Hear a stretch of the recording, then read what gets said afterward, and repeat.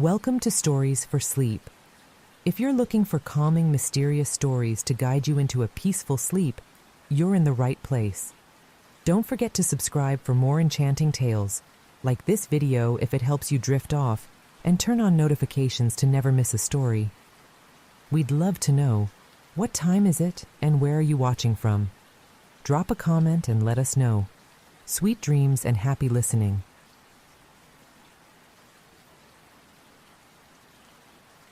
The city lights were now just a distant memory, fading into the warm embrace of the night. As the lone traveler moved deeper into the forest, they felt the weight of the world slipping away, each step carrying them further from the noise and chaos of their everyday life. The air here was different, cool, crisp, and alive with the scent of pine and damp earth. Every breath was a reminder that they were entering a world far removed from the one they knew.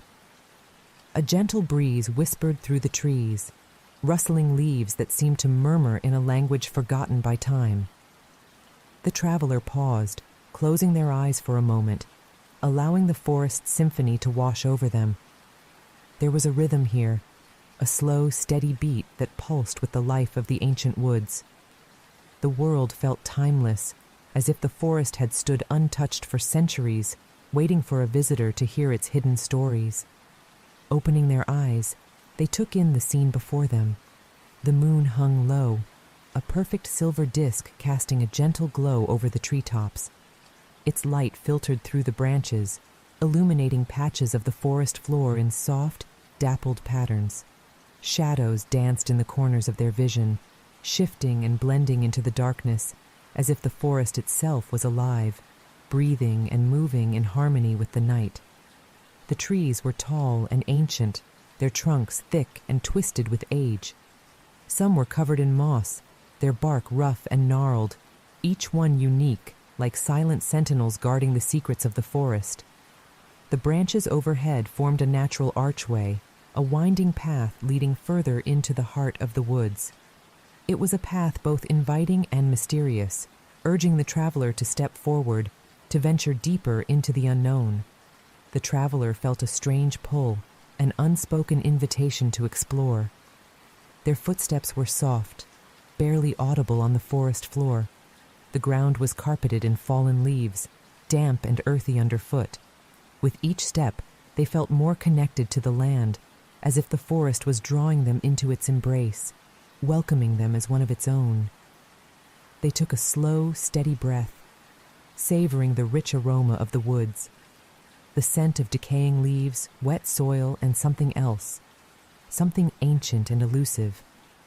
It was a scent that spoke of memories buried deep, of secrets whispered under the cover of night, of tales that had faded with the passing of time.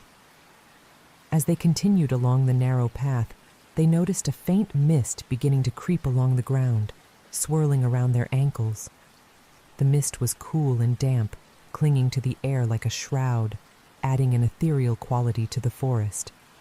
It moved in gentle waves, twisting and curling around the trees as if it had a life of its own. The path led them deeper into the mist, each step a journey further into mystery. After a while, they came upon an enormous tree standing alone at the end of the path. This tree was unlike any they had seen before. Its trunk was thick and wide, its bark dark and weathered, covered in strange symbols carved long ago. Some were faded, their edges softened by time, while others were sharp and clear, as if freshly etched. The symbols seemed to glow faintly in the moonlight, their lines twisting and curling in patterns that defied understanding. The traveler reached out, their fingers brushing against the rough bark. It was cool to the touch, rough and ancient, a texture that spoke of countless seasons past. The symbols felt almost alive under their fingertips, as if the tree itself held memories, stories that had been whispered into its bark over the centuries. They closed their eyes, pressing their palm against the tree, and for a moment they felt as though they could hear something. A faint whisper, just at the edge of hearing. It was a sound both familiar and strange, like the echo of a voice they had once known but long forgotten. The whisper grew clearer, weaving through the night air, carrying fragments of words, of stories left untold. Opening their eyes, they took a step back, gazing up at the towering tree. It loomed above them, its branches reaching out like arms, stretching toward the sky. The moonlight cast shadows along its surface, highlighting the symbols in a pale, ghostly glow. They felt a shiver run down their spine, a mixture of awe and curiosity, as if they were standing in the presence of something far greater than themselves. This tree, they realized, was more than just a part of the forest. It was a witness to the passage of time, a keeper of secrets, a silent observer of the world. And in this moment, they were a part of that world, a part of the story the tree had been waiting to tell. The traveler took a deep breath, feeling the weight of the night settle around them. The forest was quiet now, the only sounds the soft rustling of leaves and the distant call of an owl. They felt a sense of calm, a deep peace that resonated within them, as if the forest itself had accepted them, had invited them to stay and listen to its stories. And so they stood there, under the pale light of the moon, surrounded by the whispers of the forest, the secrets of the tree, and the quiet, steady rhythm of the night. They knew that this was only the beginning, that there were more stories to be uncovered, more secrets to be revealed. And as they took a step forward, deeper into the heart of the forest, they felt a quiet thrill, a sense of wonder at the journey that lay ahead. The traveler stood before the ancient tree, its rough bark covered in symbols that seemed to pulse faintly in the moonlight. They could feel a strange, almost magnetic pull from the tree, a silent call beckoning them to listen, to understand. The symbols etched into the bark whispered of stories, secrets woven into the fibers of the tree, waiting to be heard by someone who would understand. As they gazed up, the traveler noticed the mist that had been swirling at their feet was now creeping further into the forest, creating a silvery path that seemed to invite them deeper. Each tendril of mist wound around the tree roots, curling and stretching, like soft fingers reaching out to guide them forward. The mist was dense, clinging to the ground, turning the forest floor into a ghostly river of pale light. Stepping cautiously, the traveler moved forward, each step careful and slow. The world felt muted here, the usual forest sounds softened, as if the mist had wrapped the night in a blanket of silence. The only sound was their own breathing, a steady rhythm that seemed loud against the quiet. They followed the misty path, their footsteps sinking into the soft earth, each step releasing the rich scent of damp soil and decaying leaves. There was something soothing in the silence, something that made them feel both at peace and on edge, as if they were walking between two worlds, the world of the living and a world long forgotten. As they walked, they noticed the shapes of the trees growing stranger, their branches twisting in odd angles, their trunks leaning as if whispering secrets to each other. Some branches arched overhead, forming natural archways, while others reached out toward the path, like silent sentinels guarding a forbidden road. The mist clung to the trunks, draping them in an eerie shroud, giving the forest an otherworldly feel. The traveler paused, looking around, their gaze drifting over the shadows that seemed to dance at the edges of their vision.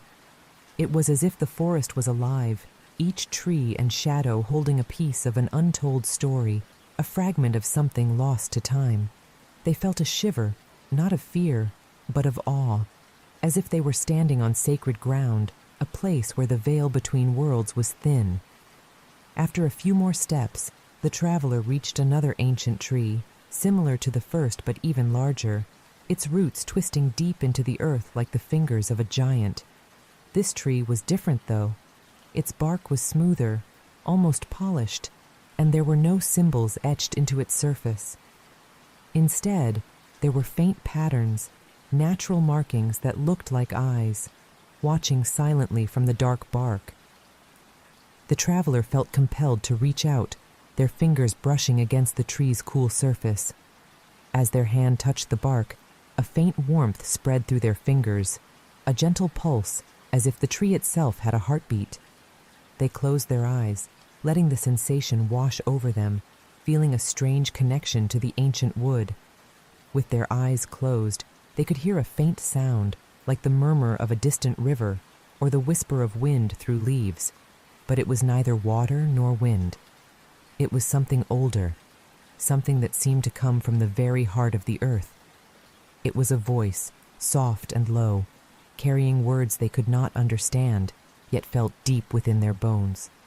The voice was gentle, almost comforting, a sound that spoke of the passing of ages, of seasons turning, of roots digging deep into the soil. It was a song without words, a lullaby for the forest, a reminder of the quiet strength that lay beneath the earth. They felt as if they were hearing the forest's own heartbeat, a slow, steady rhythm that had pulsed through the ages, unchanged and unbroken. Opening their eyes, they looked around, half expecting to see someone standing beside them, a shadow or a figure hidden in the mist. But there was no one, only the trees, silent and watchful, their branches swaying gently in the breeze. They took a deep breath, feeling the cool night air fill their lungs, grounding them in the moment, anchoring them in the present. The mist continued to swirl around them, a soft, silvery river flowing through the forest, guiding them deeper. The path seemed to stretch endlessly, winding between the trees, disappearing into the darkness beyond. The traveler felt a strange sense of calm, as if the forest was cradling them, guiding them gently, showing them the way. With each step, they felt the forest growing around them, embracing them, its shadows and secrets weaving into their mind like a gentle lullaby. They moved forward, their footsteps soft and steady, following the path that seemed to have no end, no beginning, a journey into the unknown. In the quiet of the night, with only the soft murmur of the trees and the whisper of the mist for company, they felt a peace that was unlike anything they had ever known. It was a peace born of the earth, of roots and stones, of the ancient, unchanging rhythms of nature. And as they walked, they felt as if they were becoming a part of that rhythm, a part of the forest's endless song. They paused once more, gazing up at the trees, feeling their presence, their silent strength. The mist curled around their feet, cool and soft, a reminder that they were not alone, that the forest was with them, watching, guiding. They took a deep breath, letting the night fill their senses, letting the quiet seep into their bones. And with a final glance at the ancient tree behind them, they continued down the misty path, each step carrying them deeper into the heart of the forest, deeper into the unknown. As the traveler continued along the mist-covered path, they felt the air growing cooler, as if a hidden current of water was nearby. The ground beneath their feet softened, and the earthy scent of the forest gave way to a faint, fresh aroma, something crisp and pure. The mist around them thickened, swirling in soft, silvery waves that danced under the moonlight. Then, through the haze, they saw it. A faint glow in the distance, shimmering softly like the reflection of stars upon glass. The traveler's breath caught, a quiet thrill coursing through them as they moved closer.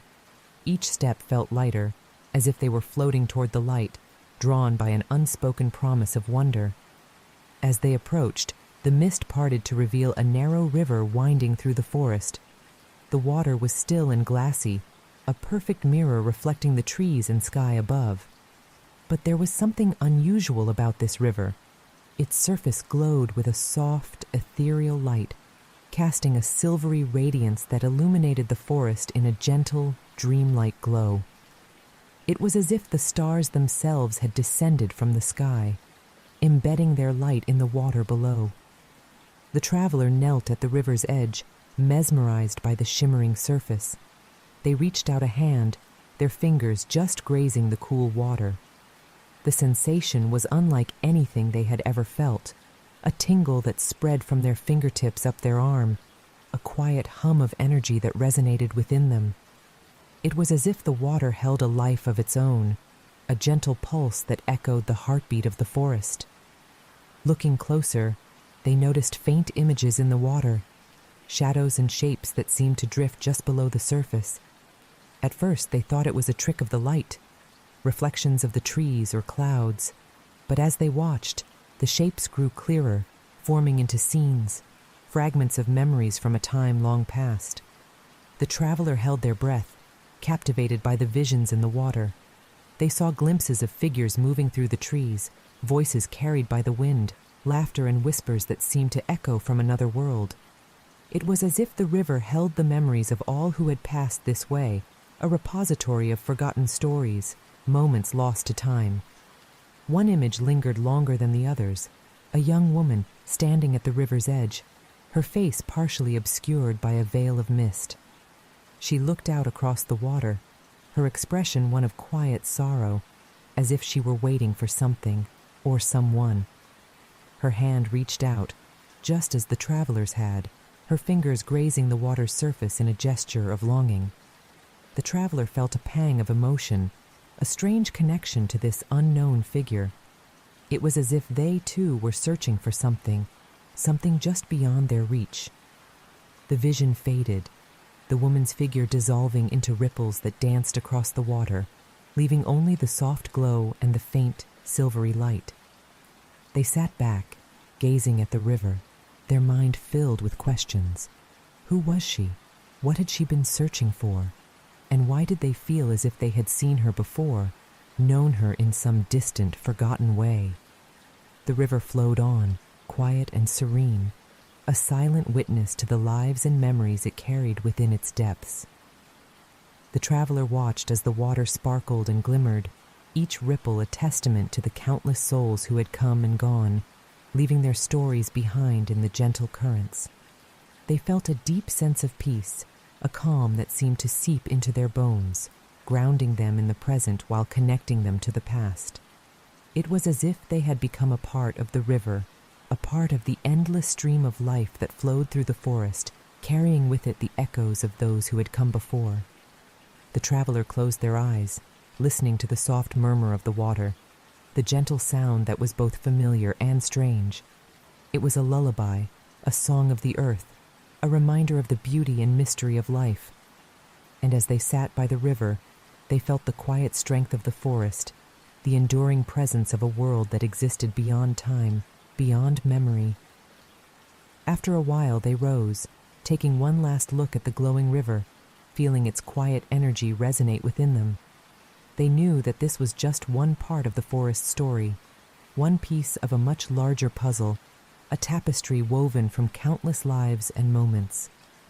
With a final glance at the shimmering water, the traveler turned back to the path, their steps light and steady as they continued deeper into the forest, drawn by the whispers of secrets yet to be revealed. The traveler left the glowing river behind, feeling a quiet peace settle within them. They continued along the path, the mist thinning as they ventured deeper into the forest. The air grew cooler, carrying the faint scent of water, a gentle reminder that they were nearing another hidden secret of this ancient wood. As they walked, the trees around them began to change.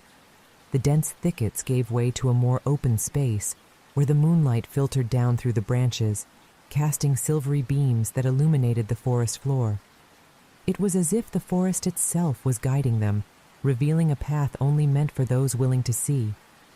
In the distance, through the thin veil of mist, they glimpsed the shimmer of water, a vast expanse that lay still and silent under the night sky.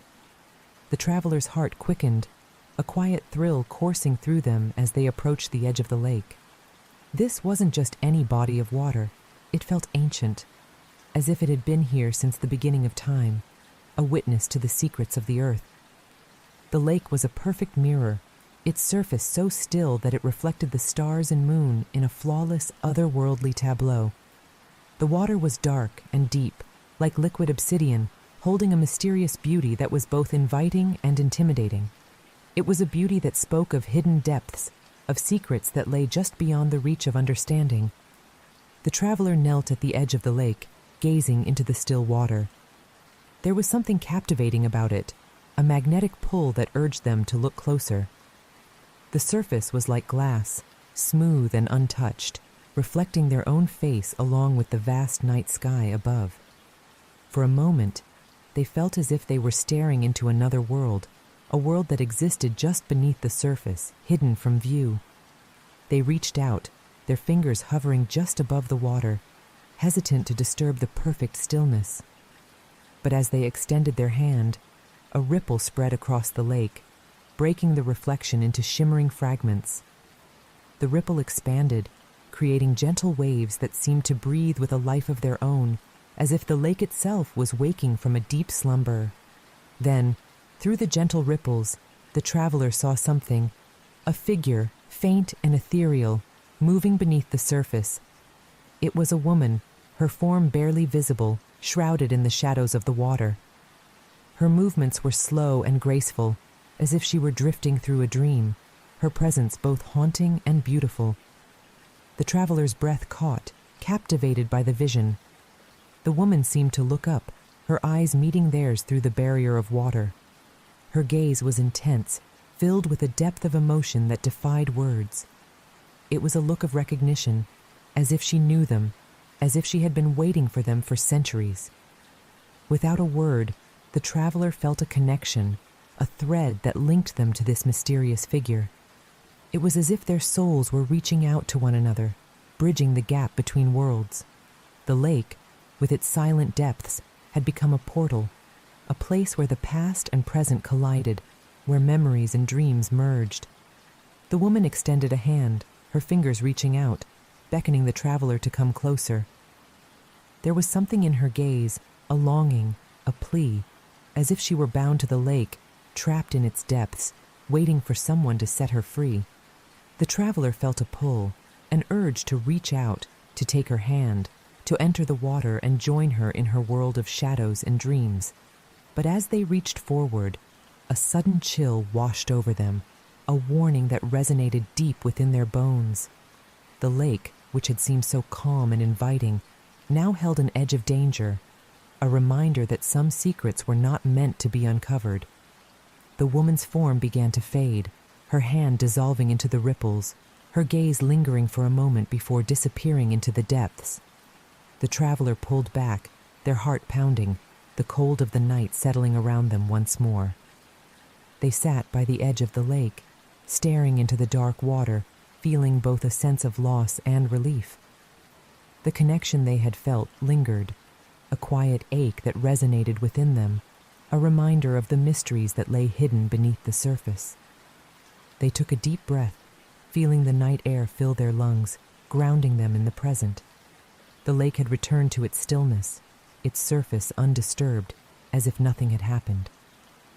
But the traveler knew that they had glimpsed something extraordinary, a fragment of a story that was as old as the earth itself. They rose, taking one last look at the lake, feeling a quiet reverence for the beauty and mystery it held. The woman's gaze lingered in their mind, a haunting reminder of the lives and dreams that were woven into the fabric of the forest. With a sense of awe and wonder, they turned away, continuing down the path, their footsteps soft against the earth. The forest seemed to welcome them back, the trees whispering softly as they moved deeper into the woods, drawn by the promise of more secrets to be revealed. The traveler felt a strange sense of anticipation as they ventured further along the shadowed path. The trees grew taller and denser, their branches arching above like a cathedral ceiling, enclosing the world in a quiet, sacred space. Each step seemed to resonate with the earth itself, a subtle vibration that pulsed beneath the surface, as if the forest was guiding them, drawing them toward something ancient and powerful. The air grew heavy, charged with an energy that was both exhilarating and humbling. It was as if they were approaching the very heart of the forest, a place where the boundary between worlds blurred, where the fabric of reality grew thin. The silence deepened, filled with an expectant stillness, as if the forest itself was holding its breath. Through the dim light, they glimpsed a clearing up ahead. The trees parted, revealing an open space bathed in the soft glow of moonlight. In the center of the clearing stood a massive stone, smooth and polished, etched with symbols that seemed to shimmer faintly in the night air. This was no ordinary stone. It radiated a quiet power, an ancient presence that was both awe-inspiring and mysterious. The traveler approached the stone, feeling a sense of reverence as they stepped into the clearing. The ground was covered in soft moss, cool and inviting underfoot, and the air was filled with the faint scent of earth and leaves. It was a place of peace, a sanctuary untouched by time, a space that seemed to exist outside the boundaries of the world. They reached out, their fingers brushing against the stone. The surface was warm, pulsing with a gentle energy that seeped into their skin, resonating within their very soul. It was as if the stone held a piece of the forest's spirit, a fragment of its life force, a reminder of the countless seasons and centuries that had passed in silence. Closing their eyes, the traveler felt a connection, a sense of belonging that was unlike anything they had ever known. They could feel the heartbeat of the forest, a steady, rhythmic pulse that echoed through the stone, through the earth, through the trees. It was a sound that spoke of eternity, of a world that had existed long before human memory, a world that would continue long after. In the silence, they heard a voice, not a voice of words, but a feeling, a presence that filled the air, a message carried on the wind. It was the voice of the forest, soft and ancient, a whisper that spoke to the deepest parts of their being. It was a voice that carried the wisdom of ages, the quiet strength of roots buried deep in the earth, the resilience of leaves that fell only to grow again. They felt a shiver, a quiet thrill that ran down their spine. This was the heart of the forest, the source of its power, a place where the spirit of nature resided, unseen and unheard by all but those who knew how to listen. They stood in silence, listening, letting the presence wash over them, filling them with a sense of peace and purpose. As they opened their eyes, they noticed faint lights flickering around the clearing. Small, ethereal orbs floated through the air, casting a soft glow that illuminated the moss-covered ground. The lights moved gracefully, weaving through the trees, circling the stone, as if they were guardians, spirits of the forest, drawn to the power of this sacred place. The traveler watched, mesmerized, as the orbs drifted closer, their light casting gentle shadows that danced along the stone. Each orb seemed to hold a life of its own, a spark of energy that pulsed in harmony with the forest's heartbeat. They felt a strange kinship with these lights, a sense that they were not alone, that they were part of something greater, something timeless. One of the orbs drifted closer, its light soft and warm, illuminating the traveler's face with a gentle glow. They reached out, their hand hovering just beneath the orb, feeling its warmth radiate through the cool night air. The orb pulsed, as if acknowledging their presence, a silent greeting, a connection that transcended words. For a moment, they felt as if they could understand the forest, its whispers, its secrets, its quiet strength.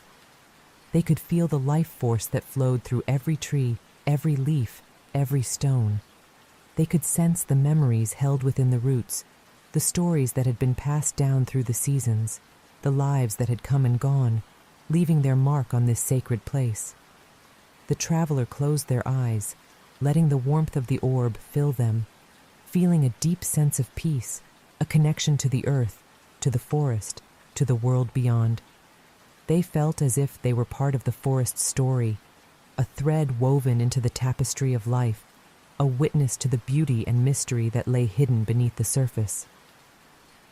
After a time, the orb drifted away, joining the others as they circled the stone, their light casting a soft glow over the clearing. The traveler watched as the orbs moved in harmony, a dance of light and shadow, a silent celebration of the forest spirit. They took a deep breath, feeling the cool night air fill their lungs, grounding them in the present, anchoring them in the moment. They knew that they were standing in a place of power, a place of peace, a place where the world's mysteries were held, quiet and eternal. With a sense of awe and gratitude, they turned back to the path, leaving the heart of the forest behind, knowing that they carried a piece of its spirit within them. The forest watched, its whispers fading into the night, as the traveler continued on their journey, drawn by the promise of more secrets to be revealed. The traveler took one last, lingering look at the clearing, the stone, and the ethereal orbs drifting through the air. A quiet peace had settled within them, a sense of calm that resonated with the ancient energy of the forest. They had come here seeking something, a reprieve perhaps, or an escape from the noise and busyness of the world. What they found, however, was something far deeper, something that spoke to the quiet spaces within their soul. Turning back toward the path, they walked slowly, letting the memories of the night settle into their bones. The forest, once filled with shadows and secrets, now felt familiar, almost like an old friend. The trees whispered softly as they passed, their branches swaying gently in the breeze, as if bidding them farewell. The mist had begun to lift, revealing patches of starlit sky between the branches. The moon, now high overhead, cast a gentle glow that illuminated the path, guiding them back the way they had come. Their footsteps were light, their movements slow, as they took in every detail, the texture of the earth beneath their feet, the soft rustling of leaves, the cool night air brushing against their skin.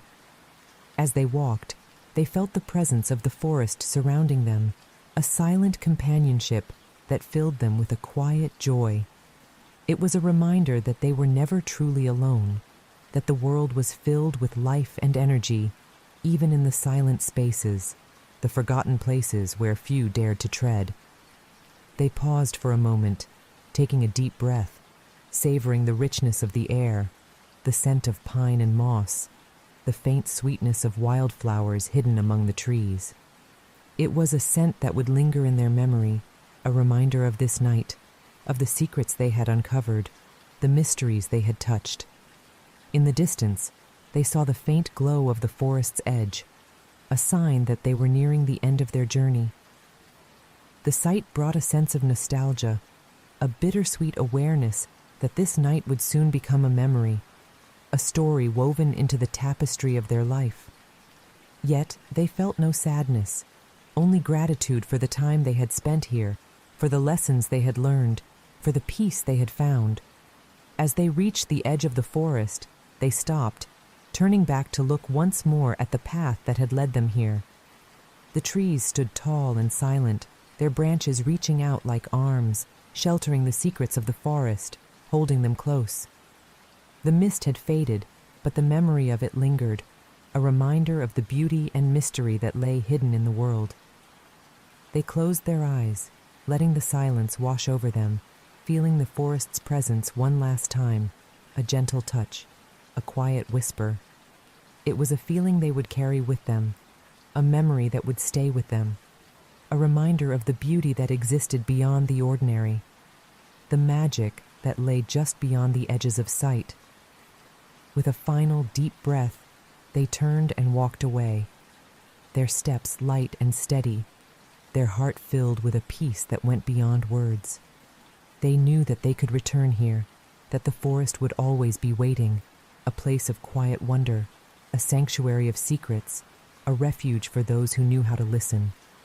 The night was quiet as they left the forest behind, the trees standing tall and silent, watching as they disappeared into the distance. And as the last echoes of their footsteps faded, the forest settled once more into stillness, its whispers fading into the night, its secrets safe, waiting patiently for the next soul brave enough to venture into its depths.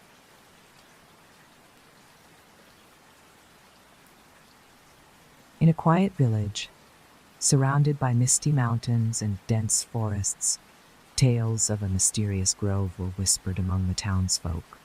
The forgotten grove was said to be a place where time stood still, where the trees held secrets of the past, and the air was thick with magic.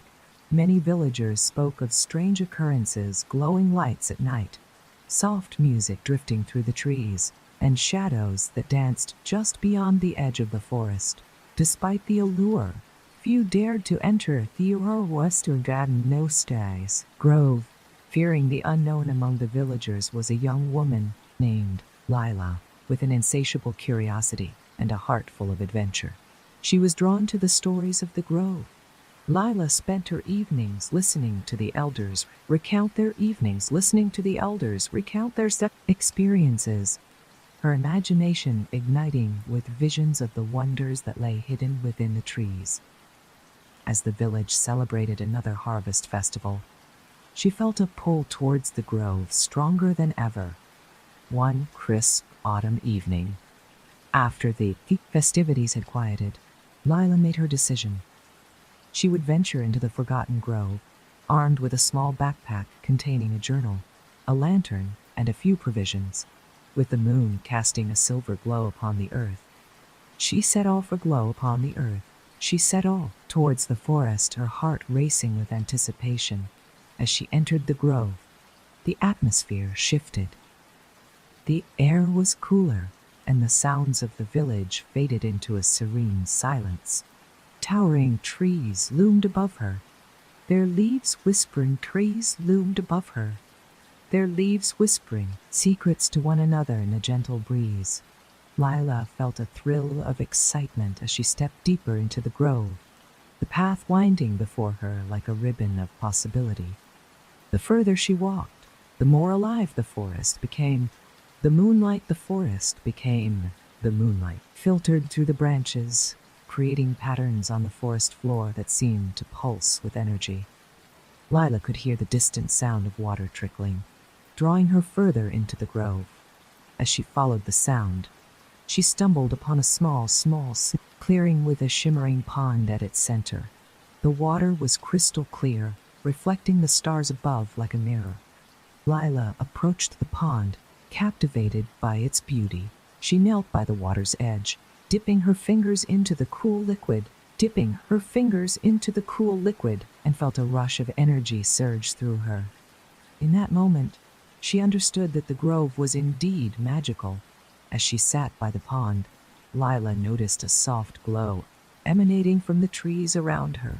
Curious, she stood up and followed the light, weaving between the ancient trunks. The glow led her to a magnificent tree, far larger than any she had seen before. Its bark was a deep shade of silver, and its branches reached high into the night sky, adorned with glowing blossoms that illuminated the grove. "Welcome, seeker," a voice echoed through the grove. Lila looked around, startled. From behind the tree stepped a figure cloaked in a robe of shimmering fabric, the light of the blossoms reflecting off its surface. The figure was ethereal, with features that seemed to shift and change with the light. "Who are you?" Lila asked, her voice trembling with awe. "I am Niara, the guardian of the grove," the figure replied, a gentle smile gracing their lips. "You have come seeking the secrets of this place." "I have," Lila admitted, her heart pounding. "Want to understand the magic of the grove and why it calls to me?" Niara stepped closer, the light from the blossoms enveloping them both. "The Forgotten Grove holds many stories, dear one. It is a place of memories, of dreams, and of lost souls. Those who enter seeking answers often find more than they bargained for." With a wave of their hand, Niara beckoned Lila to follow. They walked together deeper into the grove, the air thick with enchantment as they moved. The trees whispered, their leaves rustling like 1,000 voices sharing secrets. Long ago, this grove was a sanctuary for those who sought solace. Niara began. It was a place where people could escape the troubles of the world, where they could connect with nature and find peace. But as time passed, the world changed, the village grew, and the grove was forgotten. Forgotten? Lila echoed, her brow furrowing. How could such a beautiful place be forgotten? The weight of the world often blinds us to the wonders around us, Niara explained. People became consumed by their daily lives, and the magic of the grove faded into myth. Yet, it still exists, waiting for those who remember to seek it out. As they walked, Niara pointed out various plants and creatures. Sharing the significance of each, Lila listened intently. captivated by the stories that unfolded with every step. The grove was alive with history, each tree a witness to the theory, a witness to the passage of time. Suddenly, the air grew still, and a sense of heaviness settled around them. Lila turned to Naira, concern etched on her face. "What is it?" "There are remnants of sorrow in this grove," Naira said softly. "Lost souls wander, searching for closure, for peace. They are drawn to those who can listen and understand." Lila felt a pang of empathy in her heart. "What can I do to help them?" Naira smiled, a glimmer of pride in their eyes. "You possess the gift of compassion, and that is what they seek. If you listen to their stories, they may find the release they desire." With renewed determination, Lila followed Nyara to a group of trees that stood apart from the others. The air was thick with an eerie stillness, and Lila felt a chill run down her spine. As they approached, she noticed shadows flickering among the trunks, figures that seemed to fade in and out of our existence. "Hello," Lila called gently, her voice steady despite the fear that gripped her. "I'm here to listen." The shadows paused, their forms shifting as if unsure. One stepped forward, a young woman with sorrowful eyes that glimmered like the stars. "You can see us?" she asked, her voice soft and haunting. "I can," Lila replied, feeling a sense of connection. "What happened to you?" The young woman glanced back at the other shadows before turning her gaze back to Lila. "We were lost in our own pain, unable to find our way home. We wandered the grove, searching for peace, but finding only despair." Lila's heart ached for the lost souls. "You don't have to be alone. Tell me your stories. Maybe I can help." As the young woman began to share her tale, Lila listened intently. The stories poured out like a river, tales of love lost, dreams shattered, and lives unfulfilled. Each story resonated deeply within her, and Lila felt a powerful urge to comfort them. One by one, the souls began to share their experiences, revealing the burdens they had carried for so long. With each story, Lila felt the weight of their sorrow, but she also felt a lightness begin to fill the air. The grove responded, the trees swaying gently, as if acknowledging their pain. "You are not alone," Lila whispered, her voice filled with warmth. "Your stories filled with warmth matter. You deserve to find peace." As she spoke, the shadows began to shift, their forms becoming more solid. The sorrow that had clouded the grove started to lift, replaced by a gentle light that enveloped them all. Nyara watched with a gentle light that enveloped them all. Approval, a proud smile on their face. "You are doing well, Lila," Nyara encouraged. "The magic of the grove responds to your compassion." As the last soul shared their story, a profound silence fell over the grove. Lila felt a wave of warmth wash over her, and she closed her eyes, allowing the energy of the grove to flow through her. The shadows around her began to shimmer, their forms glowing brighter as they found solace in the understanding they had received. With a final surge of light, the shadows began to fade, their essence merging with the soft glow of the blossoms surrounding them. "Thank you," the young woman whispered, her voice a gentle breeze. "We can finally rest." Lila opened her eyes to find the grove transformed. The shadows were gone, but their presence lingered in the warm light that now filled the clearing. She felt a deep sense of fulfillment, knowing that she had helped those lost souls find peace. As the grove pulsed with life, Nyara approached Lila, their expression filled with pride. "You have done what many could not. The grove is grateful for your compassion and understanding." "But what happens now?" Lila asked, her curiosity piqued. "Will the grove remain this way?" "Or the magic of the forgotten grove will endure as long as there are those who remember. Niara replied, "You are now a part of its story, a guardian of its secrets. Share your experiences and others will be drawn to its beauty." Lila felt a sense of purpose blossom within her. She understood that the grove had chosen her, and she was ready to embrace her role as she made her way back through the forest. The path seemed to glow beneath her feet, guiding her towards the village. Upon returning, Lila shared her tale with the villagers, recounting the stories of the lost souls and the magic of the grove. As she spoke, the fear that had once gripped their hearts began to fade, replaced by a sense of wonder and possibility. The villagers, inspired by Lila's bravery, began to visit the grove, seeking solace and connection with nature. The whispering woods transformed from a place of fear into a sanctuary of healing, where stories were shared and laughter echoed through the trees. As the seasons changed, so did Lila. She became a beacon of light for those who sought to understand their fears and find solace in the embrace of nature. Each visit to the grove deepened her connection to the fears it. Each visit to the grove deepened her connection to the land, and she often found herself sitting beneath the ancient tree, writing in her journal. The whispers of the trees became a comforting presence, guiding her as she chronicled the stories of others who visited the grove. With every tale she recorded, the magic of the forgotten grove grew stronger, weaving a tapestry of hope and resilience. Years passed, and Lila became known as the keeper of the grove.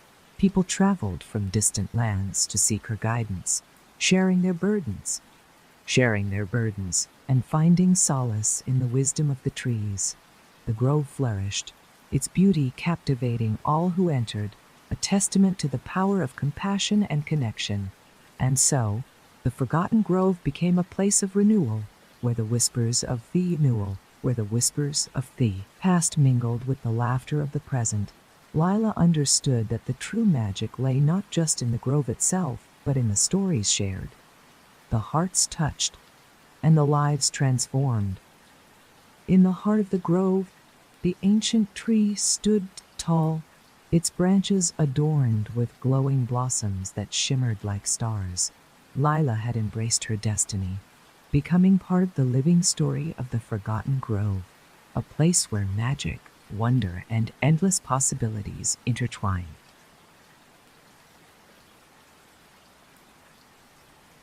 In the quaint coastal town of Eldermere, nestled between rugged cliffs and the vast expanse of the ocean, life unfolded at a gentle pace. The villagers, with their weathered faces and sun-kissed skin, shared stories of the sea's magic, of mermaids and lost treasures that lay beneath the waves. Despite the allure, few dared to enter the grove, fearing the unknown. Among the villagers was a young woman named Lila, with an insatiable curiosity and a heart full of adventure. She was drawn to the stories of the grove. Lila spent her evenings listening to the elders recount their experiences, her imagination igniting with visions of the wonders that lay hidden within the trees. As the village celebrated another harvest festival, she felt a pull towards the grove stronger than ever. One crisp autumn evening, after the festivities had quieted, Lila made her decision. She would venture into the forgotten grove, armed with a small backpack containing a journal, a lantern, and a few provisions. With the moon casting a silver glow upon the earth, she set off towards the forest, her heart racing with anticipation. As she entered the grove, the atmosphere shifted. The air became cooler, and the soundsphere shifted. Of the village faded into a serene silence. Towering trees loomed above her, their leaves whispering secrets to one another in the gentle breeze.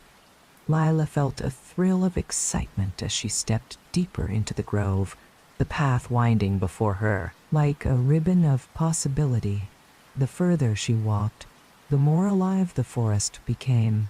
The moonlight filtered through the branches, creating patterns on the forest floor that seemed to pulse with energy. Lila could hear the distant sound of tasty water trickling, drawing her further into the grove.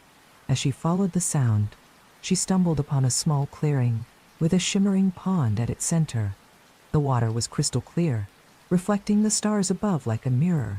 Lila approached the pond, captivated by its beauty. She knelt by the water's edge, dipping her fingers into the cool liquid, and felt a rush of energy surge through her. In that moment, she understood that the grove was indeed magical. As she sat by the pond, Lila noticed a soft glow emanating from the trees around her. Curious, she stood up and followed the light, weaving between the ancient trunks. The glow led her to a magnificent tree, far larger than any she had seen before.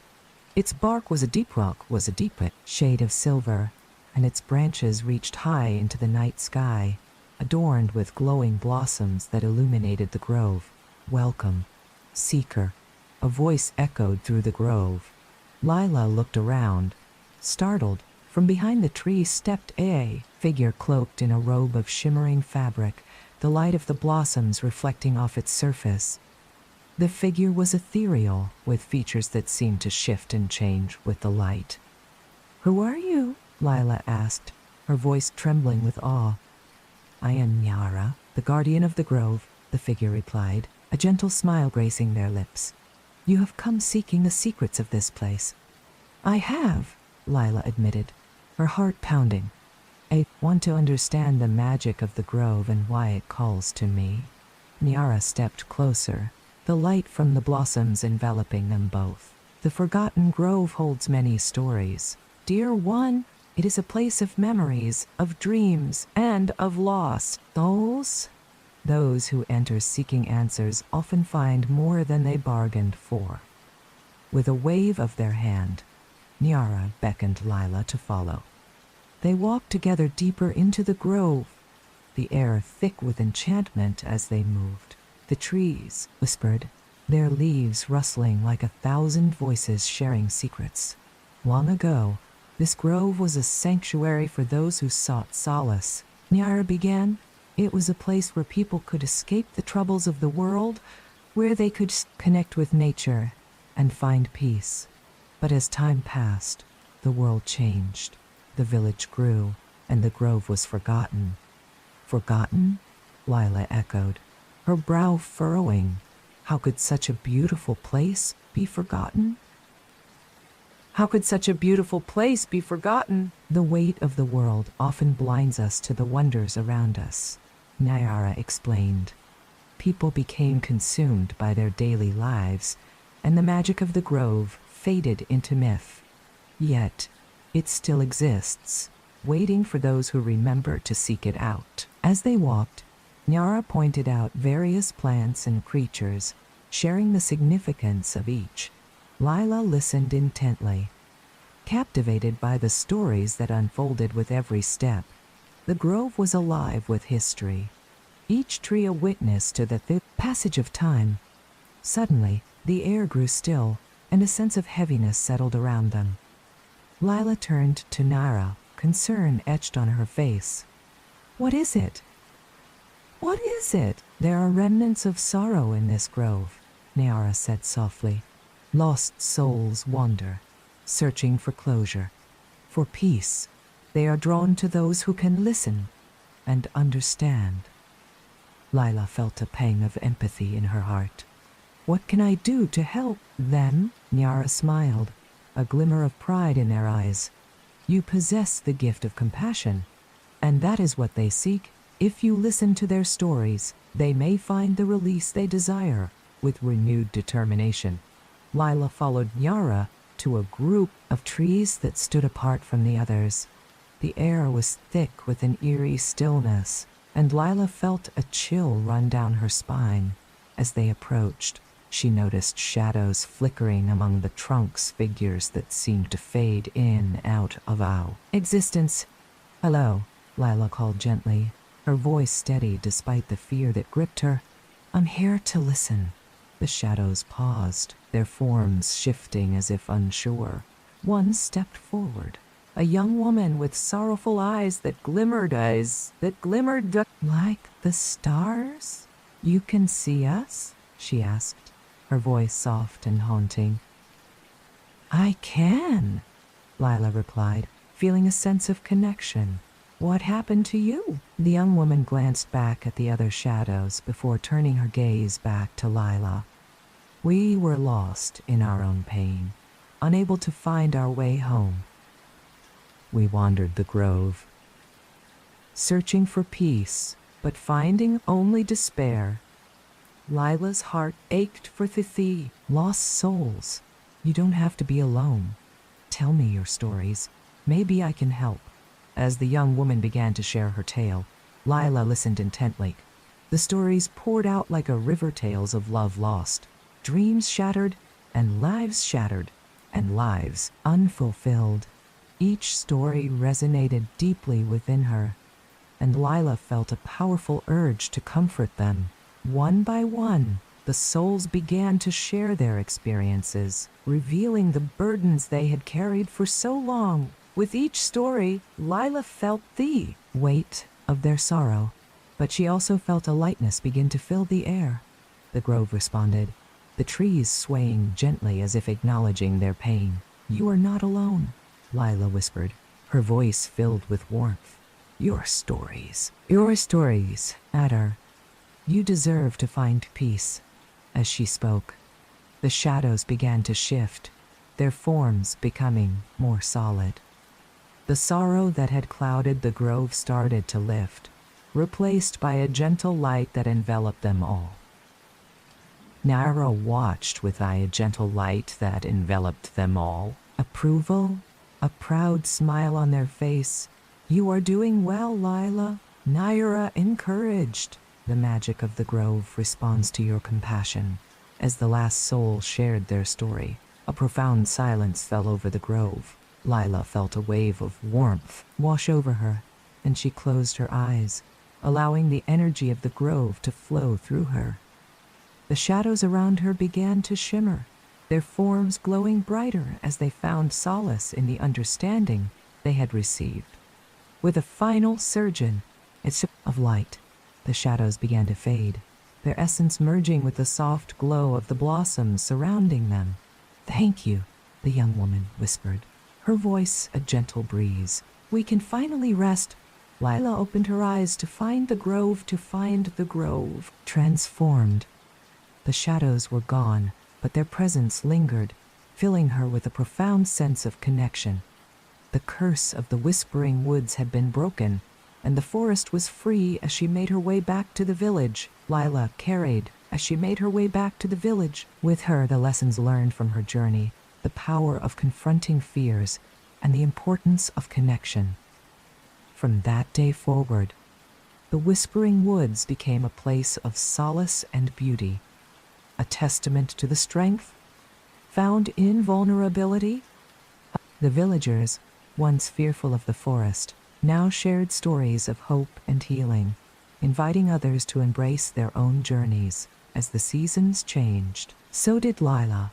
She became a beacon of light for those who sought to understand their fears. The villagers would come to her for guidance, and together they would explore the forest, sharing stories and laughter amidst the trees. And so, the story of the Whispering Woods evolved, growing richer with each passing year. The travelers, with each passing year, who once feared the forest now found solace within it. And Lila's journey became a testament to the power of resilience and the beauty of connection. In the heart of the forest, the ancient tree stood tall, its branches adorned with glowing blossoms that shimmered like stars. Lila had embraced her destiny, becoming part of the living story of the Forgotten Grove, a place where magic, wonder, and endless possibilities intertwined. The village of Eldermere buzzed with excitement as news of the Enchanted Isle spread. Lila, now known as the Keeper of the Grove, welcomed visitors with open arms, eager to share the magic she had discovered. The grove became a sanctuary, a place where laughter echoed among the trees, and stories flowed like the river nearby one day. While wandering through the village, Lila met a newcomer named Finn. He was a tall young man with bright green eyes and a mischievous grin. Finn had traveled from a faraway land, drawn by tales of a faraway land, drawn by tales of adventure and mystery. He was captivated by Lila's stories of the grove and the magic that surrounded it. "I want to see the Enchanted Isle for myself," Finn declared, his eyes sparkling with excitement. "Will you take me there?" Lila hesitated for a moment, remembering the challenges they had faced during their journey. The waters could be treacherous, and the island held secrets that might not be ready to reveal themselves to just anyone. Yet, Finn's enthusiasm was infectious, and she found herself nodding in agreement. "All right, but we must prepare properly," Lila said, her resolve strengthening. "The journey will not be easy, and we must respect the magic of the Isle." They gathered supplies, filling their backpacks with food, water, and essentials for the journey ahead. As they set sail on Alaris' boat, Lila felt a familiar thrill coursing through her veins. The ocean shimmered under the midday sun, and the salty breeze tugged at their clothes as they ventured towards the horizon. As they sailed, Lila shared her knowledge of the Enchanted Isle, recounting the legends that spoke of its beauty and danger. Finn listened intently, his curiosity only growing. Unfolded. "The isle is said to be alive with magic," Lila explained, "but it also guards its secrets fiercely. Many who seek to exploit its wonders have been lost to the tides." Finn nodded, his expression serious. "I understand. I'm not here to exploit anything. I just want to experience it for myself." As they approached the island, the air grew thick with anticipation. The outline of the Enchanted Isle emerged from the mist, its lush greenery contrasting sharply against the deep blue of the ocean. Towering trees swayed gently, their branches adorned with vibrant blossoms that seemed to beckon them closer. Lila steered the boat toward a small cove, its sandy beach inviting them ashore. They disembarked, and the moment Lila set foot on the sand, she felt the familiar energy of the island envelop her, like a warm embrace. "Welcome to the Enchanted Isle," she said, a smile spreading across her face. "Let the adventure begin." They ventured into the heart of the island, the sound of their footsteps mingling with the gentle rustling of leaves. As they walked, Finn marveled at the beauty surrounding them. Exotic flowers bloomed in vibrant hues, and the air was filled with the sweet scent of nectar. "Where to first?" he asked, his eyes wide with wonder. "The heart tree," Lila replied, leading the way. "It's the most sacred part of the island, a place where magic flows freely." As they made their way through the dense foliage, Lila shared stories of the heart tree. Legend had it that the tree was ancient, older than the island itself. Its roots extended deep into the earth, connecting it to the very essence of magic that thrived on the isle. When they finally reached the clearing, Lila stood such. It thrived on the isle. When they finally reached the clearing, Lila stood in awe before the heart tree. Its trunk was massive, with bark that shimmered like silver in the sunlight. The branches reached high above, adorned with blossoms that glowed with an otherworldly light. "Wow!"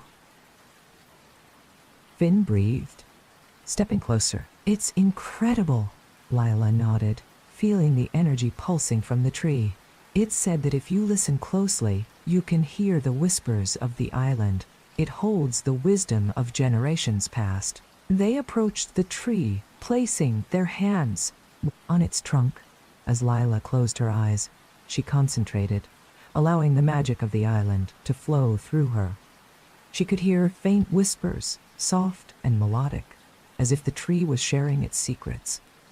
"Do you hear that?" she asked, opening her eyes to see Finn gazing at her in wonder. He nodded, a look of amazement on his face. "It's beautiful. What are they saying?" "They speak of the island's history, of the people who have come before us," Lila explained. "The heart tree is a keeper of stories, a guardian of magic." As they stood together, a gentle breeze stirred the air, and the blossoms above them began to sway. Suddenly, a flash of light erupted from the tree, illuminating the clearing. Both Lila and Finn shielded their eyes from the brilliance. When the light faded, a figure emerged from the tree, shimmering like the stars. It was As, woman, ethereal and graceful, with hair that flowed like liquid silver and eyes that sparkled with ancient wisdom. "Welcome, seekers," the woman said, her voice resonating with power. "I am Eloan, the spirit of the heart tree. You have come to this sacred place seeking knowledge and adventure." Lila's heart raced at the sight of Eloan. "We want to learn about the magic of the isle and its secrets," she replied. Eloan smiled, her expression warm and inviting. "Then you must prove yourselves worthy. The island will reveal its wonders only to those with pure intentions and open hearts." "What must we do?" Finn asked, stepping forward with determination. "To understand the magic of the isle, you must embark on a quest," Eloan explained. "Each of you will face a challenge that will test your courage, wisdom, and compassion.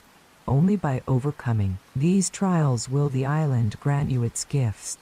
Lila exchanged glances with Finn, excitement and apprehension swirling within her. "What kind of challenges?" "Challenges that reflect your innermost fears and desires," Eloan replied. "They will require you to dig deep within yourselves and confront the shadows that linger in your hearts." Finn nodded, a fierce determination lighting his eyes. "We're ready. We will face whatever comes our way." "Very well," Eloan said, her voice ringing with authority.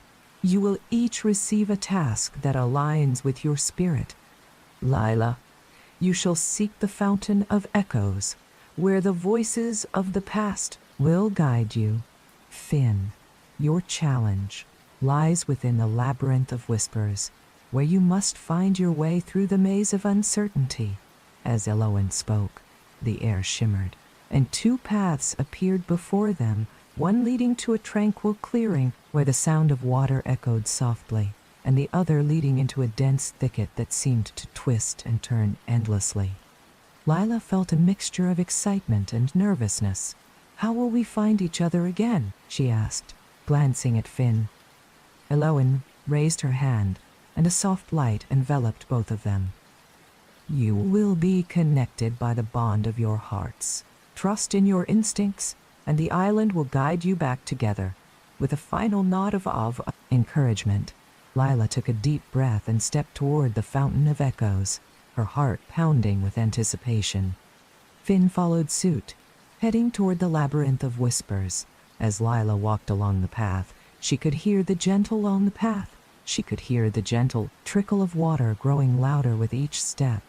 The air was filled with the scent of blooming flowers, and she felt a sense of calm wash over her. Soon, she arrived at a serene clearing where a crystal-clear fountain stood at the center. Fairy water sparkled in the sunlight, and as she approached, Lila could hear soft whispers emanating from the fountain. Leaning closer, she cupped her hands around the cool water and listened intently. "Lila, the voices called echoing with familiarity. You seek the truth within." "I do," Lila replied, her heart racing. "What must I do?" "What must I do?" "Look into the water, and you shall see," the voices urged. Lila peered into the fountain, and the surface began to ripple. Images swirled before her eyes, visions of her past, moments of joy and sorrow. She saw herself as a child, playing by the shore, laughing with friends, but then the images shifted to darker times when she had felt lost, isolated, unsure of her place in the world. The whispers grew louder, intertwining with her memories. Face your fears, Lila. Embrace the shadows that linger. With a deep breath, Lila closed her eyes and allowed the emotions to wash over her. She understood that to move forward, she must confront the pain she had buried within. As the memories flooded her mind, tears streamed towards her poise. As the memories flooded her mind, tears streamed down her face. "I am ready," she whispered, her voice trembling. "I accept my past, and I will not let it define me." As she spoke those words, the water in the fountain shimmered brightly, and the whispers transformed into a harmonious song. The echoes of the past began to fade, replaced by a sense of peace and clarity. Lila felt the weight lift from her shoulders, replaced by a newfound strength. "Thank you," she said, her heart swelling with gratitude. "I will carry this with me." With that, the fountain began to glow, illuminating the clearing with a warm light. Lila took a step back, feeling the magic of the aisles surround her. She turned to leave, ready to reunite with Finn, her spirit renewed and her heart open. Meanwhile, Finn ventured into the labyrinth of whispers, the dense foliage closing in around him. The air was thick with tension, and he could hear whispers echoing through the maze. The path twisted and turned, leading him deeper into the unknown. "Stay focused," he murmured to himself, determination fueling his steps. "I can find my way." As he navigated the labyrinth, he encountered various illusions, figures from his past, memories of self-doubt and moments when he felt doubt and moments when he felt unworthy. Each time he faced an illusion, he felt the shadows of his insecurities creeping in, attempting to pull him back. "No more," Finn declared, his voice steady. "I am more than my fears. I will not be defined by them. With every declaration of strength, the illusions began to dissipate, the whispers fading into the distance. He pressed on, guided by the faint sound of laughter that echoed in the air.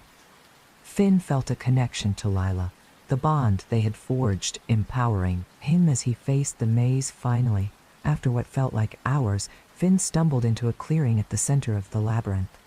The sun streamed down, illuminating a beautiful garden filled with vibrant flowers and lush greenery. At the heart of vibrant flowers and lush greenery, the garden stood a magnificent tree, its branches reaching high into the sky, adorned with shimmering fruit that sparkled like jewels. "You did it!" a soft voice said from behind him. Finn turned to see a shimmering figure emerge from the tree, a guardian of the garden with an ethereal presence. "Welcome, Seeker," the guardian said, their voice melodic and soothing. "You have shown courage in facing your fears. The garden holds the essence of growth and renewal. Here you will find what you seek." "What must I do?" Finn asked, his heart racing with anticipation. "The fruit of the tree contains the wisdom of the ages. To receive its gift, you must plant the seeds of your dreams," the guardian replied.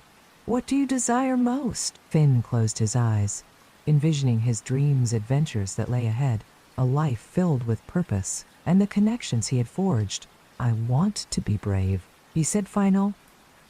"I want to embrace life fully, without fear holding me back. With a jerk, we strive fully without fear holding me back." Nod. The guardian extended a hand, and a single fruit fell from the tree, landing softly in Finn's palm. "Eat this fruit, and your dreams shall blossom."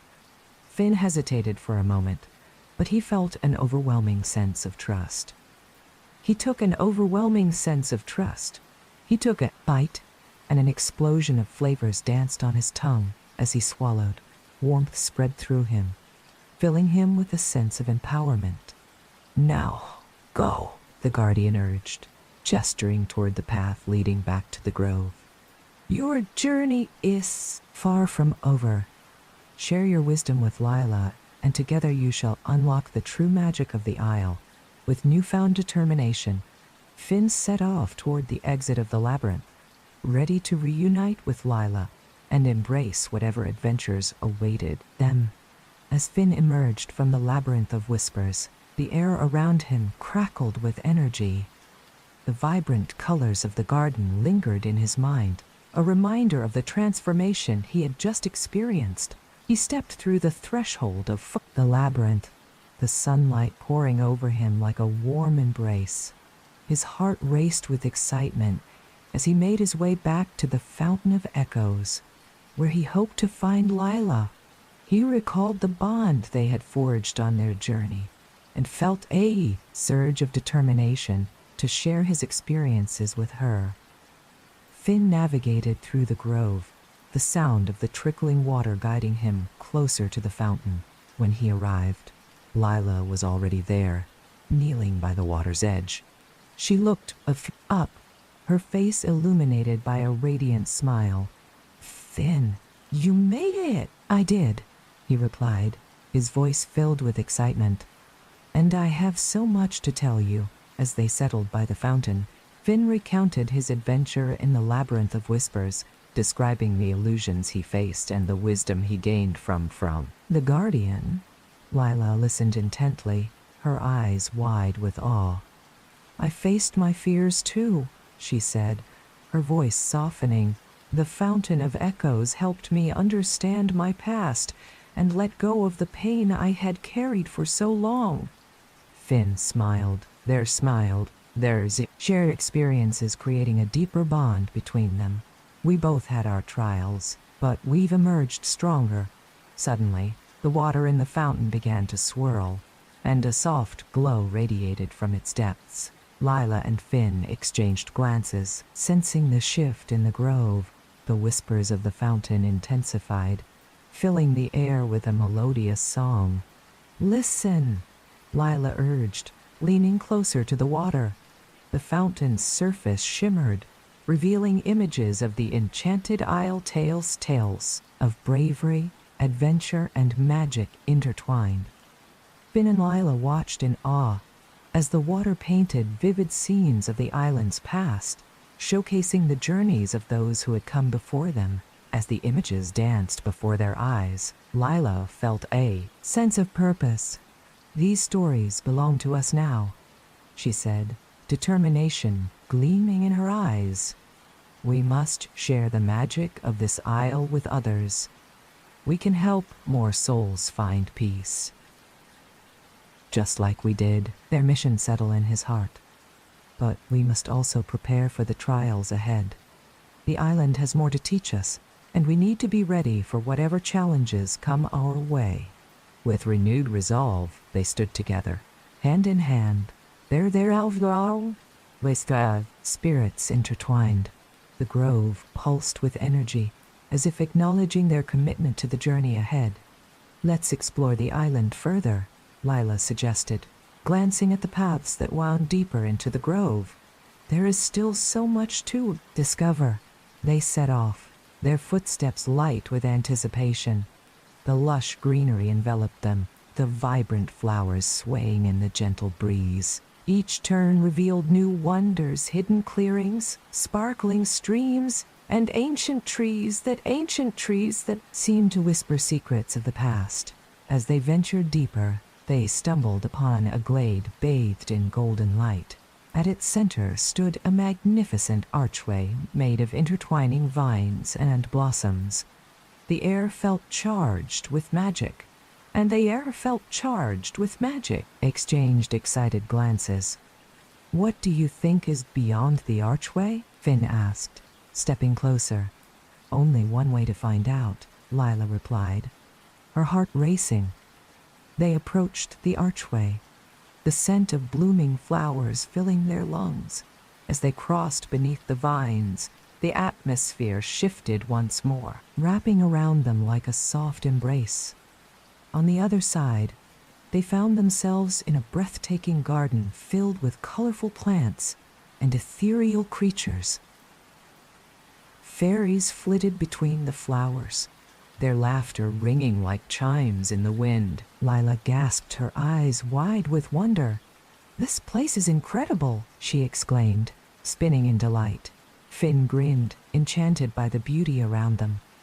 It feels alive. As they explored the garden, they encountered a fairy perched on a flower, her wings glistening in the sunlight. "Welcome, travelers, she said, her voice tinkling like bells.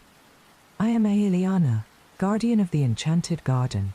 What brings you here?" "We seek knowledge and adventure," Lila replied, her excitement bubbling over.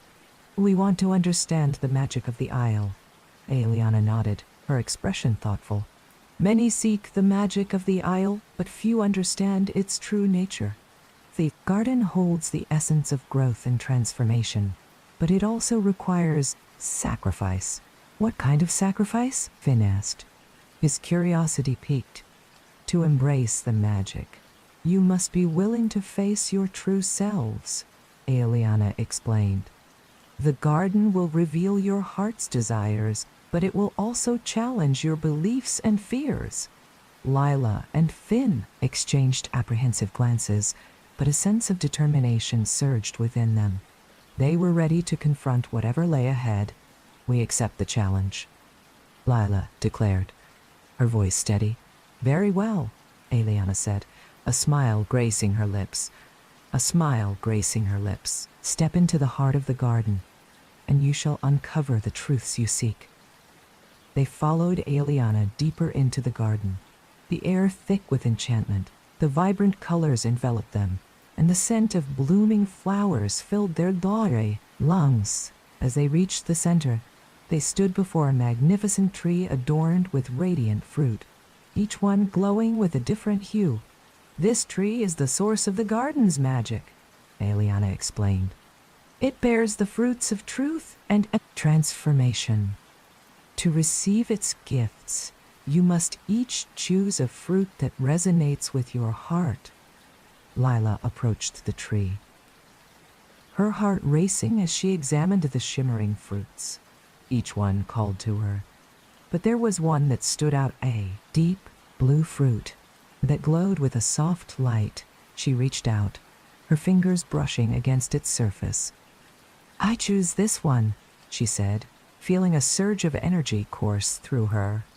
Finn stepped forward, drawn to a vibrant green fruit that sparkled like emeralds. "I'll take this," he said, a sense of certainty guiding his choice. "Now, take a bite," Aeliana instructed. "Embrace the magic within." With a deep breath, Lila sank her teeth into the blue fruit. A rush of flavors enveloped her, a symphony of sweetness and light.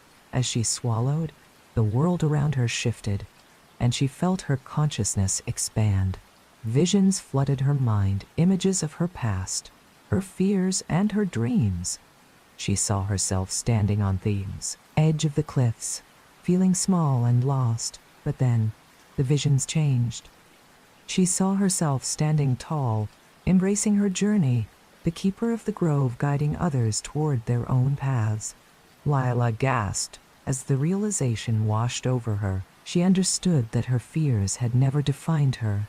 Instead, they were stepping stones on her path to growth. She felt a surge of strength, a newfound clarity settling within her. Next to her, Finn took a bite of his fruit, and his eyes widened in surprise.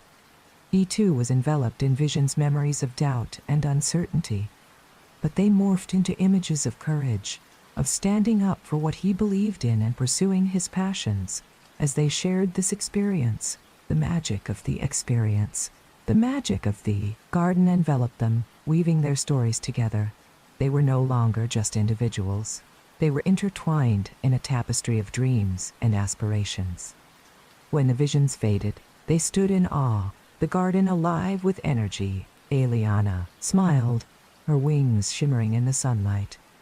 "You have embraced the magic of the Isle. Remember, growth comes from understanding your true selves." With gratitude filling their hearts, Lila and Finn thanked Aeliana and made their way back through the garden. Vibrant colors seemed even more alive now, and the whispers of the flowers sang a melody of hope as they returned to the archway. Lila turned to Finn, her eyes sparkling with excitement. "We've come so far. I feel like we're just beginning." Finn nodded, a sense of purpose radiating from him. "And there's still so much more to explore." They stepped through the archway, the world shifting around them as they emerged back in the grove. Energy, the magic of the isle coursing through her veins. "Where do we go next?" Finn asked, glancing around the grove. Lila took a deep breath, feeling the connection to the island. "I believe we should seek the Oracle of the Tides. It is said to hold the wisdom of the sea and can guide us on our journey." Finn's eyes on our journey widened with excitement. "Let's find it." Together, they set off toward the shore, ready to embrace whatever challenges awaited them. The sun dipped low in the sky, casting a warm glow over the landscape as they ventured forth, their hearts filled with hope and anticipation. As Lila and Finn made their way to the shore, the air was thick with anticipation. The sound of crashing waves filled their ears, and the salty breeze tugged playfully at their hair. Lila felt a sense of purpose drive her forward. The Oracle of the Tides was said to hold ancient wisdom, knowledge that could guide them in their journey. They arrived at the beach, where the golden sand met the azure waves. The sun was beginning to set, casting vibrant hues of orange and pink across the sky. In the distance, Lila could see a rocky outcrop jutting into the ocean, where the waves crashed against the cliffs. "There," Lila pointed, her excitement bubbling over. "The oracle must be on that outcrop." Finn nodded, a grin spreading across his face. "Let's go." They hurried toward the rocky formation, the sound of the ocean growing louder as they approached. The path was steep and uneven, but Lila felt a surge of determination. As they climbed, the scent of salt and seaweed filled the air, invigorating their spirits at the top of the outcrop. They paused to catch their breath. The view was breathtaking.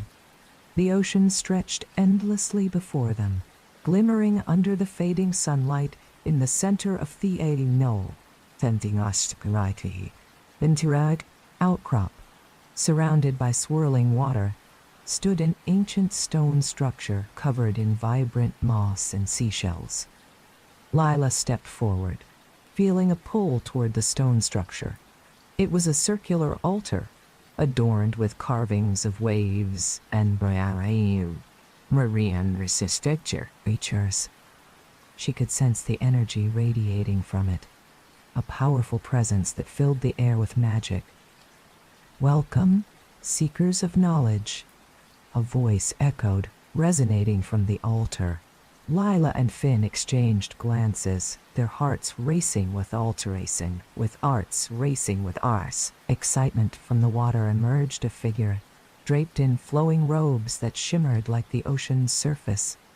The oracle was a woman of ethereal beauty, with hair that flowed like seaweed and eyes that sparkled like the stars. She approached the altar, her presence commanding yet gentle. "I am Mira, the Oracle of the Tides," she said, her voice melodic and soothing. "You have come seeking wisdom. What do you wish to know?" Lila stepped forward, her heart pounding. "We seek guidance for our journey. We want to understand the magic of this isle and how we can share it with others." Mira smiled, her eyes gleaming with understanding.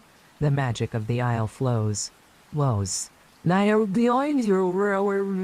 Dear, why needs to be the magic of the isle flows through you already. You have faced your fears and embraced your true selves. Now, you must learn to harness that magic to inspire others." Finn spoke up, his voice steady. "What must we do to unlock that magic?" "Each of you must delve into the depths of the ocean and retrieve a token from the sea," Mira instructed. "The tokens hold the essence of the isle's magic and will allow you to connect with its power." Lila felt a mix of excitement and apprehension. But how will we retrieve them? The ocean holds many mysteries, but it also grants courage to those who seek, Mira replied. Trust in yourselves and the bond you share. Together, you will find what you seek. With that, Mira gestured toward the waves crashing against the rocks. Lila and Finn exchanged determined glances, their hearts racing with the thrill of the challenge. Are you ready? Lila asked Finn, her voice steady.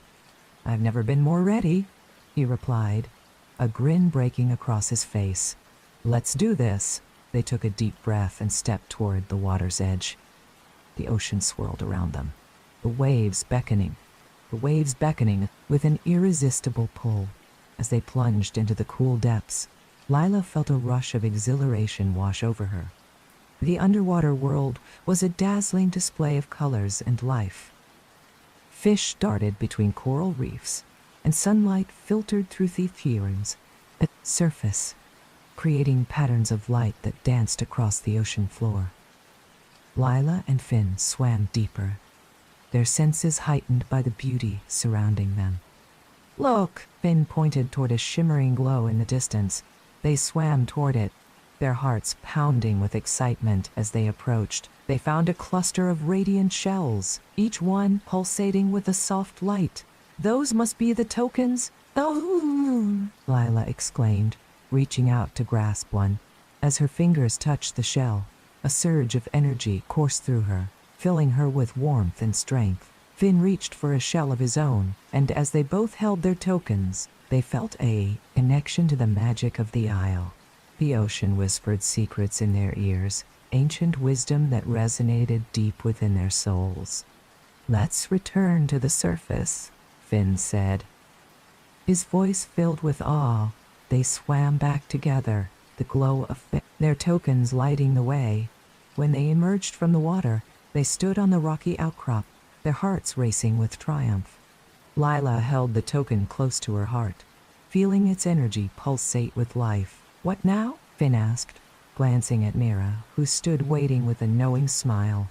Now, you must offer your tokens to the heart tree, Mira instructed. Place them at its roots, and the magic of the isle will be awakened. With renewed purpose, Lila and Finn made their way back through the grove, the path illuminated by the gentle glow of their tokens. As they approached the heart tree, they felt the energy of the isle thrumming in the air, a sense of anticipation filling their hearts. They reached the base of the tree, where its roots sprawled like ancient fingers into the earth. Lila knelt and placed her token among the roots, and Finn followed suit as they did. The tree shimmered, its branches swaying in an unseen wind. Together, you have awakened the magic of the isle, Mira said, her voice resonating with pride. The tokens represent your courage, your growth, and your commitment to share the magic with others. As the words faded, a brilliant light enveloped the heart tree, illuminating the grove in a dazzling display of color. Lila and Finn stood in awe as the tree seemed to come alive, its energy swirling around them like a gentle embrace. Now, you are truly connected to the isle, Mira continued. You possess the magic within you. Use it wisely, and it will guide you on your journey. Lila felt a surge of empowerment, the magic of the isle coursing through her veins. She glanced at Finn, and they shared a knowing smile. This was just the beginning of their adventure. What do we do next? Finn asked, his excitement palpable. Now you must return to your village and share the stories of the enchanted isle, Mira instructed. Spread the magic and wisdom you have gained, and inspire others to embrace their own journeys. With a final wave of her hand, Mira bid them farewell, her figure fading into the light of the heart tree. Lila and Finn stood together, their hearts filled with purpose as they made their way back to the shore. As they sailed away from the enchanted isle, Lila looked back at the shimmering land, knowing it would forever be a part of her. The island had changed her, filled her with magic and hope, and she was determined to share that gift with others. As they approached Eldermere, the sun dipped below the horizon, painting the sky with hues of orange and pink.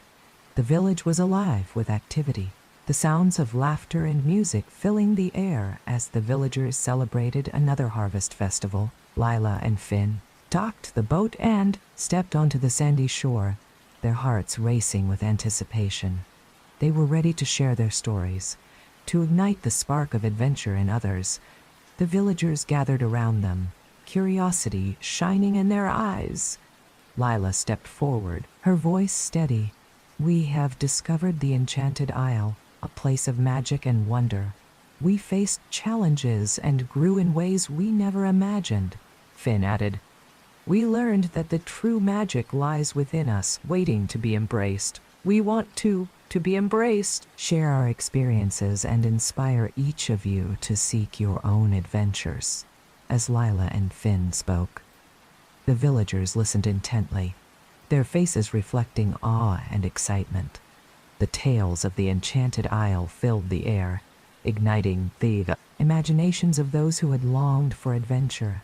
From that day forward, the village of Eldermere transformed. Inspired by Lila and Finn's journey, the villagers began to explore the surrounding lands, seeking their own adventures. The grove became a sacred place, a source of inspiration and connection to the magic of the Isle. And Lila, now a storyteller and keeper of the Isle's magic, continued to guide others on their journeys. She and Finn became a beacon of hope, a reminder that the magic of the world was within reach for those who dared to dream. In the heart of Eldermere, the whispers of the ocean danced through the air, carrying tales of adventure and wonder. The Enchanted Isle remained a part of their lives, a symbol of the beauty found in courage, friendship, and the unyielding spirit of exploration. As the sun set on another day, Lila gazed out at the horizon, the waves crashing against the shore. She felt the warmth of the island's magic within her, a reminder that the journey was far from over. Together with Finn and the villagers, she was ready to embrace whatever adventures lay ahead, knowing that the world was full of possibilities waiting to be discovered. Welcome to Stories for Sleep. If you're looking for calming, mysterious stories to guide you into a peaceful sleep, you're in the right place. Don't forget to subscribe for more enchanting tales. Like this video if it helps you drift off, and turn on notifications to never miss a story. We'd love to know, what time is it and where are you watching from? Drop a comment and let us know. Sweet dreams and happy listening.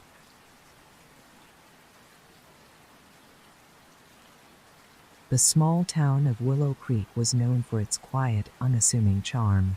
Nestled deep in the woods, surrounded by towering trees and fog-covered hills, it was a place where time seemed to stand still. At the edge of town, hidden from plain sight, stood an old, decrepit mansion. Overgrown vines crawled up the sides of the faded stone walls, and shattered windows cast eerie reflections in the dim light. No one dared to venture near, for the locals believed the mansion was cursed, a remnant of a forgotten past that still held onto its secrets. When Samuel, his wife Eleanor, and their 2 children, Oliver and young Grace, moved into Willow Creek, they were drawn to the mansion's Gothic allure. Samuel, a restoration enthusiast, saw it as the perfect project, convinced that with some hard work, he could restore its former glory. Eleanor, however, felt an unsettling chill the moment they stepped inside. The air was heavy, almost suffocating, as if the house itself were holding its breath. "Come on, Ellie, just look at this place," Samuel had said, his eyes gleaming with excitement. "It's beautiful in its own way." Eleanor forced a smile, but the feeling of being watched never left her. As they settled into their new home, she couldn't shake the sense that they weren't alone. Shadows seemed to move in the corners of her vision. Whispers drifted down the hallways, and sometimes in the dead of night she thought she heard faint footsteps echoing through the old wooden floors. The children, however, were captivated by the mansion's mystery. Oliver, the older sibling, was fascinated by the hidden passageways and dusty old rooms filled with antique furniture. Grace, though only 6, would often stare at things that weren't there, her innocent eyes fixed on the empty corners of the rooms. It was on their first night in the mansion that the strangeness began. As the family gathered in the dimly lit living room, the lights flickered, and an icy breeze seemed to sweep through the room, though all the windows were closed. Eleanor clutched Grace closer, her heart pounding, while Samuel laughed nervously, brushing it off as an electrical issue. But later that night, as Eleanor lay in bed beside Samuel, she was startled awake by a faint, childlike whisper coming from the hallway. Her first thought was that it must be Grace or Oliver out of bed. She slipped out of the room, the wooden floorboards creaking beneath her feet, and walked into the darkened hallway. "Grace? Oliver?" she whispered, but there was no response. As she approached the end of the hall, she felt a sudden chill that made her stop in her tracks. The air was colder than she'd ever felt, almost as if it were drawing the warmth out of her. Eleanor's out of her shivered, wrapping her arms around herself, and in that moment, she heard it again, a soft, faint voice calling her name. "Eleanor." Her heart raced as she spun around, her eyes wide, but there was no one there. She returned to her room,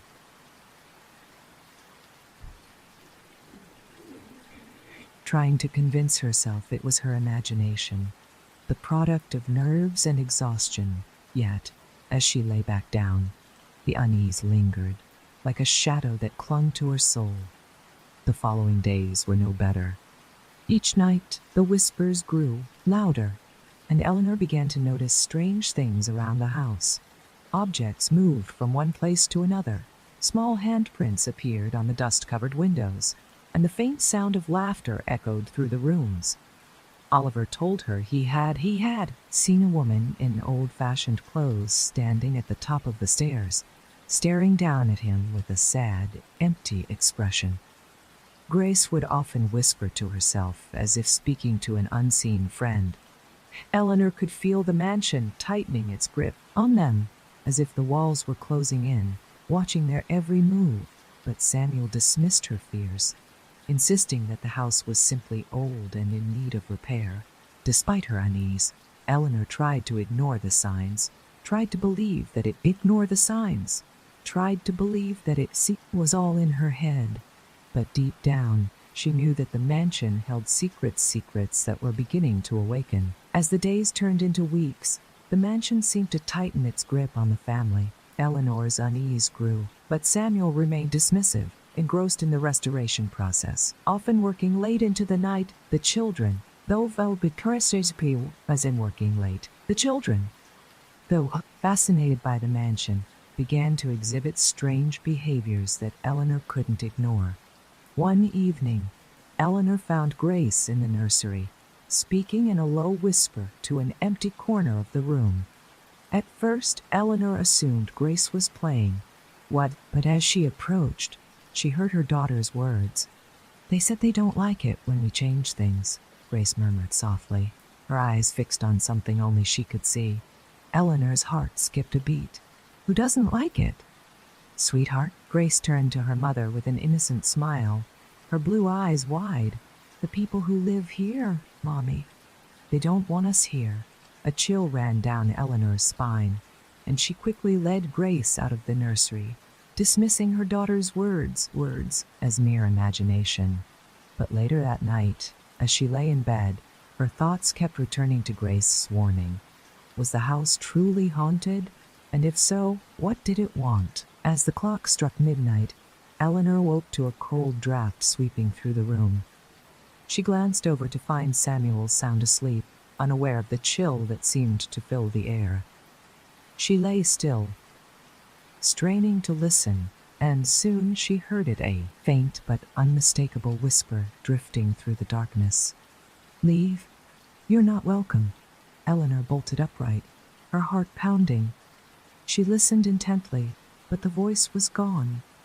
She glanced at Samuel, hoping he had heard it too, but he had heard it too, but he had remained oblivious, lost in the depths of sleep. She felt a growing sense of dread, a feeling that the mansion itself was warning her, as if it held a malevolent consciousness. The next morning, Eleanor tried to speak with Samuel about what she'd heard, but he dismissed her concerns with a wave of his hand. "Eleanor, this house is old. Houses make noises, creak, groan, it's natural," he insisted, his tone reassuring. "Besides, think about all the history here. Imagine that stories this place could tell." She nodded reluctantly, trying to believe him, but the mansion's strange occurrences only grew. The whispers became more frequent, as though the walls themselves were breathing, alive with unseen presences. Each night, Eleanor found herself drawn to the staircase, where she would stand at the top, listening to the faint echoes of laughter, footsteps, and sometimes a child's sobbing coming from the lower floors. One night, unable to resist, she ventured down the stairs, clutching a candle as she moved through the darkness. The light flickered, casting eerie shadows that danced along the walls.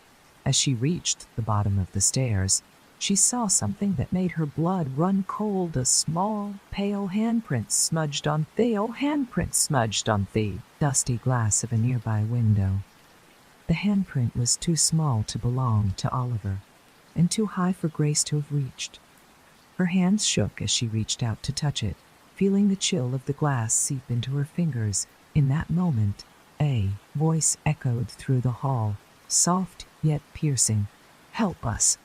Eleanor recoiled, the candlelight flickering wildly as a gust of wind blew through the hall. She felt a presence behind her, a heavy, suffocating energy that pressed down on her shoulders. Terrified, she turned and fled back up the stairs, her heart racing as the whispers followed her, growing louder with each step.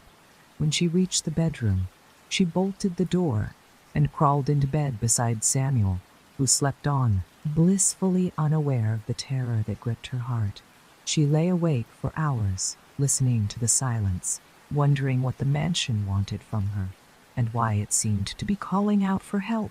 In the days that followed, Eleanor's fear turned to resolve. She knew she needed answers. She began to ask around town, hoping someone could shed light on the mansion's dark past.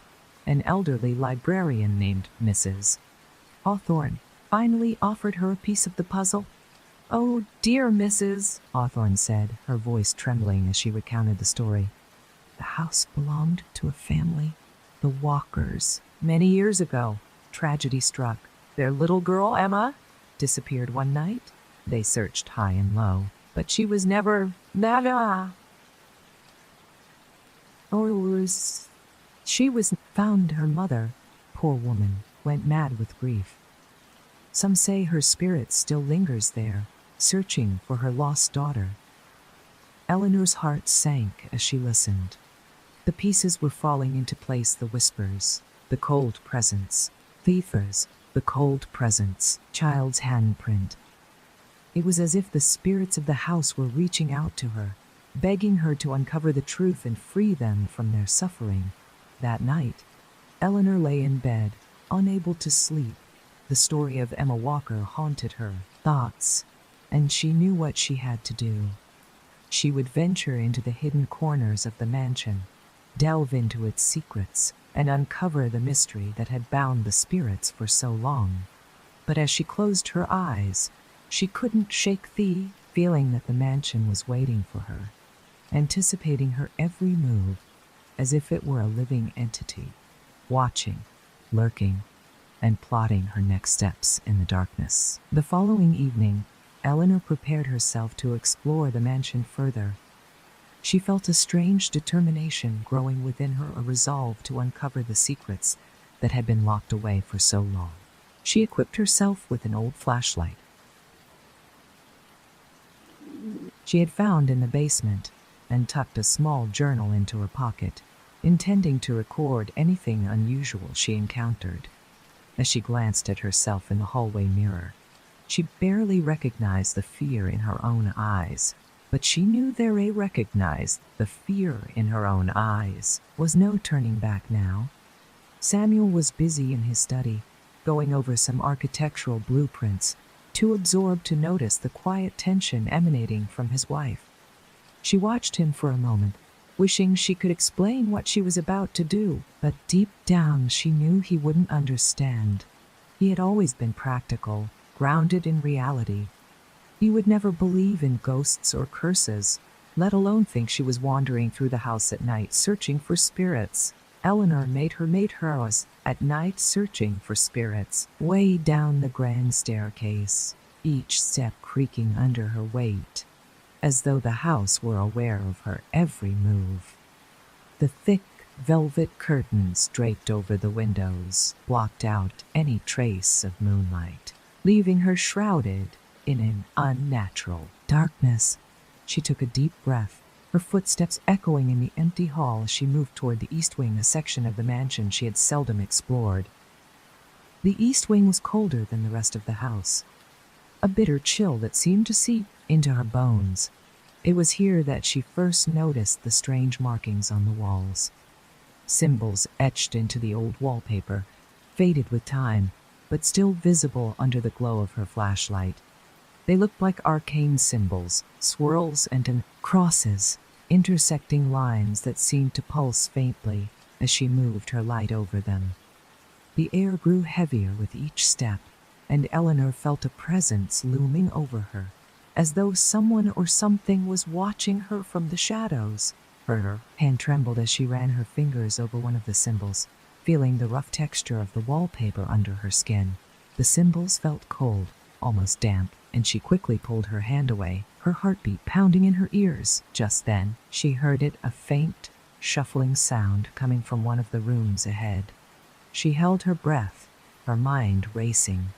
It sounded like the dragging of feet, slow and deliberate, moving just beyond the threshold of the doorway. Eleanor took a cautious of the doorway, step forward, her flashlight trained on the door. The wood was cracked and faded, a relic from another era. She could see the faint outline of handprints, small and smudged, pressed into the dusty surface of the door, as if someone had been frantically trying to push it open from the other side. Swallowing her fear, Eleanor placed her hand on the door and slowly pushed it open. The room beyond was filled with old, tattered furniture draped in white sheets, giving the eerie impression of ghostly figures huddled together in the darkness. Dust motes danced in the air, swirling in the beam of her flashlight. The walls were lined with shelves filled with ancient books, their spines cracked and faded. As she stepped and faded further into the room, her flashlight flickered, casting strange, shifting shadows on the walls. Her skin prickled with unease, and she fought the urge to turn and flee. She knew she had to keep going, to face whatever secrets lay hidden in the mansion. In the far corner of the room, she noticed an old painting hanging on the wall. The canvas was darkened with age, but she could make out the faint outline of a family, a mother, a father, and a little girl, all standing before the very same mansion she was now inside. The child in the painting wore a locket around her neck, a small heart-shaped pendant that gleamed faintly even through the dust and grime. Eleanor stepped closer, her eyes drawn to the child's expression. There was something unsettling about her face, a hollow look in her eyes that seemed to follow her, no matter where she stood. It was as if the child were staring directly at her, a silent plea for help frozen in time. Suddenly, Eleanor felt a cold hand grip her shoulder. She gasped, spinning around, but there was no one there. Her heart raced, her breath coming in shallow gasps as she glanced around the empty room. She was alone, or so she thought. The silence was shattered by a soft, childlike giggle echoing through the room. It was a haunting sound, distant and faint, like a memory lingering on the edge of reality. Eleanor's hands shook as she raised her flashlight, sweeping it across the room, but there was no sign of anyone. "Who's there?" she whispered, her voice barely audible over the pounding of her own heart. For a moment, there was only silence. Then, in a voice so soft it was almost a whisper, she heard a reply. "Help me." The words sent a chill down her spine, freezing. The words sent a chill down her spine, freezing her in place. The voice was unmistakably that of a child, a young girl. Her tone laced with desperation and fear. Eleanor's mind raced, her thoughts jumbled.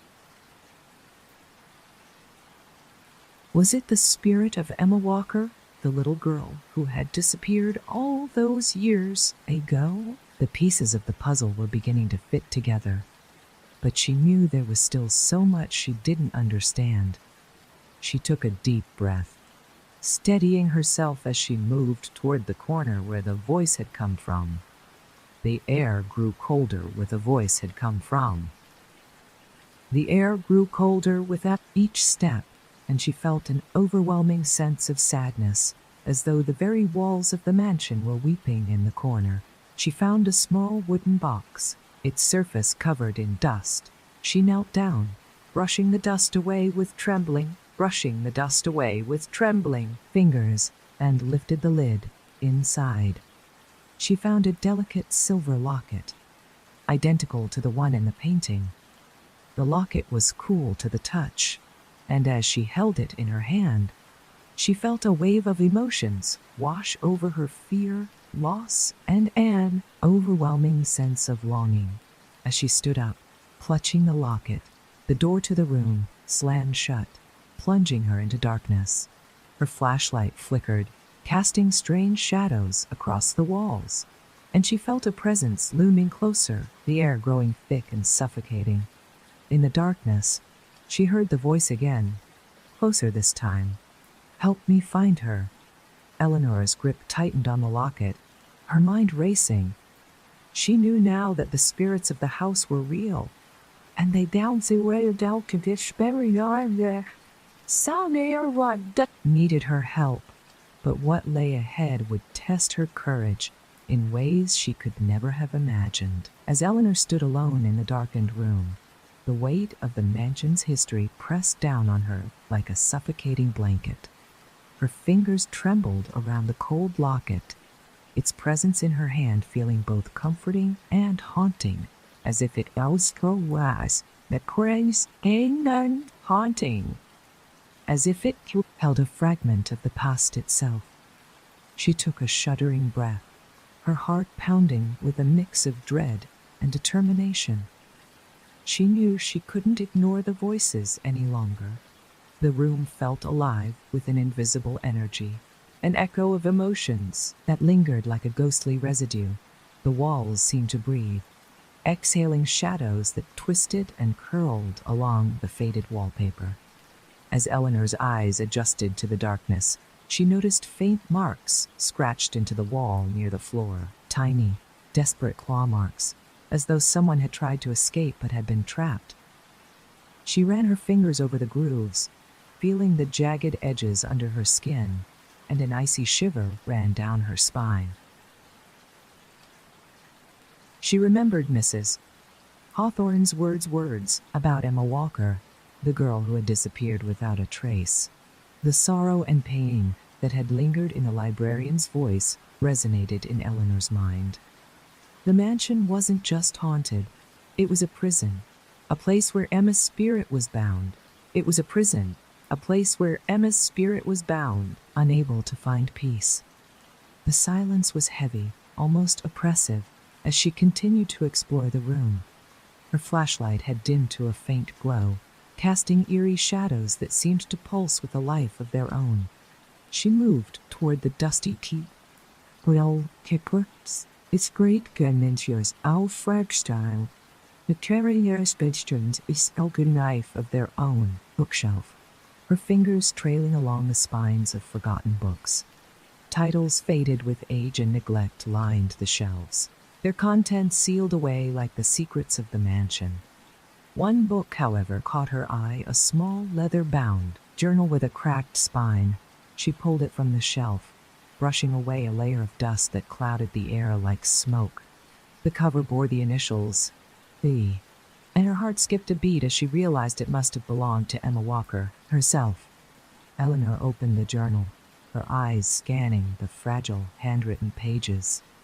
Emma's words were faint, scrawled in a child's hand, each letter etched with innocence and hope. As she read, Eleanor felt a strange connection to Thea's young girl, as though she were reading a message sent through time. Today, Mama let me play in the garden. She says I have to be careful and not wander too far. But I saw someone in the woods. She was wearing a dress like mine, but her face was wine. But her face was sad.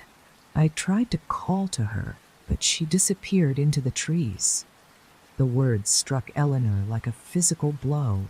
The description matched the figure that Grace had seen in the house, the woman with the sad eyes and the old-fashioned dress. Mother's spirit, perhaps, lingering in the mansion, searching endlessly for her lost child. Eleanor's pulse quickened as she turned the page, her fingers trembling. The next entry was written in a shaky hand, the letters uneven and rushed. Mama says I must stay inside, but I hear her calling to me. She stands in the garden at night, watching, waiting. I want to go to her, but I'm afraid. Mama says I must never go into the woods at night, but sometimes I feel like she's saying no or leave, sister. Shall I go to the woods at night? But sometimes I feel like she's calling me from the other side of the trees. The entry ended abruptly, leaving Eleanor with an overwhelming sense of loss and fear. She could almost hear Emma's voice, a frightened whisper echoing through the years, trapped within whisper echoing through the years, the pages of the journal. As she clutched the journal to her chest, a chill settled over the room, and the faint sound of footsteps echoed from the hallway. The footsteps were slow and deliberate, each one growing louder as they approached. Eleanor held her breath, her heart racing as she listened to the approaching steps, feeling the air grow colder with each passing second. Suddenly, the door to the room creaked open, revealing a figure standing, her face pale and gaunt, her hollow eyes fixed on Eleanor with a look of unspeakable sorrow. She wore a long, tattered dress, its fabric worn and faded, and her hair hung in loose, tangled waves around her face. The woman's eyes held a depth around her face. The woman's eyes held a depth of sadness that made Eleanor's chest tighten, as though she could feel the weight of years of grief pressing down on her. She took a step forward, her hand reaching out, and Eleanor felt a chill spread through her body, freezing her in place. "Please," the woman whispered, her voice barely audible. "Help her? Find her?" Eleanor's mind reeled as she struggled to make sense of the apparition before her. She knew instinctively that this was Emma's mother, a spirit bound to the mansion by her undying love for her lost child. The woman's gaze held Eleanor captive, and she felt an overwhelming urge to help, to break the chains that bound this spirit to a lifetime of searching. Gathering her courage, Eleanor stepped forward, reaching out to the woman. "I will," she whispered, her voice trembling. "I'll help you find her. I promise." The woman's face softened, and for a brief moment Eleanor saw a glimmer of hope in her eyes, but as quickly as it appeared, the vision faded, leaving Eleanor alone in the empty room, the chill lingering like a ghostly echo. Determined to fulfill her promise, Eleanor returned to her room that night, the journal clutched tightly in her hands. She knew that the answers lay within the pages of Emma's diary, and she spent hours reading, piecing together the fragments of the young girl's life, trying to understand the events that had led to her disappearance.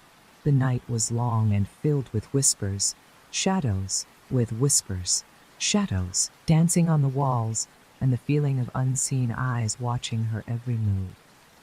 But Eleanor pushed her fears aside, driven by a sense of duty to help the spirits find peace by morning.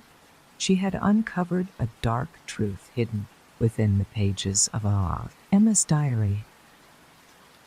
A secret that had bound the souls of the mansion in eternal unrest. She knew now that the journey to freeing the spirits would not be easy, and that the mansion held even more secrets waiting to be unearthed. As the first light of the Nictincabial dawn broke through the windows, Eleanor prepared herself for what lay ahead, knowing that she was now entwined with the fate of the mansion and the restless spirits that called it home. As the morning sun crept through the cracks in the mansion's old windows, Eleanor felt a newfound resolve settle within her. The weight of Emma's diary was heavy in her hands, and with every page she turned, she was transported deeper into the tragic story of a little girl lost in the shadows of the past. She knew that this diary held only a glimpse of what had happened, fragments of a mystery that demanded to be solved. Eleanor made her way downstairs, drawn by an instinct she stood. I'll with try and roared, couldn't fully explain. The mansion was silent, bathed in the soft glow of morning light, but the shadows clung to the walls as if they were hiding something, waiting for her to uncover it. She moved through the house slowly, her fingers brushing against the faded wallpaper, feeling the pulse of the mansion beneath her fingertips, as though it were a living, breathing entity. As she wandered, she found herself in the old dining room, a grand space with a long, polished table covered in dust. The chairs were arranged around it, frozen in time, as if the ghosts of the past were still seated there, waiting for a meal that would never come. She could almost picture Emma's family gathered around the table, laughter and voices filling the room. But now, only silence remained, and the air was thick with sorrow. Eleanor's gaze fell upon the massive fireplace at the far end of the room. Above it, a large, ornate mirror hung on the wall, its surface clouded with when the Wolwaki there hung on the wall, its surface clouded with age. She approached it slowly, her own reflection barely visible in the tarnished glass.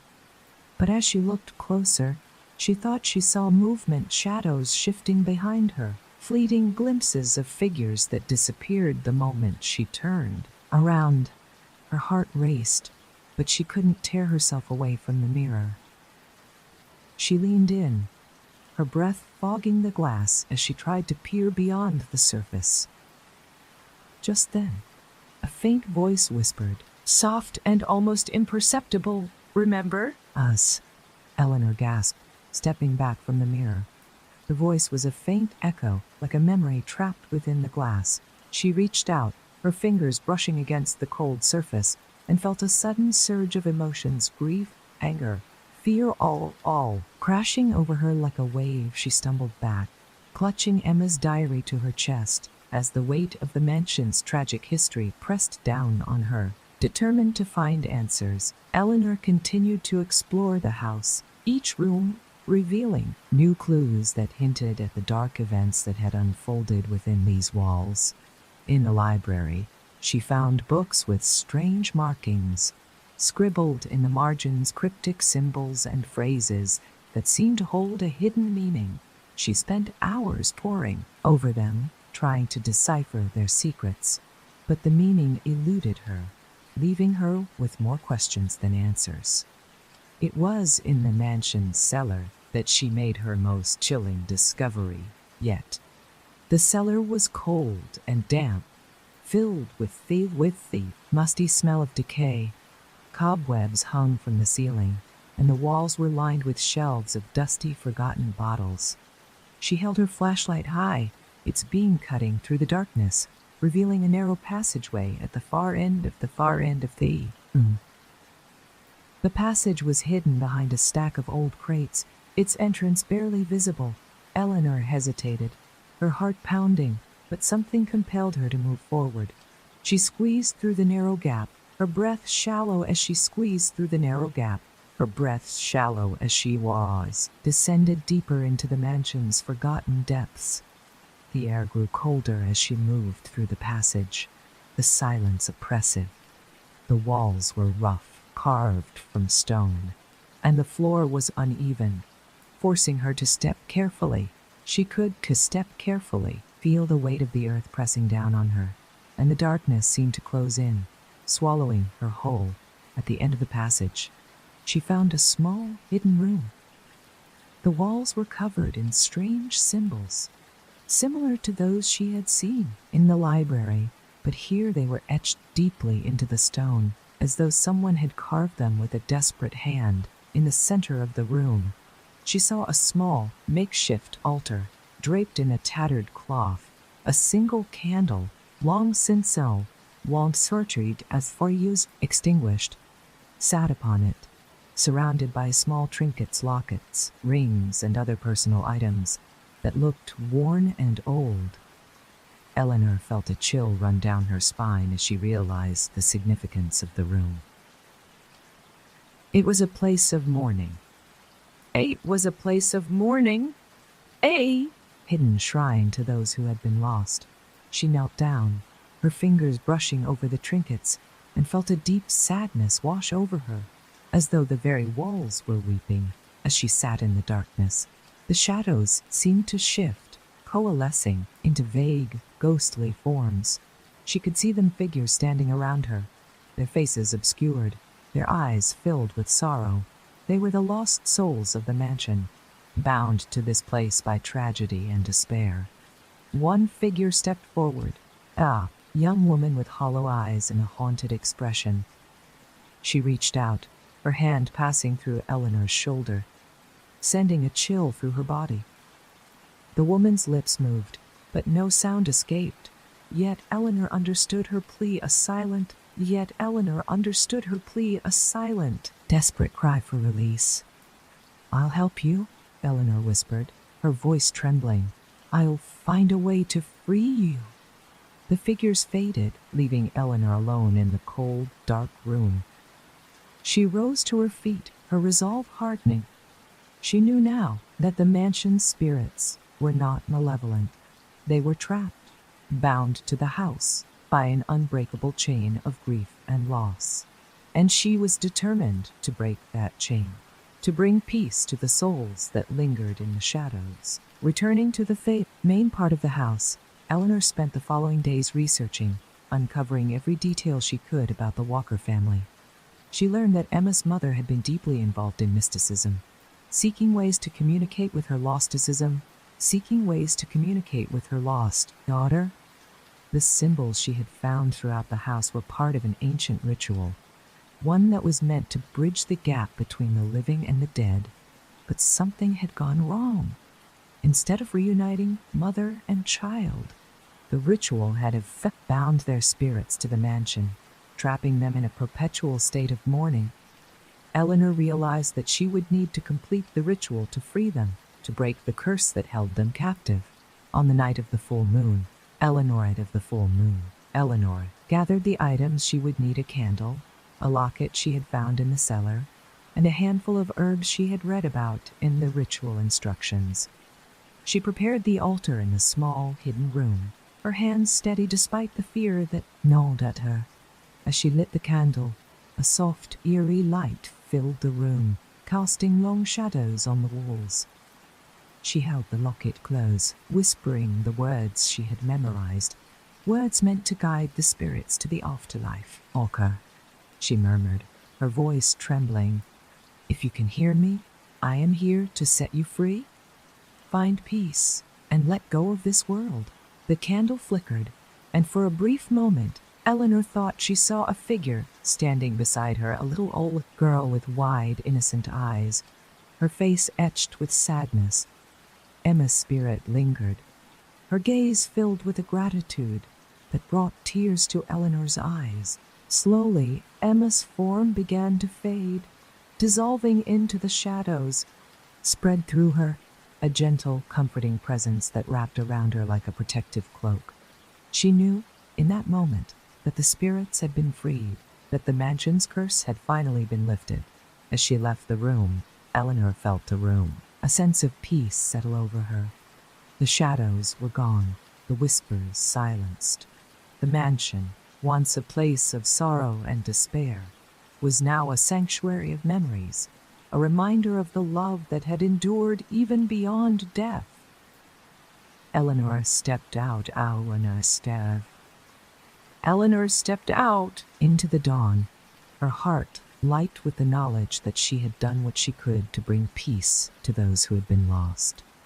The mansion was no longer haunted, but alive with the quiet presence of those who had finally found rest. Days after Eleanor completed the ritual, an unexpected calm settled over the mansion.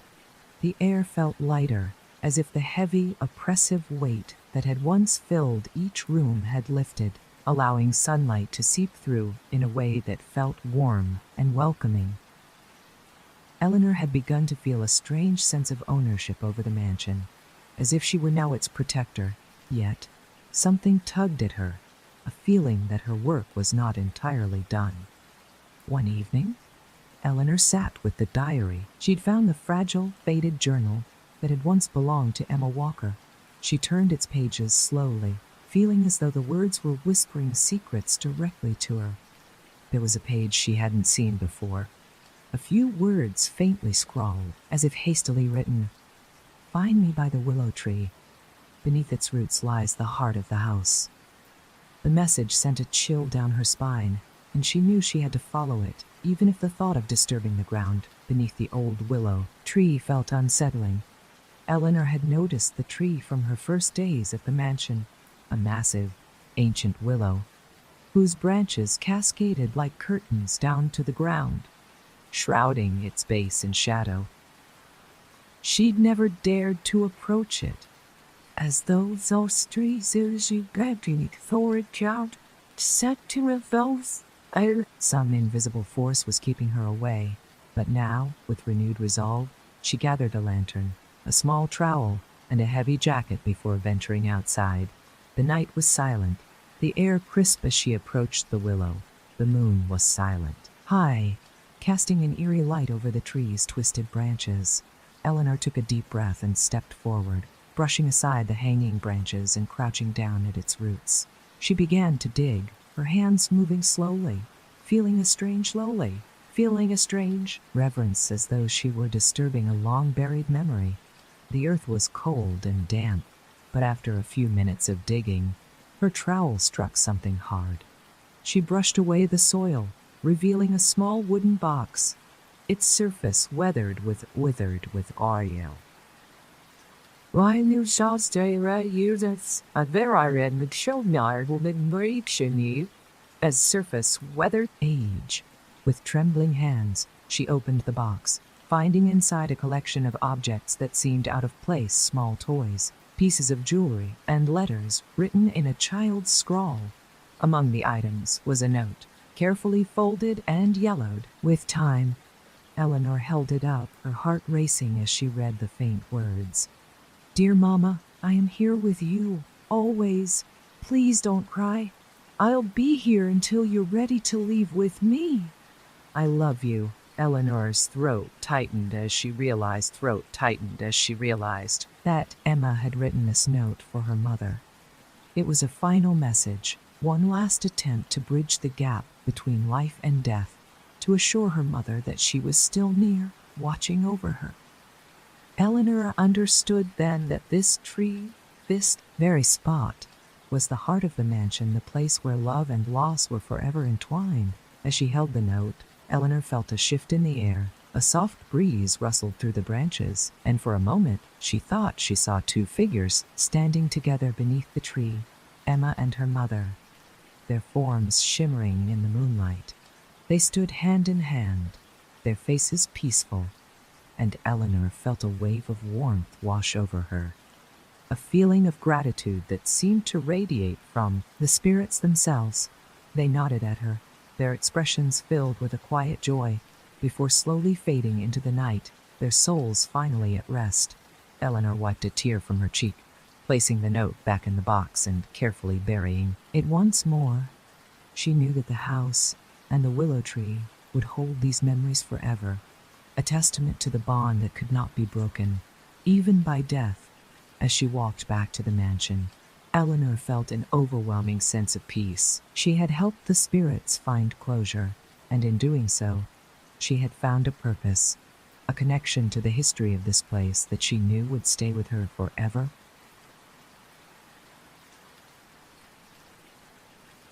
For years, Michael had heard stories about the small, secluded cabin deep in the woods of Crayford. Hidden off the beaten path, it was said to have been abandoned for decades, an old hunting lodge that the forest had nearly reclaimed.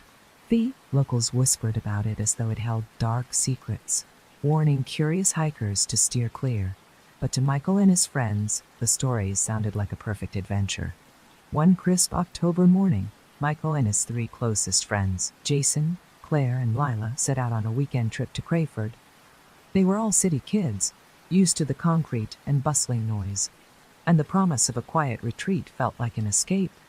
Michael, the most daring of the group, had suggested they venture into the woods to find the cabin. To him, it was more than a simple trip. It was a test of courage, a way to experience the thrill that city life could never provide. The drive was long, winding through narrow roads that twisted and turned, leading them deeper into the unknown. The trees loomed over the car, thick with autumn leaves that blocked out the sun, casting a perpetual shadow over the road.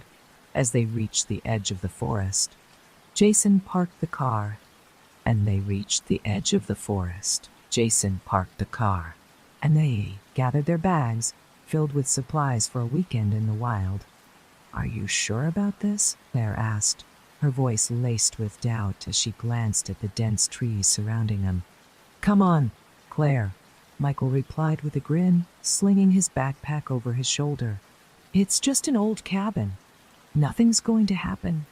Despite his confident words, Michael felt a faint chill run down his spine. He ignored it, brushing off the feeling as simple excitement. They followed an old, barely visible trail, Michael leading the way, his compass and map in hand. After hours of foot trekking through the undergrowth, the forest seemed to grow darker, more oppressive. The air felt thick, and an unnatural silence hung over the woods, as though even the birds dared not break the stillness. Claire, usually talkative, had grown quiet, her gaze darting between the towering trees. Finally, just as the sun began to dip below the horizon, they saw it, the cabin. It stood in a small clearing, half hidden by vines and overgrown weeds. The wood was aged and weathered, with sections of the walls missing and the windows shattered. The roof sagged, and the door hung loosely on its hinges. But despite its dilapidated state, the cabin had a strange allure, a sense that it had been waiting, watching, as if it had been waiting, watching, as if it had been waiting, held memories buried beneath its crumbling walls. "Looks cozy," Jason joked, his attempt to lighten a mood falling flat as the others stared at the cabin in silence. They stepped forward cautiously, crossing the threshold into the cabin. The air was stale and cold, smelling of damp wood and decay. Dust floated in the beams of their flashlights as they examined the room, revealing broken furniture and rotting wood. There was an old stone fireplace at the far end, its edges blackened with soot. As they settled in, setting their sleeping bags in a circle around the fireplace, Claire shivered, rubbing her arms. "Why is it so cold in here?" she whispered, her breath visible in the freezing air. Michael shrugged, though he felt it too a chill that seemed to sink into his bones, colder than the autumn air outside. He glanced around, trying to shake off the unease that had settled over them. They were just tired, he told himself. After all, it had been a long hike. They lit a small fire in the fireplace, and the warmth eased some of the tension in the room. They shared stories, laughing and joking, the crackling of the fire filling the silence. But as the night wore on, the laughter faded, and a heavy quiet settled over the cabin. Lila was the first to notice it. "Do you guys hear that?" she asked, her voice barely above a whisper. They all froze, listening intently. At first, there was nothing but the crackling of the fire, but then, faint and almost imperceptible, they heard it a soft, rhythmic thumping, like footsteps echoing from somewhere deep within the cabin. Michael's heart raced as he tried to place the sound. "It's just the wind," he said, though he didn't believe his own words. But the sound persisted, growing louder until it seemed to be coming from just outside the door. Jason's face was pale, his hands clenched tightly around his flashlight. Maybe it's an animal?" Claire suggested, though her voice trembled, betraying her fear. Michael stood, his flashlight in hand, and took a cautious step toward the door. He pressed his ear against the wood, listening. The footsteps had stopped, leaving only silence. He let out a breath, relieved, and turned back to the group. But then, without warning, the door swung open with a loud creak, as though pushed by an invisible hand. They all jumped back, their flashlights cutting through the darkness beyond the door, but there was nothing there, only the dense forest, silent and unmoving. A chill ran down Michael's spine, and he quickly closed the door, bolting it shut. The group exchanged uneasy glances, each of them feeling the same creeping dread. "This place is strange," Lila whispered, clutching her flashlight like a lifeline. The others nodded, too unsettled to speak. They huddled closer to the fire, each of them aware that sleep would not come easily. The cabin seemed to breathe around them, the old wood creaking and groaning as though alive.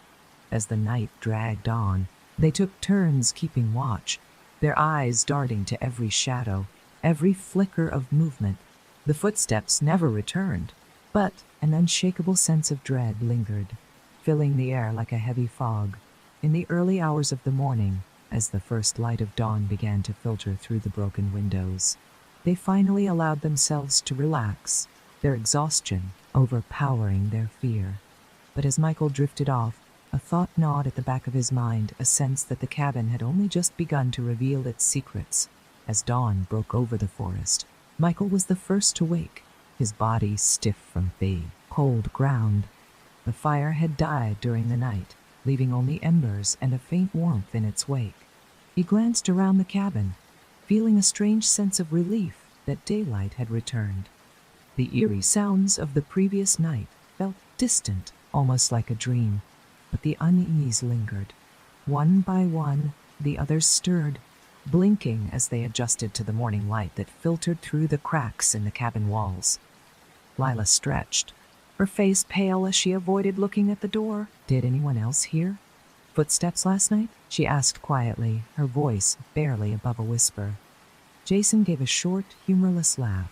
"Yeah, and I kept thinking it was just an animal, but now..." His words trailed off as he glanced at the door, his expression troubled, wrapping her jacket tighter around herself.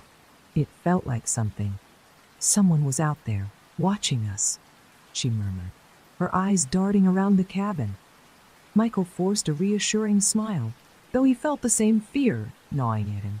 Look, we probably just freaked ourselves out. Old cabins make weird noises, right?" But even as he spoke, he knew his words rang hollow. There had been something unnatural about those footsteps, something deliberate. They decided to explore the surrounding area, hoping that daylight would ease their tension. The forest felt less intimidating in the morning light, the towering trees casting dappled shadows over the ground as they walked. Fallen leaves crunched underfoot, the scent of earth and pine filling the air. But even in the daylight, there was a peculiar silence. No birds singing, no rustling of small animals. It was as if the forest itself held its breath, waiting. After a short while, they stumbled upon a small clearing. At its center stood a large, ancient oak tree, its gnarled branches stretching oak tree, its gnarled branches stretching skyward. The bark was blackened, scarred by what looked like claw marks etched deeply into its surface. Lila stepped closer, running her fingers over the grooves, her expression one of both fascination and unease. "Do you think these marks were made by an animal?" she asked, turning to Michael. He shook his head slowly. The marks were too precise, too deliberate, as though someone or something had left them as a warning. "I don't know," he admitted, "but it doesn't look natural." Jason knelt down, inspecting something on the ground near the tree. He brushed away a layer of leaves, revealing an old, rusted hunting knife partially buried in the dirt. He picked it up, examining the blade, which was covered in dried mud and faint red stains. "This thing looks ancient," he muttered, holding it up for the others to see. Claire took a step back, her eyes widening. "Why would someone leave a knife here?" she asked, her voice trembling. Michael frowned, a sense of dread creeping over him. Maybe it belonged to one of the hunters who used to come out here. He suggested, though he didn't fully believe it himself. The knife felt out of place, like a relic from a dark past. They returned to the cabin, the strange discovery hanging over them like a dark cloud. Jason placed the knife on the fireplace mantel, its rusty blade catching the light in a way that seemed almost ominous. They spent the rest of the day exploring the area, trying to shake off the feeling of being watched. But the silence of the forest weighed heavily on them. As evening approached, they gathered around the fire once more, their laughter and conversation subdued. The memory of the footsteps and the eerie silence of the forest lingered in their minds, a reminder of the strange events they had yet to fully understand. "Do you think the stories about this place are true?" Lila asked suddenly, her eyes reflecting the glow of the fire. "What stories?" Claire asked, her gaze wary. Michael shifted uncomfortably, realizing he hadn't told them everything he'd heard about the cabin. He hesitated, then spoke in a low voice. "I heard some locals say that people used to go missing here. Hunters, hikers. They'd disappear, and no one would ever find them. Some think it's because of the forest, that it keeps people," Jason scoffed, though his expression betrayed his unease. "Come on, that's just a story to scare tourists. People gone, that's just a story to scare tourists. Missing in the woods all the time." "Maybe," Michael replied, though the words felt hollow. "But we can't deny that something's off about this place." The fire crackled, filling the silence that followed, and they sat in uneasy contemplation. As darkness fell, they retreated into their sleeping bags, the warmth of the fire fading as they lay in the dim light. The silence grew oppressive, wrapping around them like a suffocating blanket. Lila and Claire huddled closer, together, their faces tense, while Michael and Jason lay on opposite sides, their eyes scanning the shadows. Just as Michael was about to drift off, he heard it again, the soft, rhythmic thumping that had haunted them the night before.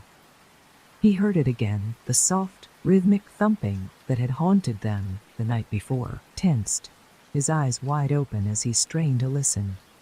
The sound was closer this time, the footsteps slow and deliberate, as though someone were pacing outside the cabin. He glanced at Jason, who met his gaze, his expression one of terror. They didn't dare move, barely breathing as the footsteps grew louder, circling the cabin. The air felt colder, and Michael's breath came in short, shallow gasps. The footsteps stopped, and for a brief, agonizing moment, there was only silence. Then, slowly, the door creaked open, revealing nothing but darkness beyond. Michael's heart raced as he struggled to make sense of what he was seeing. There was no one there, no figure, no shadow, just an empty doorway leading into the dark forest. He could feel an invisible presence, a cold, unearthly energy that seemed to seep into the cabin, filling the room with a sense of dread. He wanted to close the door, to shut out whatever lurked beyond, but his body wouldn't obey. It was as though he were paralyzed, held captive by the fear that gripped him. Finally, the door swung shut on its own, the heavy thud echoing through the cabin. The footsteps faded into silence, leaving the group huddled together, too terrified to speak. They lay awake for hours, their eyes wide open, each of them listening for the return of the footsteps. But the night passed in silence, the strange presence fading with the first light of dawn. When morning came, they gathered their things, deciding to leave the cabin. The sense of adventure had been replaced by a primal fear, an instinct to survive that overpowered their curiosity. But as they turned to leave, Michael glanced back, his gaze lingering on the cabin. Couldn't shake the feeling that it was watching them, that something within the shadows was waiting, biding its time. And as they walked away, the forest seemed to close in around them. The silence heavy with unspoken secrets, the memories of those who had come before and never left. After they packed up and left the cabin behind, the group walked in silence, the weight of their experience settling heavily on them. The eerie presence of the previous night had stripped away any thrill they'd felt about the trip, leaving only an uneasy quiet. As they made their way back toward the trail, the forest seemed to press in on them, the towering trees creating a dark canopy that blocked out much of the morning light. Michael led the cheers that Cole how was partners. Soakster crime east I thought Jow lay. His eyes fixed on the compass in his hand, though he couldn't shake the feeling that something was wrong. The trail they'd followed to reach the cabin seemed to have vanished overnight, replaced by dense thickets and tangled roots that made it nearly impossible to walk in a straight line. Jason, who had been quiet since they left, finally spoke up, his voice low. "Erwe, lost?" Michael stopped, glancing around as he tried to find some familiar landmark, anything that could guide them. But everything looked the same trees, the same thick underbrush, as if the forest itself were shifting around them, leading into them deeper into its heart. "We can't be lost," he insisted, though he didn't fully believe it himself. "We just need to keep moving." They continued walking, each of them growing more tense with every step. The silence of the forest felt unnatural, oppressive, as though the very air were thick with secrets. Even Claire, who had been the most reluctant to come on the trip, kept glancing over her shoulder, her face pale with fear. As they rounded a bend, they came upon a small oak clearing. At its center stood a weathered stone marker, its surface covered in moss and lichen. The stone was tall and narrow, with strange symbols carved into its surface, symbols that seemed both ancient and familiar, like a forgotten language etched into the earth. "What is this?" Lila whispered, her eyes wide as she took a step back. Michael knelt down, brushing away the moss to reveal more of the markings. The symbols were faint, worn away by time, but he could make out a few shapes, circles, crosses, and strange, jagged lines that formed a spiral pattern. "I've seen these before," he murmured, his mind racing as he tried to remember where. Claire took a step closer, her gaze fixed on the stone. "Do you think it's some kind of grave?" The thought sent a chill down Michael's spine, and he quickly stood up, wiping his hands on his jeans. The idea that they were standing in a place where someone had been buried, lost to time and forgotten by the world, filled him with a deep sense of dread. "We should keep moving," he said, his voice tight. "We need to find the trail before it gets dark."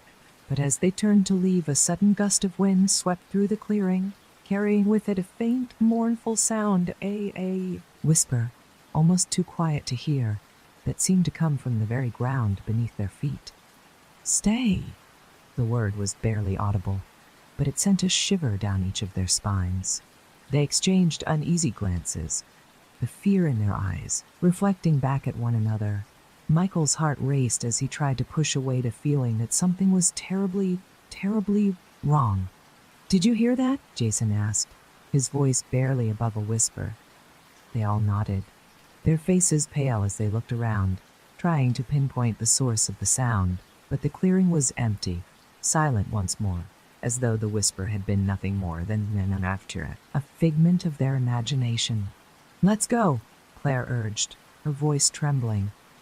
She grabbed Lila's arm, pulling her toward the edge of the clearing. Michael led the way, his pace quickening as they left the stone marker behind. But the further they should continue, trace size the they walked, the more disoriented they became. The trees grew denser, the undergrowth thicker, and the light dimmed as dark clouds gathered overhead, casting a shadow over the forest. After what felt like hours of wandering, they stumbled upon hours of wandering. They stumbled upon another clearing. Michael's heart sank as he realized it was the same clearing, the same stone marker standing at its center, the symbols etched into its surface. "This isn't possible," Lila whispered, her voice filled with panic. "We've been walking in circles." Jason clenched his fists, his face twisted with frustration. "How is that even possible? We've been walking in the same direction this whole time." Michael took a deep breath, trying to steady himself. Maybe we should rest for a while. We can figure out what to do once we've had a chance to calm down." Reluctantly, they agreed, settling down in the clearing as they tried to make sense of their situation.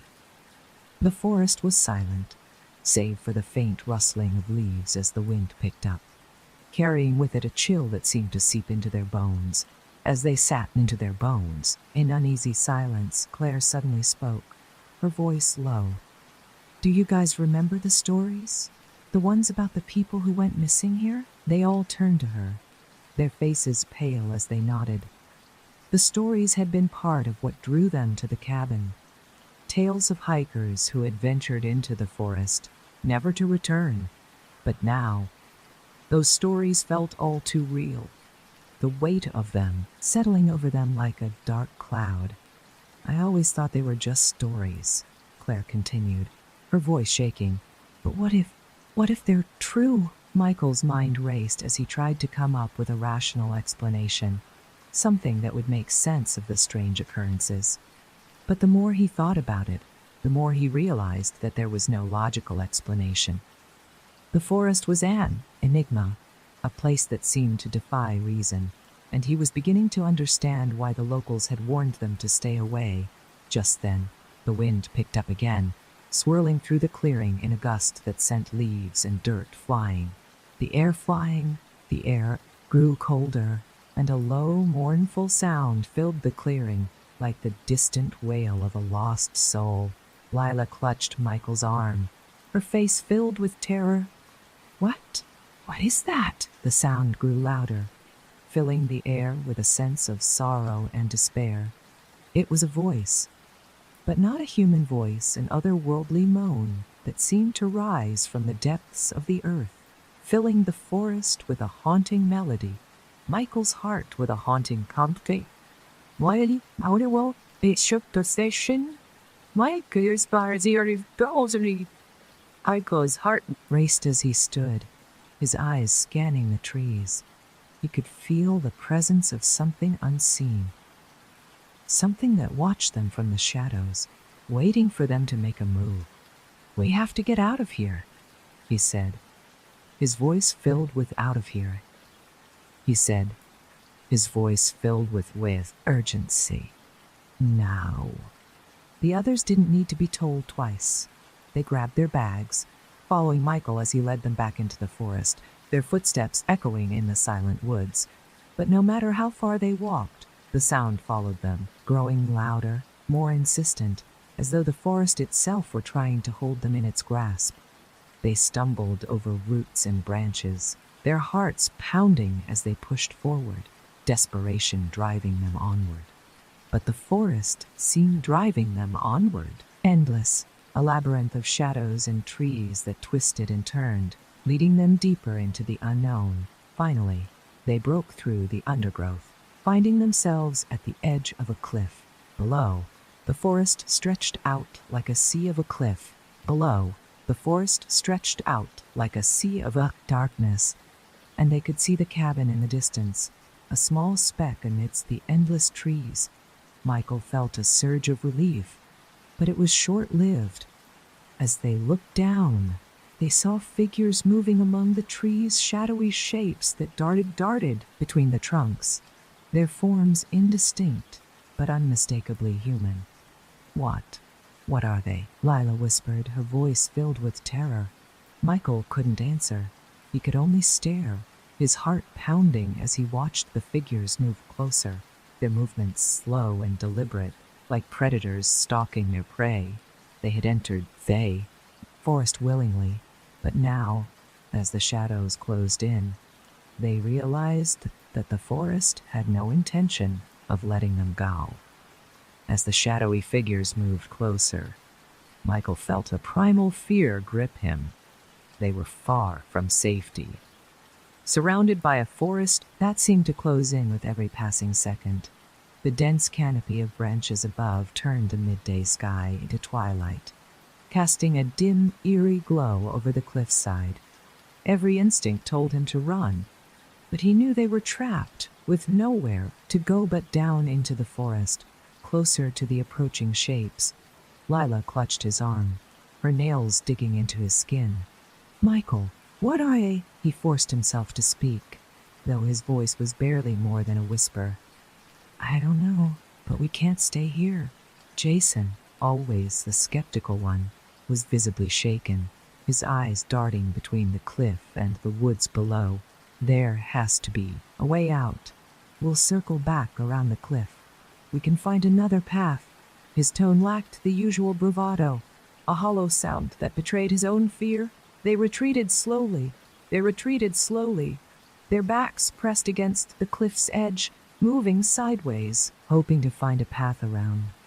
But the shadowy figures were relentless, their movements inhumanly smooth and silent, like shadows brought to life. As they drew nearer, Michael could make out faint details, pale faces, eyes devoid of emotion, their mouths moving soundlessly, as if chanting some unearthly incantation. Suddenly, one of the figures broke away from the group, gliding toward them. Claire gasped, stumbling as she backed into a loose patch of dirt. She clung to Michael, her face pale with terror. "Michael, please, do something," she cried, her voice trembling, with no other choice. He took a deep breath and led the group away from the cliff, pushing through the undergrowth. The forest seemed to grow darker as they moved, the shadows deepening around them, swallowing the faint light. Every step felt heavy, as though the ground were pulling them down, rooting them to the forest floor. They ran in silence, their breaths ragged, the weight of fear pressing down on them. Branches scraped against their skin. Roots seemed to reach out, tripping them, as if the forest itself were conspiring against them. After what felt like an eternity, they stumbled into another clearing, collapsing to the ground in exhaustion. The clearing was eerily silent. The clearing was eerily silent, the air thick with an unnatural stillness. Michael glanced around, trying to catch his breath. He could hear his own heartbeat pounding in his ears, each beat a reminder of the terror that had chased them here. Jason was the first to speak. His was the first to speak, voice a mixture of disbelief and desperation. "This isn't real. It can't be real. We're just lost.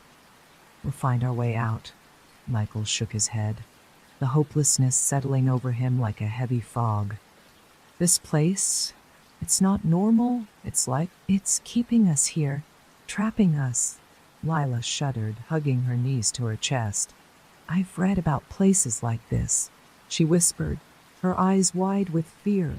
"Places that are cursed, that trap anyone who enters, twisting reality, keeping them lost forever." Claire buried her face in her hands, her shoulders shaking.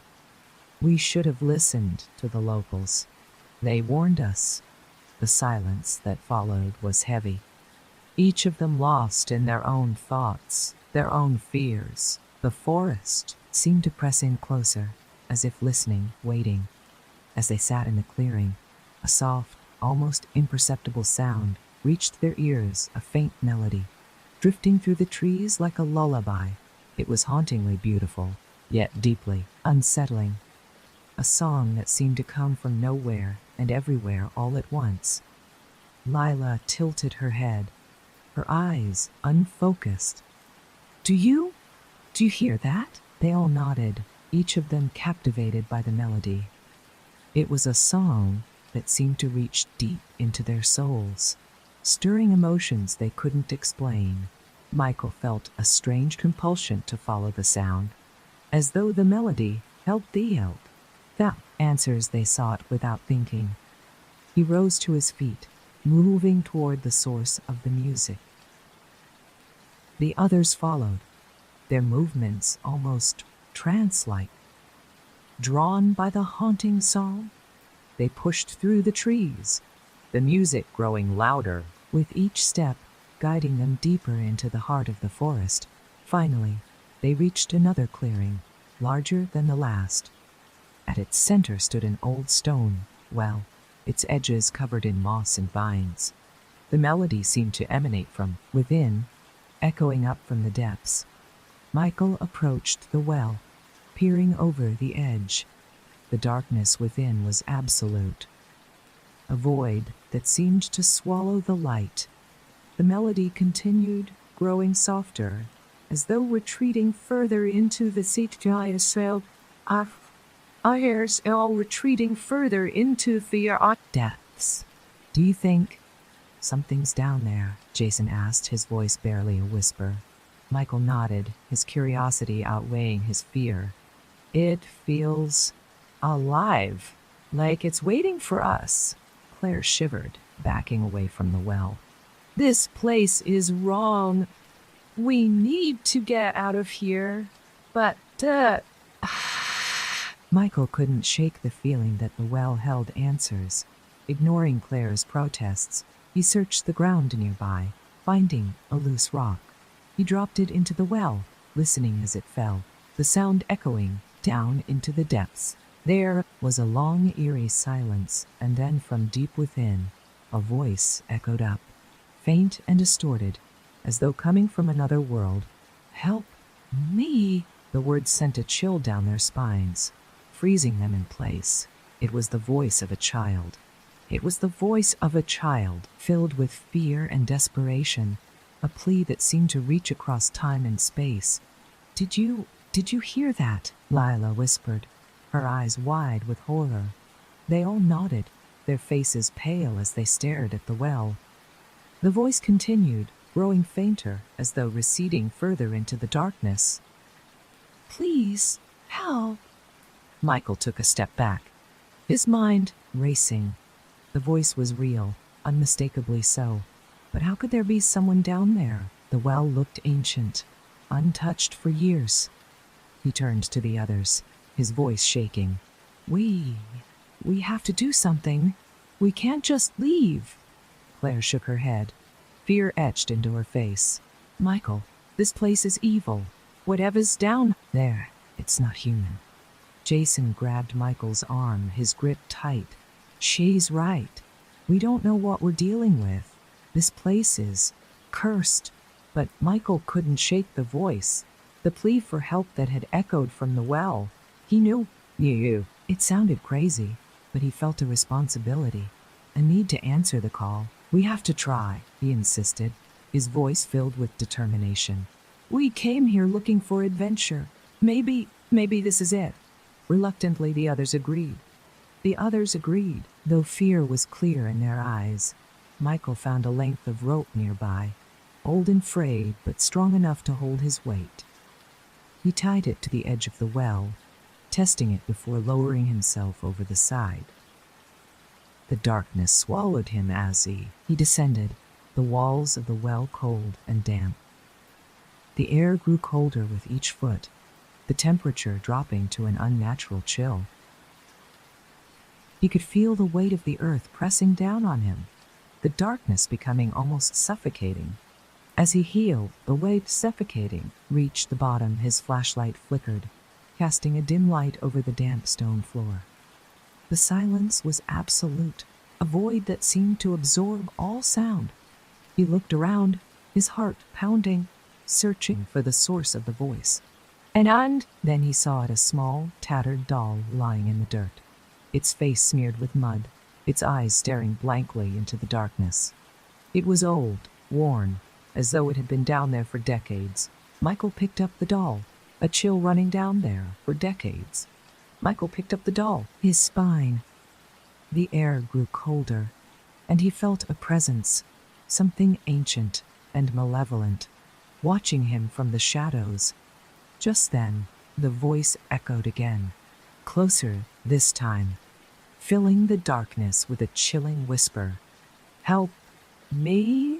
Michael's heart raced as he looked around. His flashlight flickering the darkness seemed to close in, the walls of the well pressing closer, as though the forest itself were trying to trap him. He scrambled up the rope, his hands slipping on the damp stone, desperate to escape. As he climbed, he felt something cold brush against his leg, a whisper of movement in the darkness. When he finally reached the top, the others pulled him out, their faces filled with relief and fear. He collapsed, filled with relief and fear. On the ground, gasping for breath, the doll still clutched in his hand. They didn't speak, the weight of the experience settling over them like a dark cloud, the voice, the well.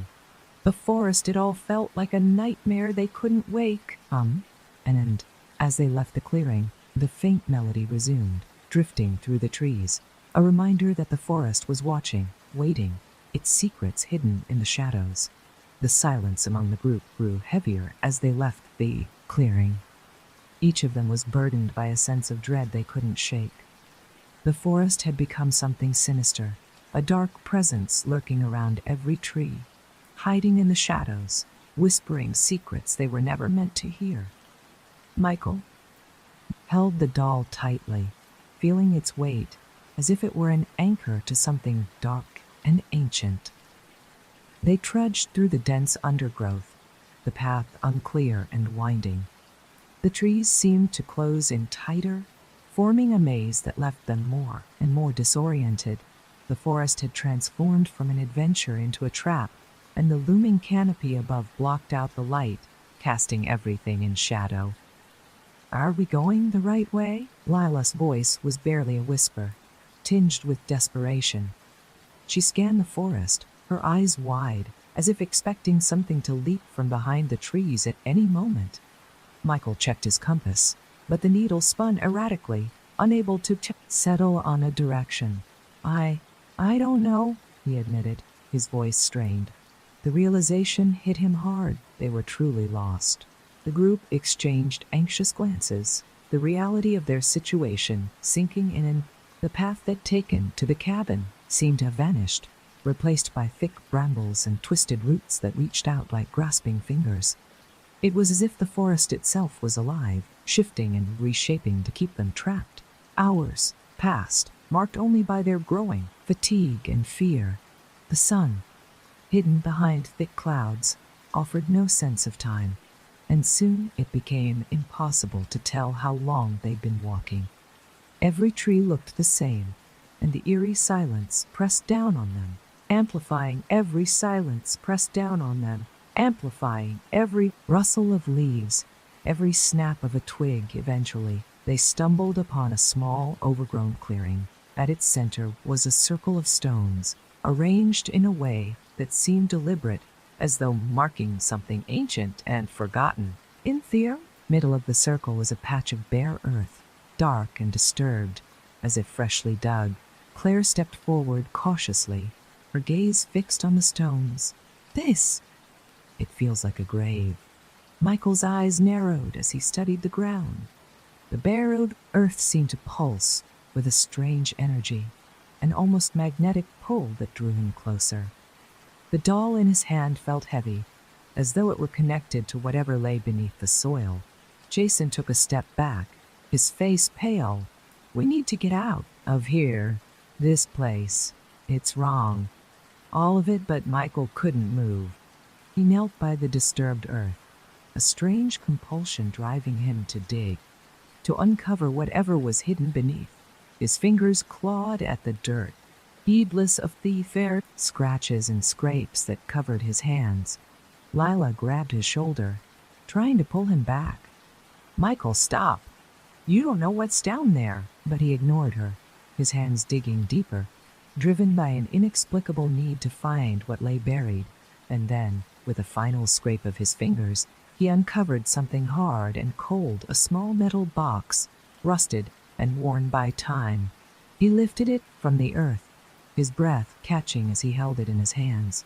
The box was covered in strange symbols, similar to the ones they'd seen on the stone marker earlier. It felt heavy, filled with secrets that had been hidden away for centuries. Claire took a step back, her face twisted in fear. "Don't open it, Michael. Whatever's inside, it's not meant for us." But he couldn't resist. His fingers trembled as he pried open the lid, revealing a collection of old, faded letters, tied letters, together with a frayed piece of ribbon. Beneath the letters lay a small lock of hair, brittle and yellowed with age. He unfolded one of the letters, his hands shaking as he read the faded, spidery handwriting.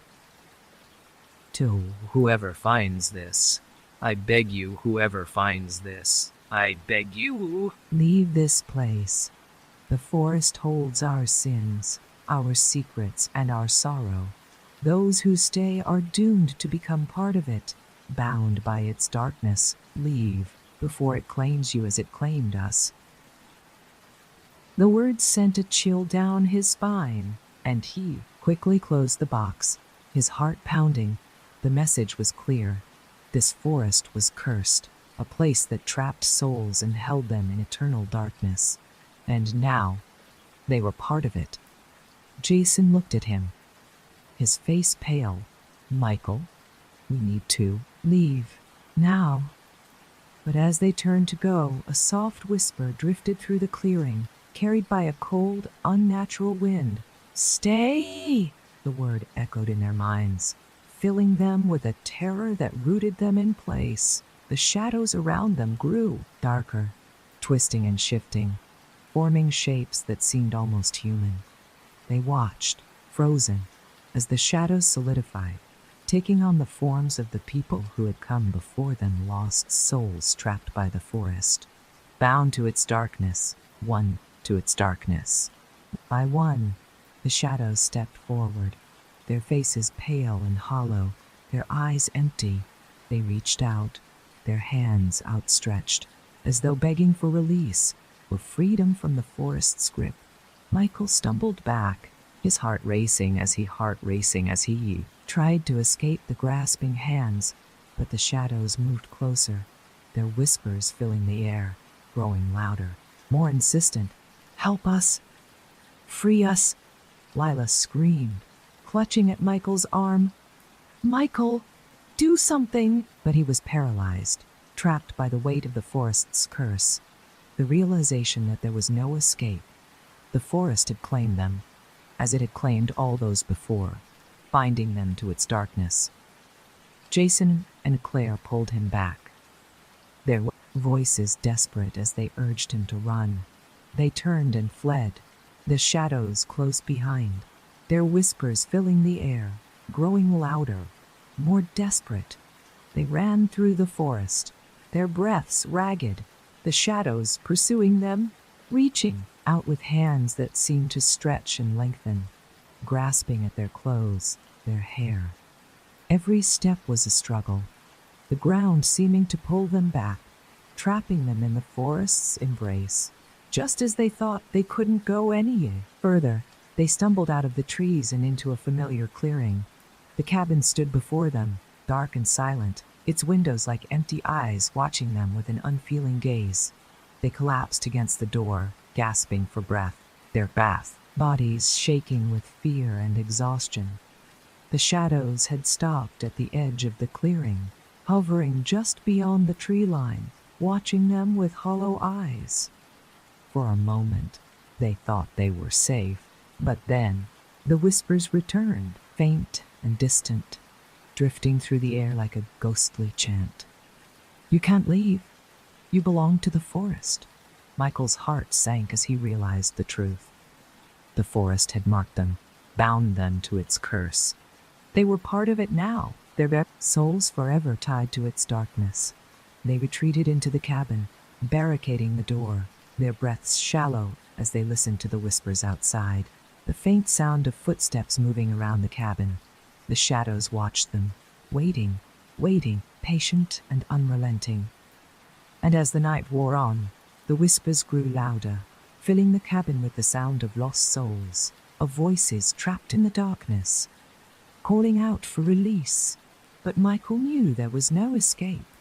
They were part of the forest now, bound to its secrets, its sorrow, and its shadows. The forest had claimed them, as it had claimed all who had come before. And in the darkness, as the shadows closed in, they understood the true horror of the forest, that once you entered, you could never leave.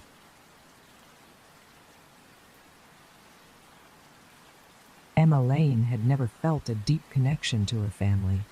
Growing up, her childhood memories were a collection of brief, uncomfortable visits to her mother's side of the family, filled with silences and sidelong glances.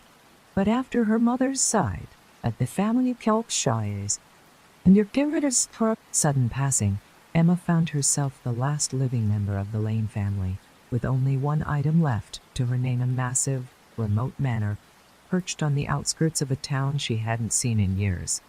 The locals called it the Silent Manor, a title earned from generations of isolation and rumor. It was a place spoken of in whispers, a manor avoided by the townfolk and hidden among towering trees and mist-covered hills, even from a distance. The house loomed like a shadow against the sky, its stone walls darkened by years of neglect. After the long drive, Emma approached the manor's grand gates, which creaked open with a rusty groan. The path leading up to the house was overgrown, thick with brambles that scraped against her legs as she walked. The manor itself stood tall, its windows dark and empty, like hollow eyes staring back at her. Vines crawled up the sides, twisting around the columns and railings, as though nature itself was trying to reclaim the building. Steeling herself, she stepped through the massive front doors, her footsteps echoing in the vast, empty foyer.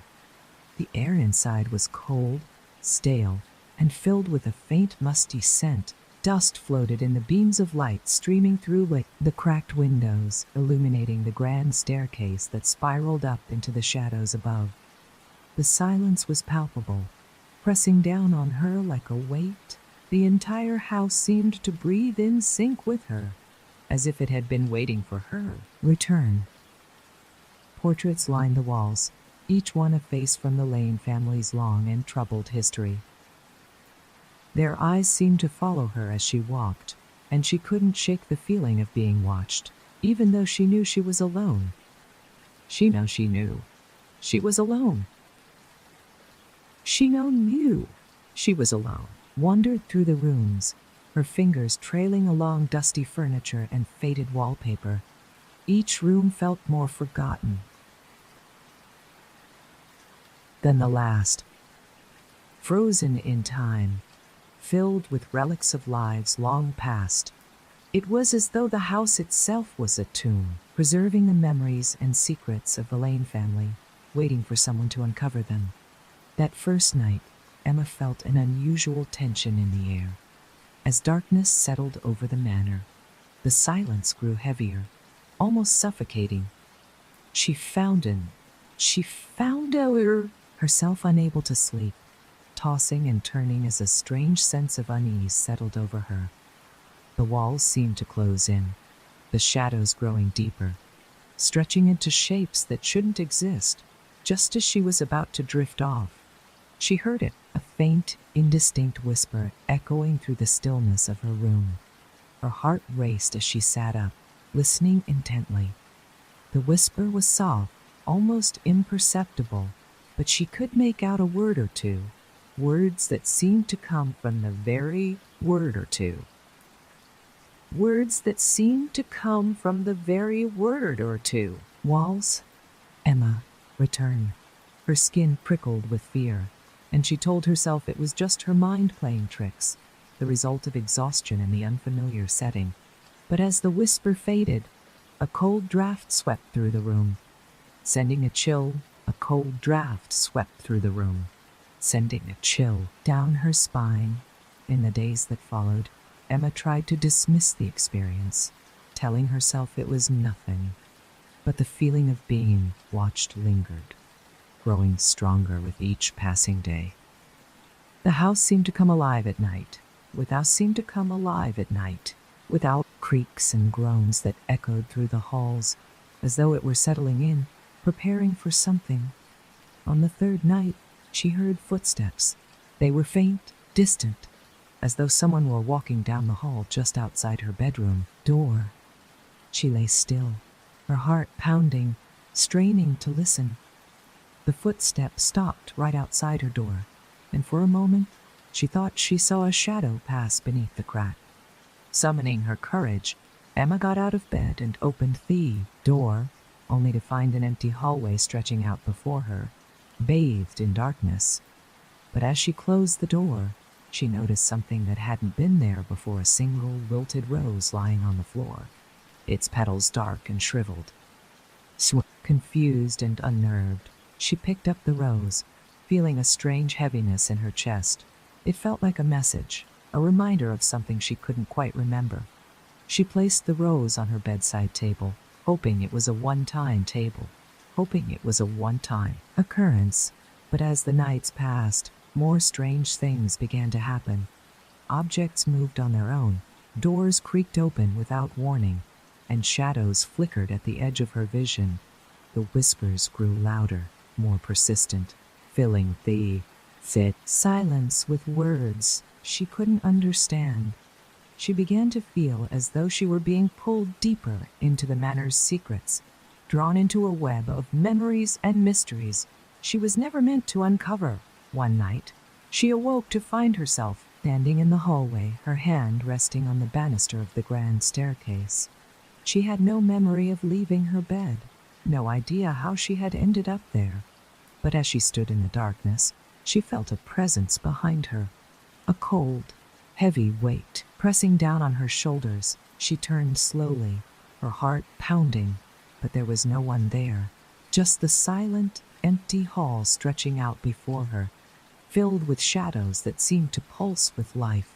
As she made her way back to her room, she couldn't shake the feeling that something was watching her, waiting for her to uncover the truth.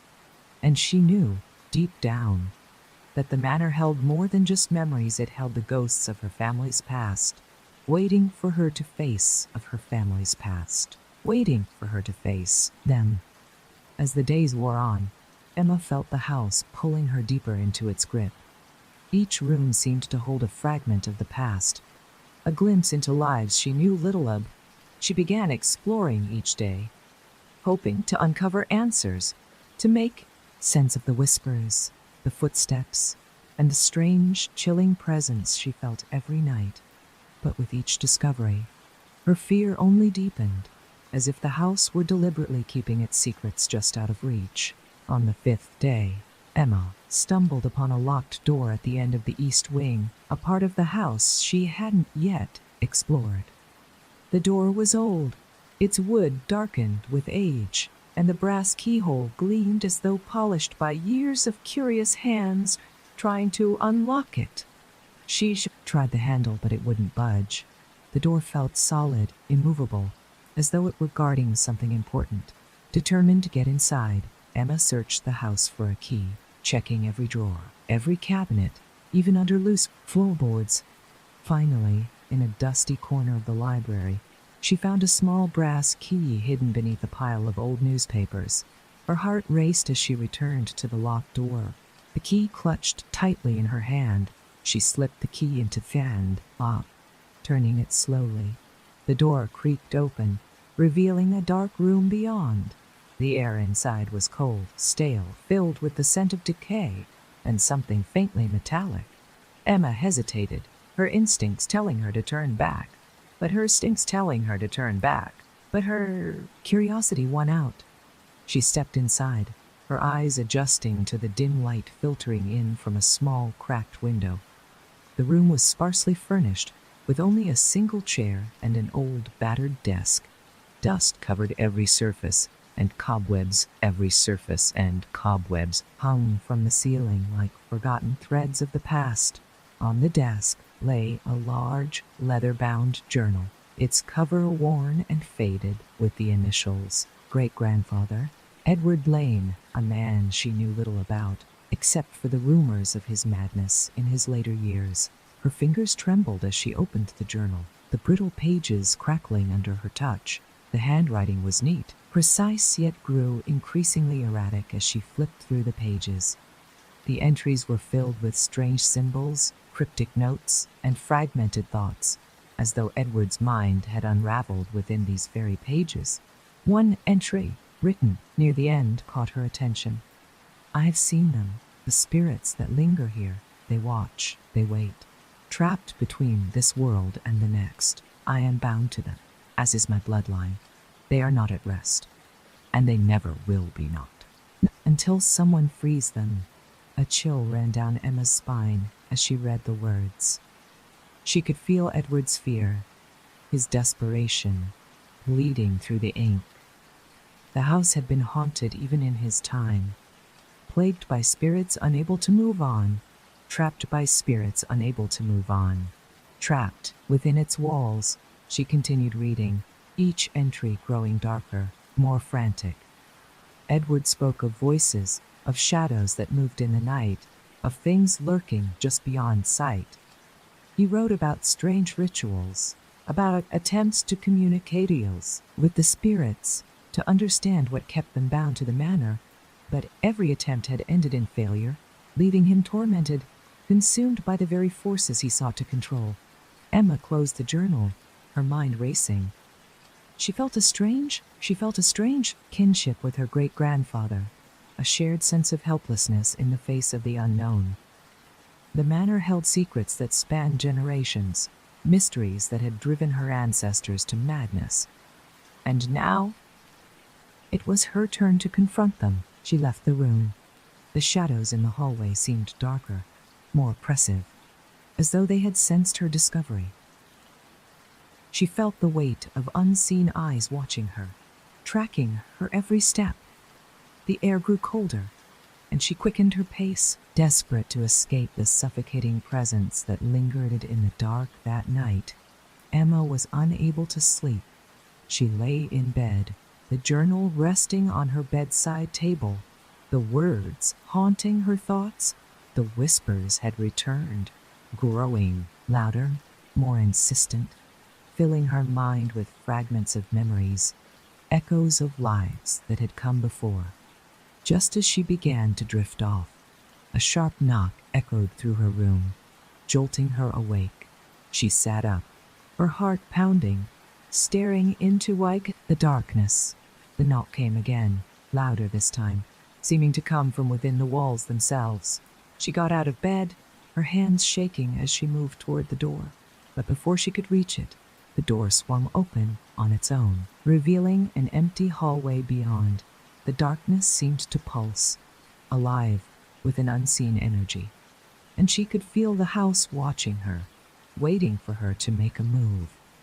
Swallowing her fear, Emma stepped into the hallway. The silence was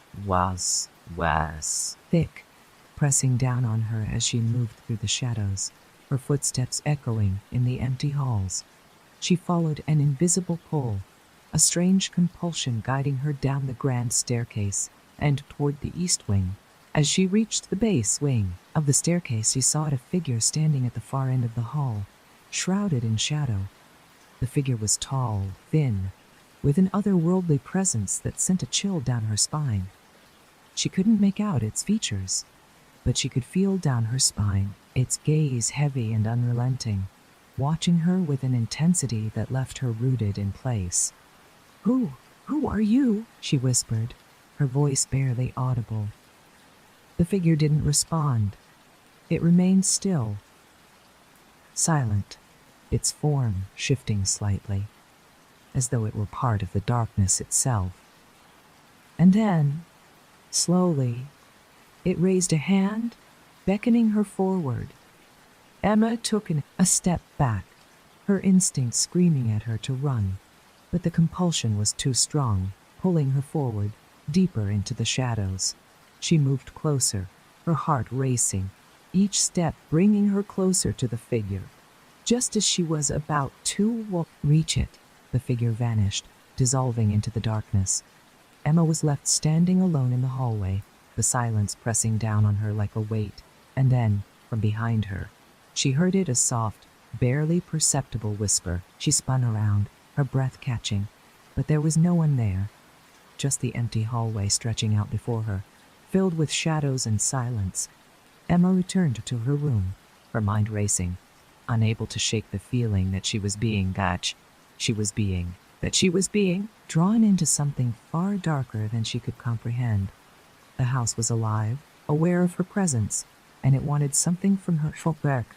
And deep down, she knew that whatever the house was hiding, it would not rest until she had uncovered the truth. The following days passed in a blur of shadows and whispers. Emma felt herself slipping, her sense of time distorted as the house drew her deeper into its grasp. The manor seemed to be alive, breathing around her, its walls pulsing with a worry, hidden life. Each night, the whispers grew louder, the footsteps more distinct, and every room felt colder, more oppressive, as though something unseen lingered just beyond the edge of her vision. One morning, after a sleepless night, Emma stumbled into the dining room, her mind clouded with exhaustion. She stopped short when she saw the table. On its dusty surface lay a pristine white envelope, stark against the worn wood. The envelope was addressed to her in elegant script, her name written as though by a hand that knew her intimately. She reached out, hesitating, before finally lifting the envelope and opening it. Inside was a single note, the handwriting spidery and old. "Do not trust what you see. The house reveals only what it wishes you to know. If you seek the truth, descend into the cellars. There you will find what has been hidden." A chill swept through her, and she glanced around, half expecting to see someone watching her. But she was alone, the silence of the house pressing in on her. The cellars, she had avoided them since her arrival, sensing an unnatural cold emanating from the stone steps that led down into the earth. She'd told herself it was just her imagination, but now the urge to descend into the cellars was undeniable. Armed with only a flashlight and the journal she'd found, she made her way down the winding staircase. Each step echoed in the darkness, the cold air growing sharper with every level. She felt the walls close in around her as though the house itself was trapping her. When she reached the bottom, she found herself in a narrow corridor, its walls lined with crumbling stone. The cellar was silent, save for the faint dripping of water somewhere in the shadows. Emma moved forward, the beam of her flashlight cutting through the darkness. The smell of damp earth and decay filled the air, thick and suffocating. As she moved further in, she came across a set of iron doors at the Theolin of Durisit Volkwai, the Brene, as she quile freestagim, Gigilwa FPP the carry, and end of the corridor, their surface rusted and worn with age. She hesitated, her hand hovering over the cold metal, her heart pounding. She could feel a presence beyond the doors, something waiting for her, something that had been hidden away for years. Taking a deep breath, she pushed the doors open. The air inside was icy, filled with a strange, unearthly silence. Her flashlight flickered, casting long shadows that danced along the walls. She stepped inside, her footsteps inside, her footsteps echoing in the vast, empty space. The room was filled with strange artifacts, old mirrors, cracked and covered in dust, ancient-looking trinkets, and a series of portraits, each one depicting a member of her family. The eyes of each portrait seemed to follow her as she moved, their expressions filled with a mix of sorrow and fear. At the far end of the room, she saw a large, ornate chest, its surface carved with strange symbols that seemed to pulse in the dim light. She approached it cautiously, her hands trembling as she traced the carvings. The chest felt cold to the touch, as though it had been hidden away from the warmth of the world for centuries.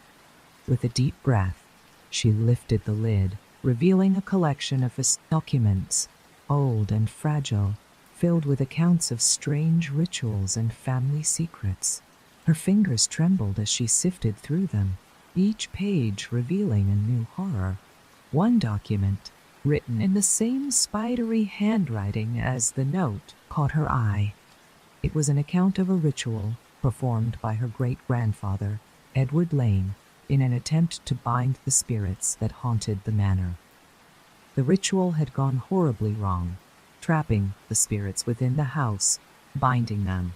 Houndtrau, putting it Piers Cayunas, the Jayuans, in the house, to the Lane family bloodline. Emma's hands shook as she read the words, the implications sinking in. The spirits, the shadows, the whispers, they were her ancestors, trapped within the walls of the house, bound by her great-grandfathers, mistake. Just then, a voice echoed through the room, soft and sorrowful.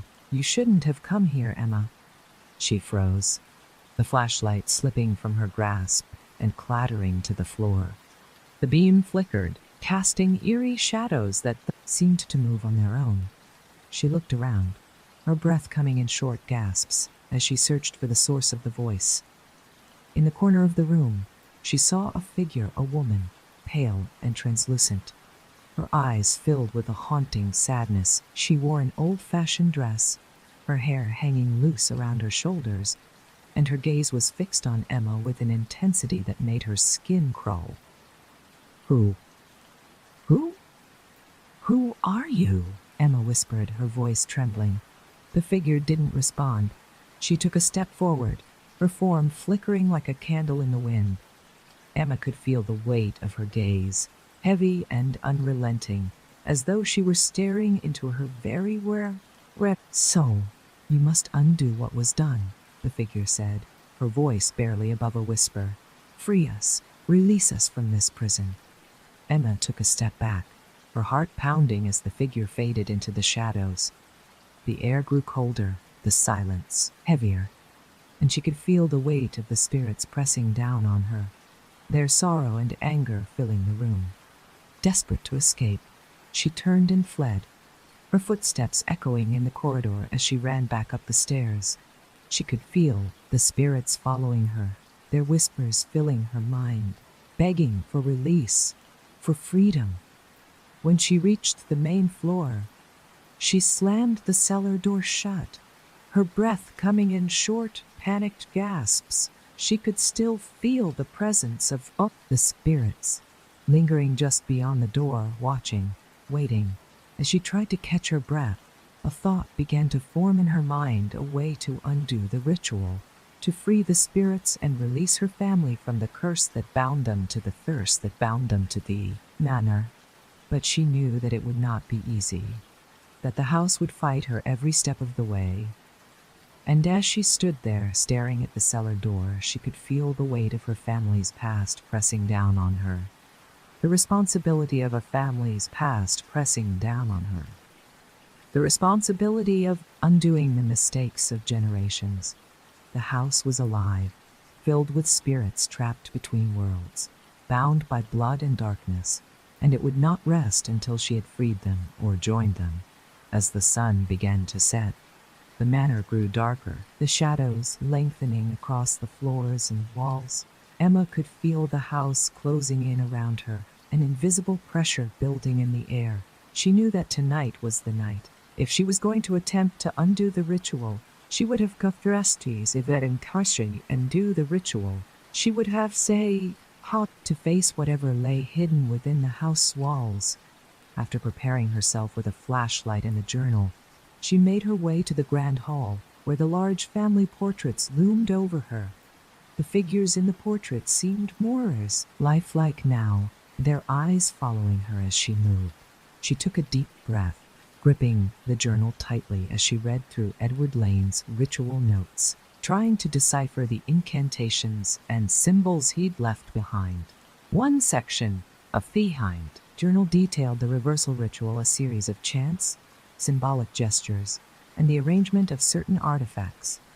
Emma collected what she could find from the cellar, her great-grandfather's belongings scattered through the rooms, and the family heirlooms hidden in the attic. She placed each artifact in the center of the hall, arranging them in the shape of a circle, just as Edward had described. The house was silent, the oppressive stillness pressing down on her like a weight. She took a deep breath, steadying herself as she opened the journal to the final page. The chant was written in a language she didn't recognize, an ancient dialect that felt foreign, yet strangely familiar. Her voice shook as she began to recite the words, her voice echoing through the empty halls. As she chanted, the air grew colder, the temperature dropping so low that her breath became visible in the dim light. The walls seemed to tremble, the shadows flickering as though they were eyes, as though they were alive. A low hum filled the room, growing louder with each verse of the chant, vibrating through her body and setting her nerves on edge. Then, from the darkness, she saw them shadows slipping through the walls. Figures emerging from the rings, floors, their forms indistinct, yet horrifyingly real. They were her ancestors, the spirits bound to the house, their faces twisted in expressions of anguish and despair. They moved toward her, their eyes filled with an ancient sorrow. Their eyes filled with an ancient sorrow, their hands reaching out as though begging for release. Emma continued to chant, her voice growing stronger as she fought to hold her ground. She could feel the weight of their sorrow pressing down on her, a collective grief that spanned generations, a pain that had been passed down through the bloodline. "Please," she whispered, her voice barely audible over the sound of the hum. "Let this be enough. Let this set you free." The shadows began to close in, circling her as she completed the final verse of the chant. The room was filled with a blinding light, a burst of energy that knocked her off her feet, sending her sprawling across the floor. She shielded her eyes, the light so intense that it felt like it was burning through her. When the light faded, the silence returned, more profound than before. Emma opened her eyes, her vision blurry as she struggled to make sense of what had happened. The spirits were gone, the room empty, the air still. She could feel a strange warmth spreading through her, a sense of peace that hadn't been there before. She staggered to her feet, glancing around the grand hall. The portraits on the walls were different, the figures within them no longer looked sorrowful. Their wet faces softened, their eyes free of the anguish that had once haunted them. Emma felt a weight lift from her shoulders, a sense of freedom that had been absent for as long as she could remember. The house no longer felt oppressive. The shadows no longer felt oppressive. The shadows no longer alive with unseen eyes. She had done it. She had freed them. As she made her way back to her room, a soft whisper drifted through the air, gentle and filled with gratitude. "Thank you." Emma smiled, her heart light for the first time since she had arrived. The house was silent now, truly silent, the spirits at peace, the curse lifted. But as she lay in bed that night, a new thought crept into her mind, a question that lingered in the darkness. Was the house truly at peace, or had she merely awakened something far older? something that had been waiting for the bloodline to be freed. With that final thought, she drifted into a deep, dreamless sleep, unaware of the faint shadow that lingered in the corner, watching over her with ancient, unblinking eyes. Welcome to Sleep for Stories. Thank you for joining us on this relaxing and mysterious journey. Let us know in the comments where in the world you're watching from and what time it is for you. If you enjoy these stories, don't forget to subscribe to the channel, give this video a thumbs up, and turn on notifications so you don't miss any future tales. Wishing you a peaceful listening experience and a restful sleep.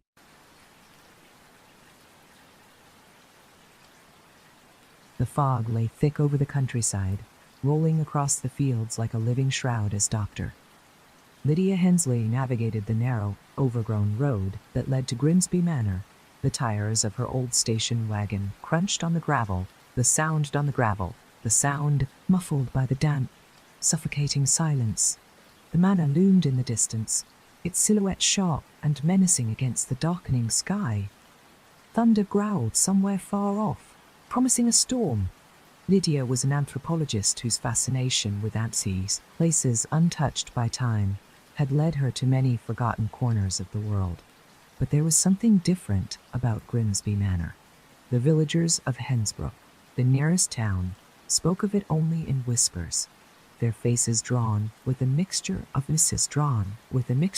fear and superstition. They called it the House of Silent Watchers, claiming that shadows moved when no one was looking, and that the air itself seemed to breathe. As she approached the manor, a chill slithered down her spine. The building stood down her spine, tall and defiant, its stone facade cracked and covered in a web of ivy that seemed to cling to it like a second skin. Shattered windows, some covered with wooden planks, stared out like the empty eyes of a corpse. The front door, an ancient Torres slab of oak reinforced with wrought iron, bore the scars of time and weather. Taking a deep breath, Lydia stepped out of the car. The wind picked up, rustling the leaves of the gnarled oaks that lined the property. Each creak and groan of these branches sounded like a whispered warning. She retrieved her flashlight from her bag, the beam cutting a narrow path through the mist. The silence was almost palpable, heavy with the weight of untold stories. Just another old house. She muttered to herself, but the reassurance felt hollow. She walked up the stone steps, their surface slick with moss and rain, and placed her hand on the door's iron handle. The cold metal bit into her palm as she pushed. The door creaking open with a sound that resonated through the stillness like a drawn-out sigh. The entrance hall was vast, lined with oil paintings whose subjects seemed to follow her with their eyes. Dust-covered chandeliers hung like forgotten relics, their crystals dulled and lifeless. A grand staircase curved up to the second floor, its wooden balustrade carved with intricate designs that time had smoothed and worn away. The air smelled of mildew and something else, something metallic and sharp. Lydia stepped inside, the floorboards creaking under her weight. She paused, straining to listen. The silence pressed down on her, dense and unnatural. Just as she was about to move deeper into the hall, a faint sound caught her attention, a soft, rhythmic thumping, as if something were knocking against the walls in the far reaches of the house. Her heart pounded as she swept her flashlight across the room. The beam revealed a portrait of a stern-faced man with eyes that seemed too lifelike, too aware.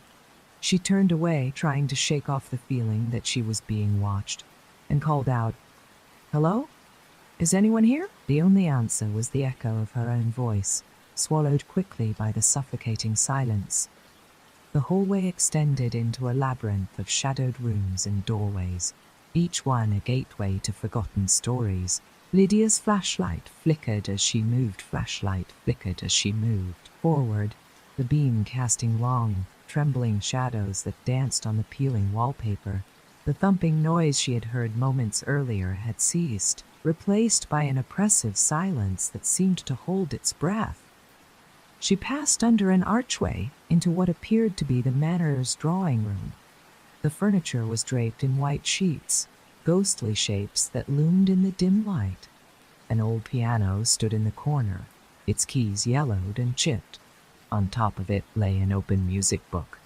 Its keys yellowed and chipped. On top of it lay an open music book, pages fluttering as though stirred by an invisible hand. Lydia's skin prickled, a chill coursing down her spine. The beam of her flashlight caught the glint of something metallic on the floor. Kneeling, she picked up a brass locket, tarnished and cold to the touch.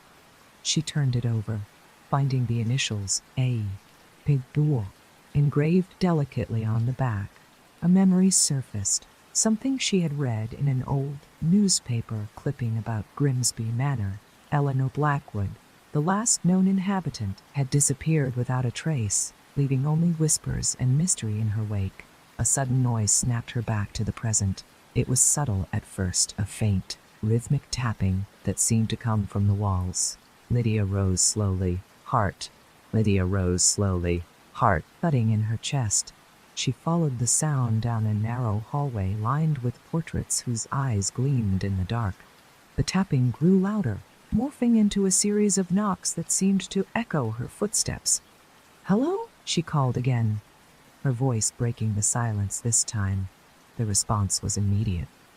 A whisper, so soft it was almost swallowed by the air, drifted past her ear. "Leave before it finds you." Lydia spun around, the flashlight beaming, trembling as it swept across the hallway. There was no one there. The whispers faded, replaced by the slow creak of a floorboard shifting beneath unseen weight. She felt the hair on the back of her neck stand up as if someone were breathing down her neck. Lydia's gaze swept the room, taking in the layers of dust that had settled over furniture frozen in time. An ancient desk stood against the far wall, its surface littered with faded books and a yellowed letter, the ink barely legible. With trembling hands she picked up the letter and read, "Dear Eleanor, the voices grow stronger by the day. Father refuses to leave his study, and Mother weeps through the night. Something lives behind the walls, watching us, waiting. If you find this, do not return. This place is no longer a home. It is a trap. Christopher." The words echoed in her mind, a testament to the terror that had once gripped the house. Suddenly, the air around her shifted, and a faint rustling sound filled the silence, as if someone or something was moving behind the heavy drapes.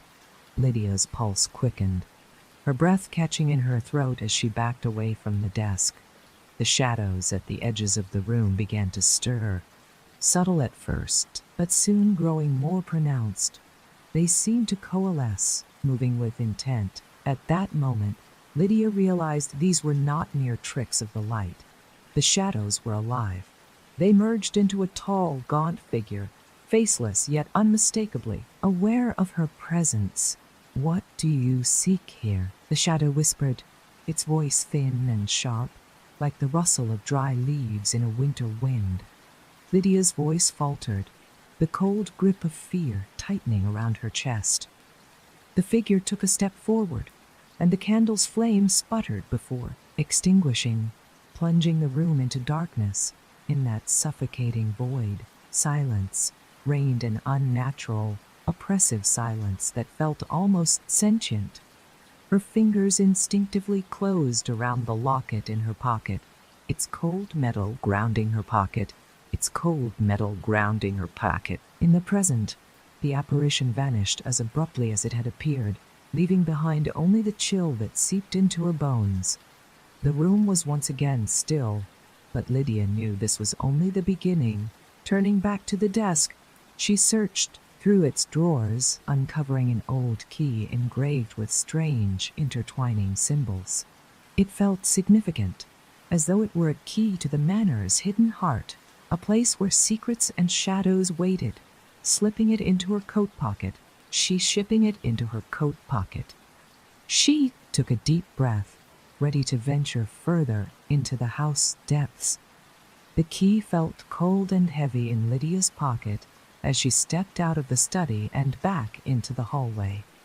The house seemed different now, as if it had sensed her discovery, and if it had sensed her discovery, and shifted in response. The walls, once silent, now hummed with an energy that set her nerves on edge. The air was thick with the metallic tang of rain that had begun to pound against the cracked windows, casting erratic shadows across the room. With each flash of lightning, determined to find what the key unlocked, Lydia moved toward the grand staircase that wound up into the darkened upper floors of the manor. Each step creaked beneath her weight, the sound echoing into the silence. At the top, she paused, straining to hear any sign of movement. A faint whisper seemed to drift from a hallway to her left, just at the edge of hearing. "Find us! Release us!" The voice was neither male nor female, but something ancient, layered with countless echoes. Lydia's breath caught as she turned her flashlight down the hallway. The beam illuminated portraits of the Blackwood family, their faces painted with stern expressions that seemed to come alive under the flickering light. One portrait in particular caught her attention, a young woman with a locket identical to the one in Lydia's pocket. Her eyes, rendered in deep blues, seemed to glisten with a hidden emotion, fear. A sudden noise behind her made Lydia spin around, heart thundering in her chest. The door to one of the rooms had creaked open, revealing only darkness within. She hesitated, every instinct screaming at her to turn back, but the pull of the mystery was too strong. She stepped inside, the smell of damp and decay closing around her like a shroud. The room was a bedroom, once luxurious, but now reduced to a shell of its former grandeur. The canopy bed was draped with tattered fabric, and the dresser was cluttered with what trinkets that had long lost their luster. But it was the large, gilded mirror on the far wall that drew her attention.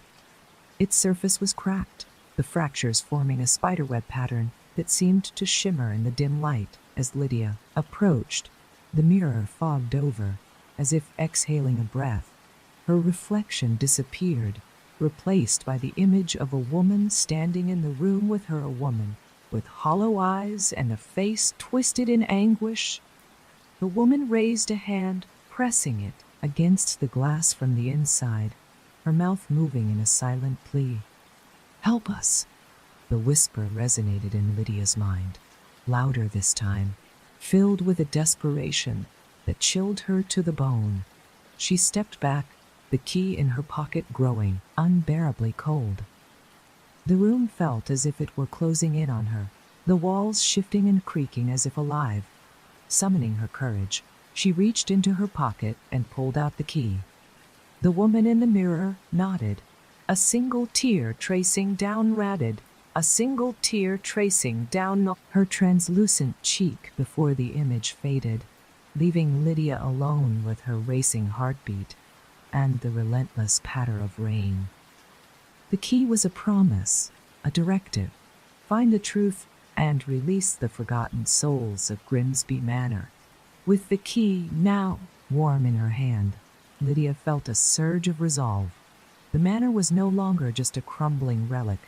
It was a maze of secrets holding stories that had yearned for centuries to be uncovered. She glanced at the cracked mirror one last time before stepping back into the hallway. The soft murmurs of voices lost, pleading followed her as she moved. As she traced her steps along the corridor, Lydia noticed a peculiar pattern in the wallpaper, an intricate motif of vines that seemed to writhe,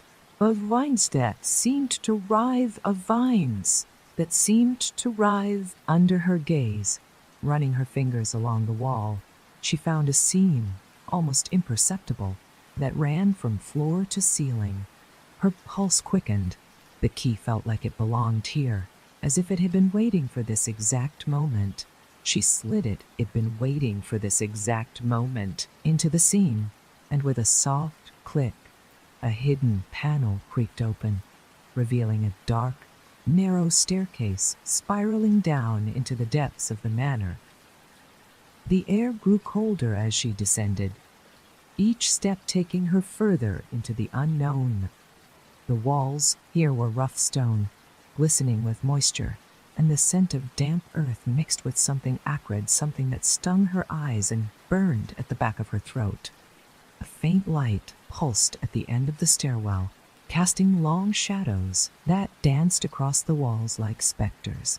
At the bottom, she emerged into a chamber unlike any she had seen. The room was vast, lined with stone pillars that reached up to a ceiling, lost in darkness. On the far side, an altar stood, carved her healing, lost in darkness. On the far side, an altar stood, carved with the same symbols as those etched on the key. Surrounding the altar were statues, each depicting figures frozen in expressions of terror and grief. Lydia's flashlight flickered as she moved closer, revealing more of the chamber. Ancient runes carved into the stone glowed faintly, casting an eerie blue light. She could hear whispers, distinct now, rising and falling like a tide. Find the truth. Free us from silence. The voice was louder now, resonant and sorrowful. Lydia's. Resonant and sorrowful Lydia's. Heart ached with the weight of their suffering. She reached out to touch the altar, and the room seemed to come alive. The statues' faces contorted, mouths opening in silent screams. The air crackled with energy, and shadow unfurled from the darkness, coalescing into a towering figure with eyes that burned like embers. "You dare disturb the silence?" the figure intoned, its voice deep and reverberating. The room shook with the force of its presence, and Lydia staggered back, fear rooting her to the spot. "I'm here to release you," Lydia said, voice trembling but resolute. She raised the locket and the key, their surfaces now glowing with a light that pulsed in rhythm with her racing heart. The figure hesitated, its eyes narrowing as it surveyed her. For a moment, the chamber was deathly still, the weight of centuries pressing down on both. Then, slowly, the figure's form began to waver, the burning eyes softening to an almost human sorrow. "Then speak the truth," it said, voice echoing into silence. Lydia took a deep breath, feeling the whispers around her merge into one harmonious plea. She knew now what she had to do. The chamber pulsed with an unnatural energy, the runes on the altar glowing brighter as Lydia stepped closer. The whispering voices around her merged into a single, rhythmic mic chant, their tone urgent and filled with both hope and dread. She held the key and the locket tightly, feeling their combined warmth seep into her skin. "Speak the truth," the shadowy figure urged, its form flickering between solidity and shadow, as if caught between realms. Lydia's mind raced, piecing together the fragments she had uncovered.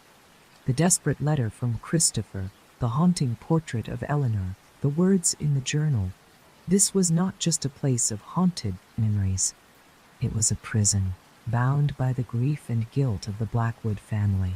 They had conducted a ritual to bind something unspeakable, but in doing so, they had trapped themselves and countless others in a cycle of silence and torment. She stepped forward, her voice steady despite the fear coursing through her veins.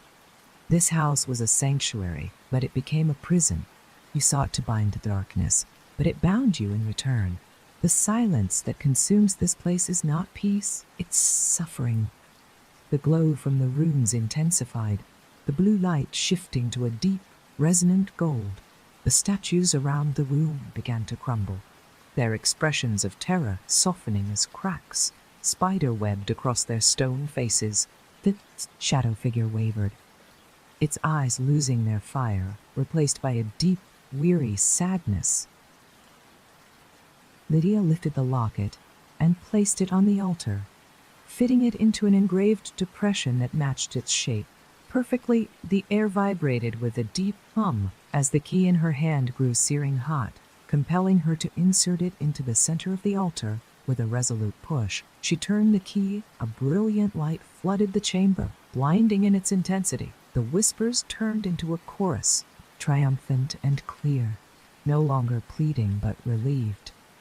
The shadow figure let out a final, breathless sigh and dissolved into the light, its forms scattering into fragments that shimmered like fireflies before vanishing. The room quaked as the energy released surged through the walls, shaking dust from the ceiling and causing cracks to splinter outward. Lydia felt herself pulled back, as though the very air was pushing her away. She stumbled, catching herself on one of the stone pillars as the light engulfed the entire chamber.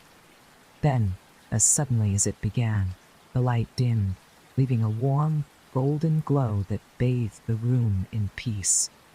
The statues were gone, replaced by gentle, undisturbed stone. The oppressive weight that had haunted the manor lifted, replaced by a serene, almost sacred silence. Lydia stood in the now quiet chamber, her breath steadying as the warmth of the released energy wrapped around her like an embrace. The key and the locket were around her like an embrace, gone, melted into the altar itself, leaving behind only the symbols that no longer glowed but lay dormant, their purpose fulfilled. She climbed the spiral staircase back to the main floor, each step lighter than the last. The manor seemed transformed. The air was no longer heavy, and the dark corners were just that, corners, no longer hiding unseen eyes.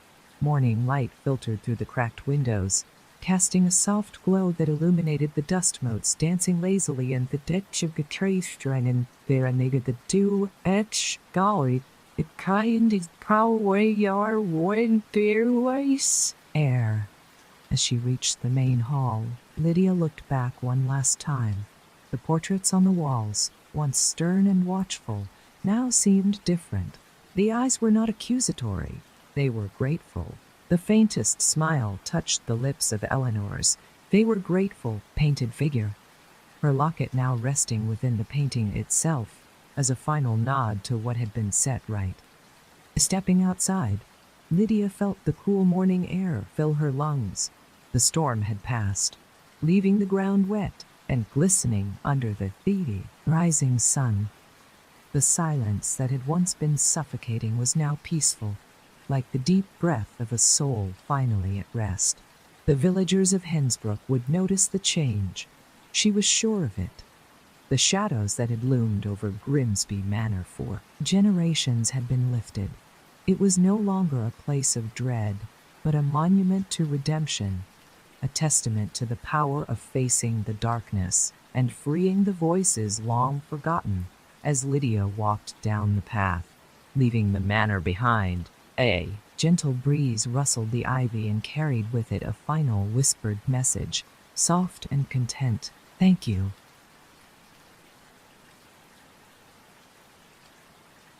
Mira Thompson had always been fascinated by the forgotten corners of history. As an archivist, she prided herself on uncovering the stories hidden in dusty tomes and ancient scrolls. So when she received a cryptic letter inviting her to the Scrolls, long-abandoned Ashwick Library, she couldn't resist. The letter was written in an elegant hand and sealed with red wax that bore an unfamiliar sigil. The knowledge you seek lies in the halls of Ashwick, but beware the silence guards its secret secrets. Well, Ashwick Library was the stuff of local legend, an architectural marvel that had once been the pinnacle of scholarly pursuit before a fire nearly consumed it. The blaze had left much of the building intact, but had claimed the lives of several librarians and scholars. It was said that their voices still echoed in the halls, caught between the pages they had once cherished.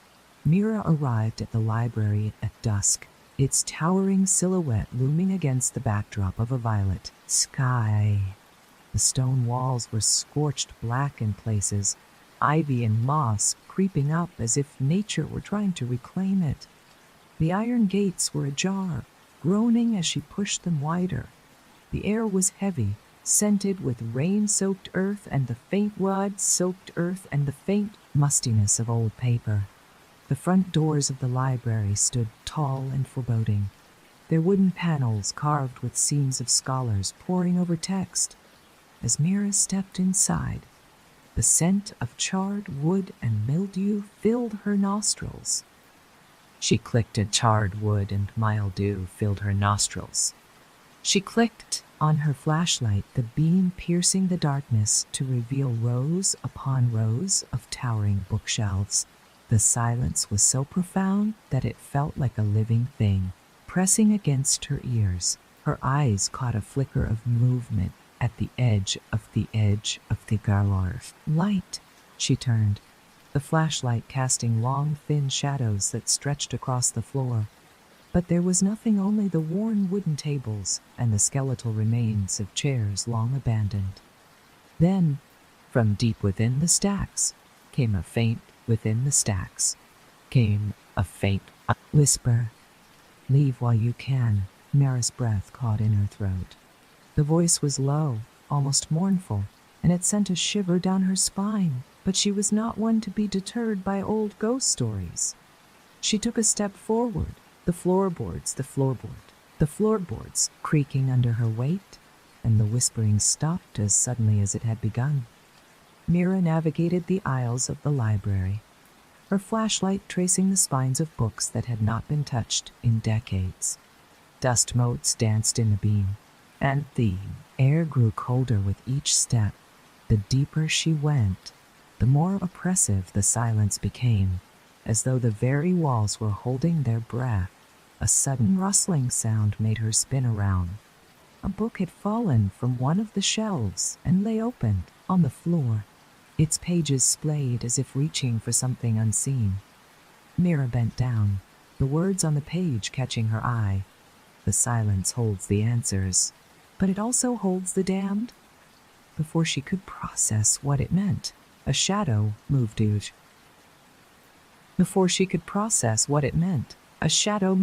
at the end of the aisle.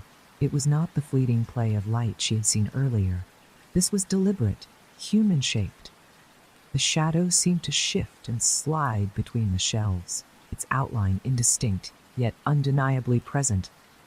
"Is someone there?" Mira called out, her voice swallowed by the cavernous silence. The shadow paused, then moved closer. She felt a chill pass through her, like the breath of winter against her skin. The shadow stopped just beyond the reach of her light, and she cried, "Guirek, it's just Sheik." The shadow stopped just beyond the reach of her light, and she could make out the faint, translucent outline of a figure in scholarly robes. Its face was obscured, but its eyes glowed faintly, like embers. It raised a hand and pointed to a book on a nearby shelf before vanishing into the darkness. Mira's heart thudded in her chest as she approached the indicated book. The leather cover was cracked and aged, and when she opened it, she found the words written in hurried, scrawled handwriting. "We tried to contain it. We failed. The silence is no longer ours to command." A sudden wind swept through the aisle, blowing her hair back and scattering loose papers. The whispering voices returned, now a chorus of warnings and pleas. Mira felt the urge to run, but forced herself to stay. There was more to uncover, and she was too close to turn back. The whispers subsided, leaving a heavy stillness that pressed against Mira like a physical force. She clutched the book in her hands, the leather warm to the touch, as if imbued with a life of its own. The library felt different now, more alive, as though it had awakened to her presence. She scanned the rows of towering shelves, each aisle a dark tunnel that seemed to lead nowhere and everywhere, all at once. As she stepped deeper Into the library, the air grew colder, biting at her skin. Her flashlight's beam flickered, casting erratic shadows that moved in unnatural ways. The floor creaked underfoot, the sound sharp and intrusive in the suffocating silence. Mira's pulse quickened, the rhythmic thudding in her chest the only sound that assured her she was still alive. She reached a rotunda in the center of the library, a vast open space surrounded by bookshelves that climbed up the walls like sentinels. Its heart was a circular table with an intricate design etched into its surface, symbols and lines that seemed to shimmer when she moved the flashlight over them. The ceiling above was domed, cracked in places to reveal glimpses of the stormy sky. Outside, lightning illuminated the space briefly, casting the etchings in an eerie, silvery glow. Mira traced the symbols with her fingertips, feeling a subtle warmth emanate from them.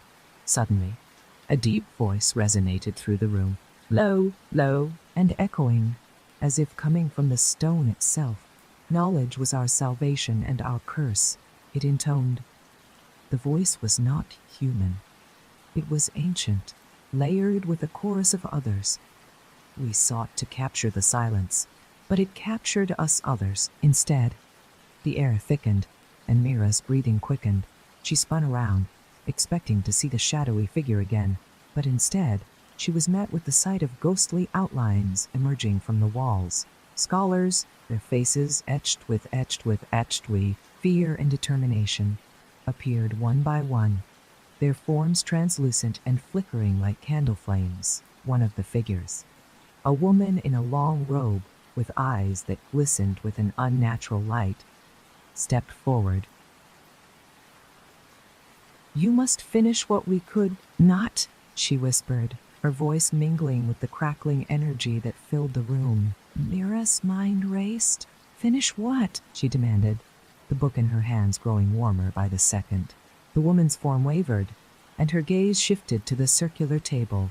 "The silence must be broken," she said, "or it will claim you, as it did us."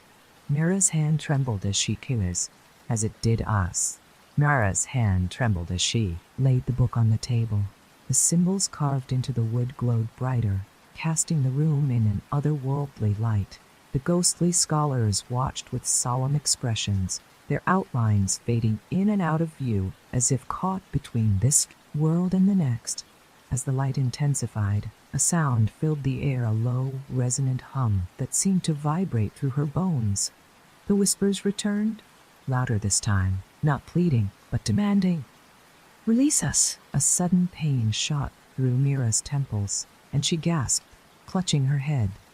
Images flooded her mind, flames licking at shelves, scholars chanting in desperation, and a darkness that slithered between them like a living thing.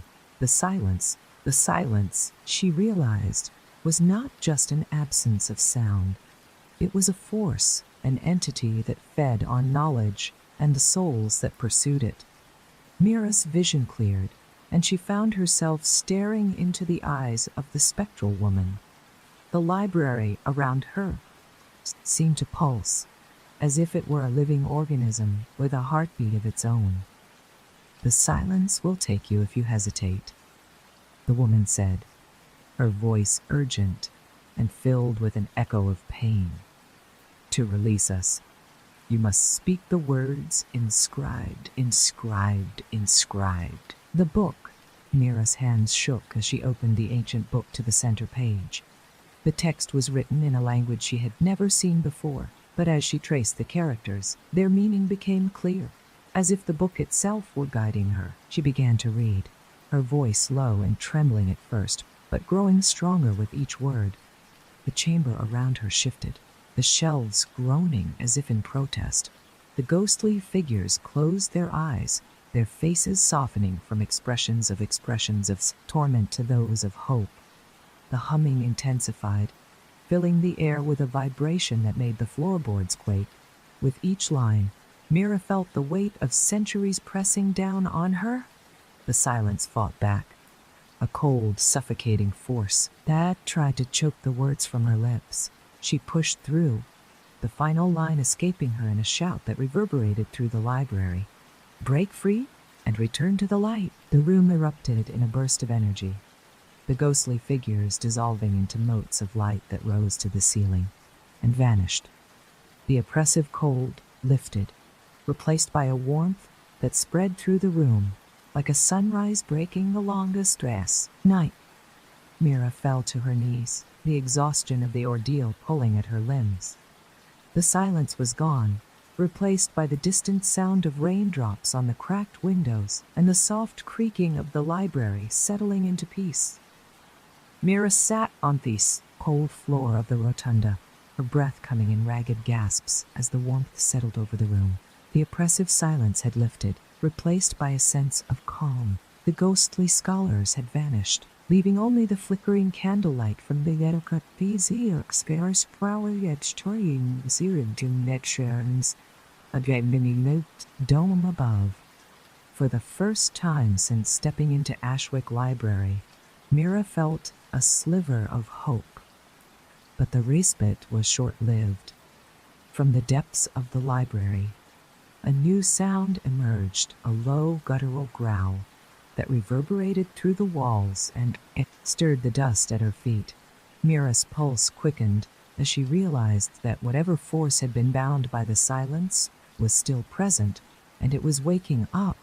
A shadow moved across the far wall, large and sinuous, like a serpent sliding through water. The ground beneath her feet trembled, and the symbols on the table dimmed, as if being swallowed by an unseen force. Mira scrambled to her feet, the ancient book clutched tightly in her hands. "You dare disturb the balance?" A voice, deep and guttural, filled the room. It was not like the whispers she had heard before. This voice carried with it the weight of ages. Raw and unforgiving, a figure began to materialize from the shadow, taking on a form that was both human and monstrous. Its eyes glowed a fierce, unnatural white, and its limbs were elongated, fingers curling like the claws of a bird of prey. The entity stood at the edge of the rotunda, watching Mira with a cold, calculating gaze. Mira, with a cold, calculating gaze, took a shaky step back. "I did what I had to. The souls trapped here deserve to be freed." The entity tilted its head, an unsettling grin spreading across its face. "And what of the price, mortal?" "Knowledge is never given freely." Mira's mind raced. The entity's presence exuded power, a force that resonated deep within her bones. She realized that it was more than just a guardian. It was the embodiment of the silence itself, the keeper of secrets that refused to be forgotten. She glanced at the book, its pages now blank as though it had given all it could. The scholars' voices, their warnings, echoed in her mind. To break the silence was to release its grip, but there was always a cost. The realization hit her like a blow. The entity was bound to the silence, and now that it had been disrupted, it sought to reclaim its hold. "There must be another way," she whispered, more to herself than to the creature. The entity stepped forward, its movement fluid and silent. "There is always a way, but are you prepared to pay it?" Before she could respond, the floor beneath her cracked, a deep fissure snaking its way toward her feet. The ground trembled as a cold wind swept through the library, extinguishing the flickering lights and plunging the room into near darkness. Mira's heart raced as the entity closed the distance between them. It extended a clawed hand, and with a voice like thunder, it spoke. "Sacrifice the key, or remain here as part of the silence forever." She glanced at the key embedded in fear, as part of the silence forever. Altar, its glow fading. The choice before her was stark. Remove the key and risk losing herself to the silence, or leave it and let the library's curse continue. The room quaked as Mira steadied herself. The entity's eyes locked on her with a predatory focus.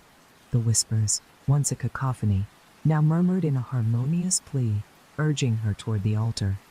She reached out, the heat of the key pulsating against her fingertips as she wrapped her hand around it. Time seemed to slow as around it. She pulled the key free. The room erupted with a blinding light, the sound of splintering stone and cracking wood filling the air. The entity let out a guttural roar, its form dissolving into shadow and light, spiraling upward and dissipating into shadow and light, spiraling upward and dissipating into the darkness above. Mira fell backward, shielding her eyes as the energy surged around her. The warmth of the light seeped into every corner of the library, casting out the cold and filling the room with an almost tangible peace.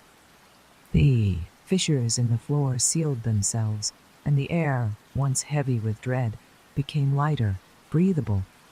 The ghostly scholars reappeared, their forms now serene and translucent, no longer bound by fear or anguish. The woman who had guided Mira stepped forward, her expression soft and grateful. "You have done what we could not," she said, her voice a whisper that carried the weight of freedom. "The silence has been broken, and the curse is lifted." Mira's chest swelled with a mix of relief and exhaustion. She watched as the spectral figures began to fade, their forms dissolving into motes of light that floated upward and disappeared through the cracks in the ceiling, carried away on an unseen wind. As the last of the scholars vanished, the library seemed to sigh, settling into a state of stillness that felt peaceful rather than suffocating. Mira stood, her legs shaky but steady. The book in her hands was now blank, its purpose fulfilled, and the key once was now blank, its purpose fulfilled, and the key, once a symbol of imprisonment, lay cool and inert on the altar. She made her way back to the entrance, the storm outside having calmed to a gentle patter of rain. Stepping out into the dawn's light, Mira took a deep breath, the fresh air filling her sighs, filling her lungs and clearing the last remnants of fear. The knowledge she had gained came at a price, but the silence of Ashwick Library was no longer a prison.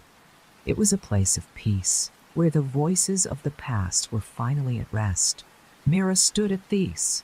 Mira stood at the past were finally at rest. Entrance of Ashwick Library, the early morning light casting long golden rays across the grounds. The once oppressive silence that had enveloped the estate was replaced by the gentle hum of life returning. Birds chirped softly from the treetops, and the scent of rain-soaked earth mingled with the crisp, fresh air. She glanced back at the library, now more than just an architectural relic. It was a monument to the souls who had once been trapped within. Their whispers no longer would those be ingratitudes and why.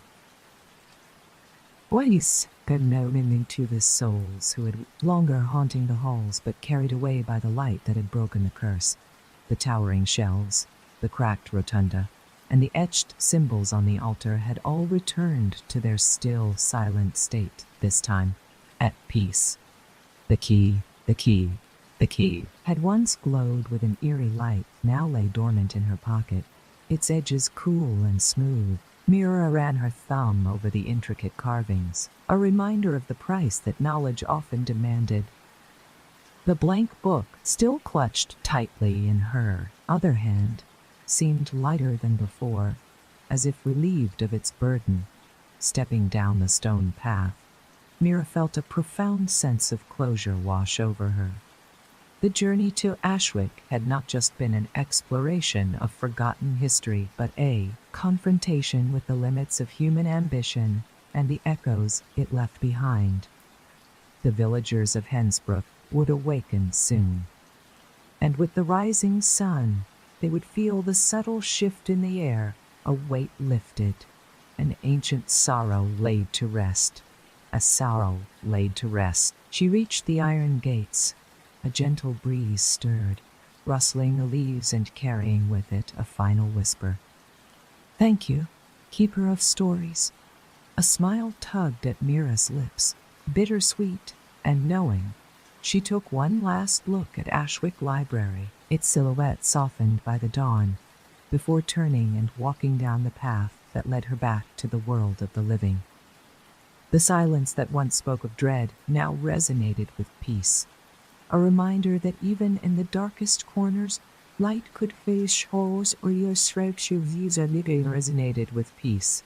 A reminder that even in the darkest corners, light could break through, and the voices that once cried out in anguish could find their rest.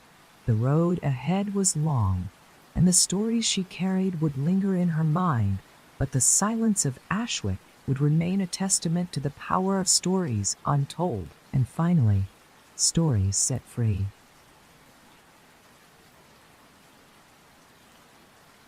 The invitation arrived on a rainy afternoon, sealed with a wax emblem that sent a shiver down Eleanor Price's spine. As a historian specializing in the paranormal, she had explored abandoned manors, forgotten churches, and once even a sunken ship, but nothing had ever intrigued her like the tales of Eldermire Asylum. It was said that the patient's spirit still roamed its halls, bound by a collective agony that had never been resolved. The letter was succinct.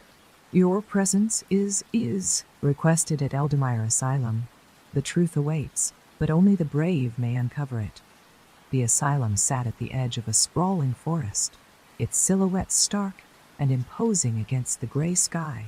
Ivy snaked up the cracked stone walls, and the once grand windows were shattered or boarded up, casting the inside in perpetual gloom.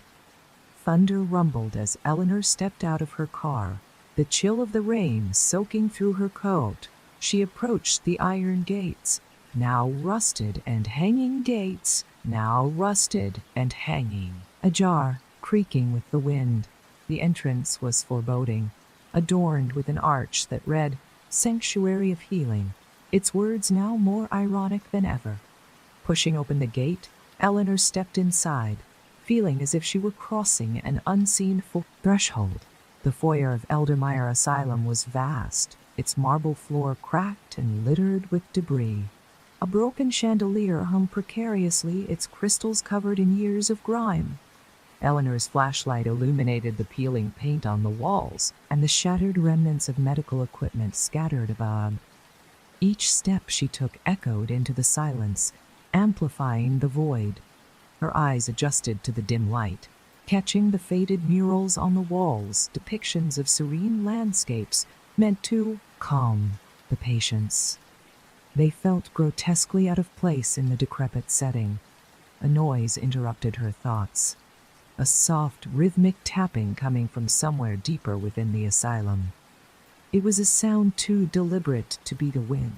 She followed the corridor, her heartbeat sensing with the tapping. The hallway was lined with patient rooms, their doors either wide open or hanging from broken hinges. She peeked inside one, the smell of mildew and decay making her wrinkle her nose. Rusted bed frame sat in the middle, its sheets shredded and darkened with stains. She didn't want to identify. The tapping grew louder, coming from a room at the end of the hall. The door was marked with the number 217. Its paint chipped and faded. Eleanor reached out, the wood cold beneath her fingertips.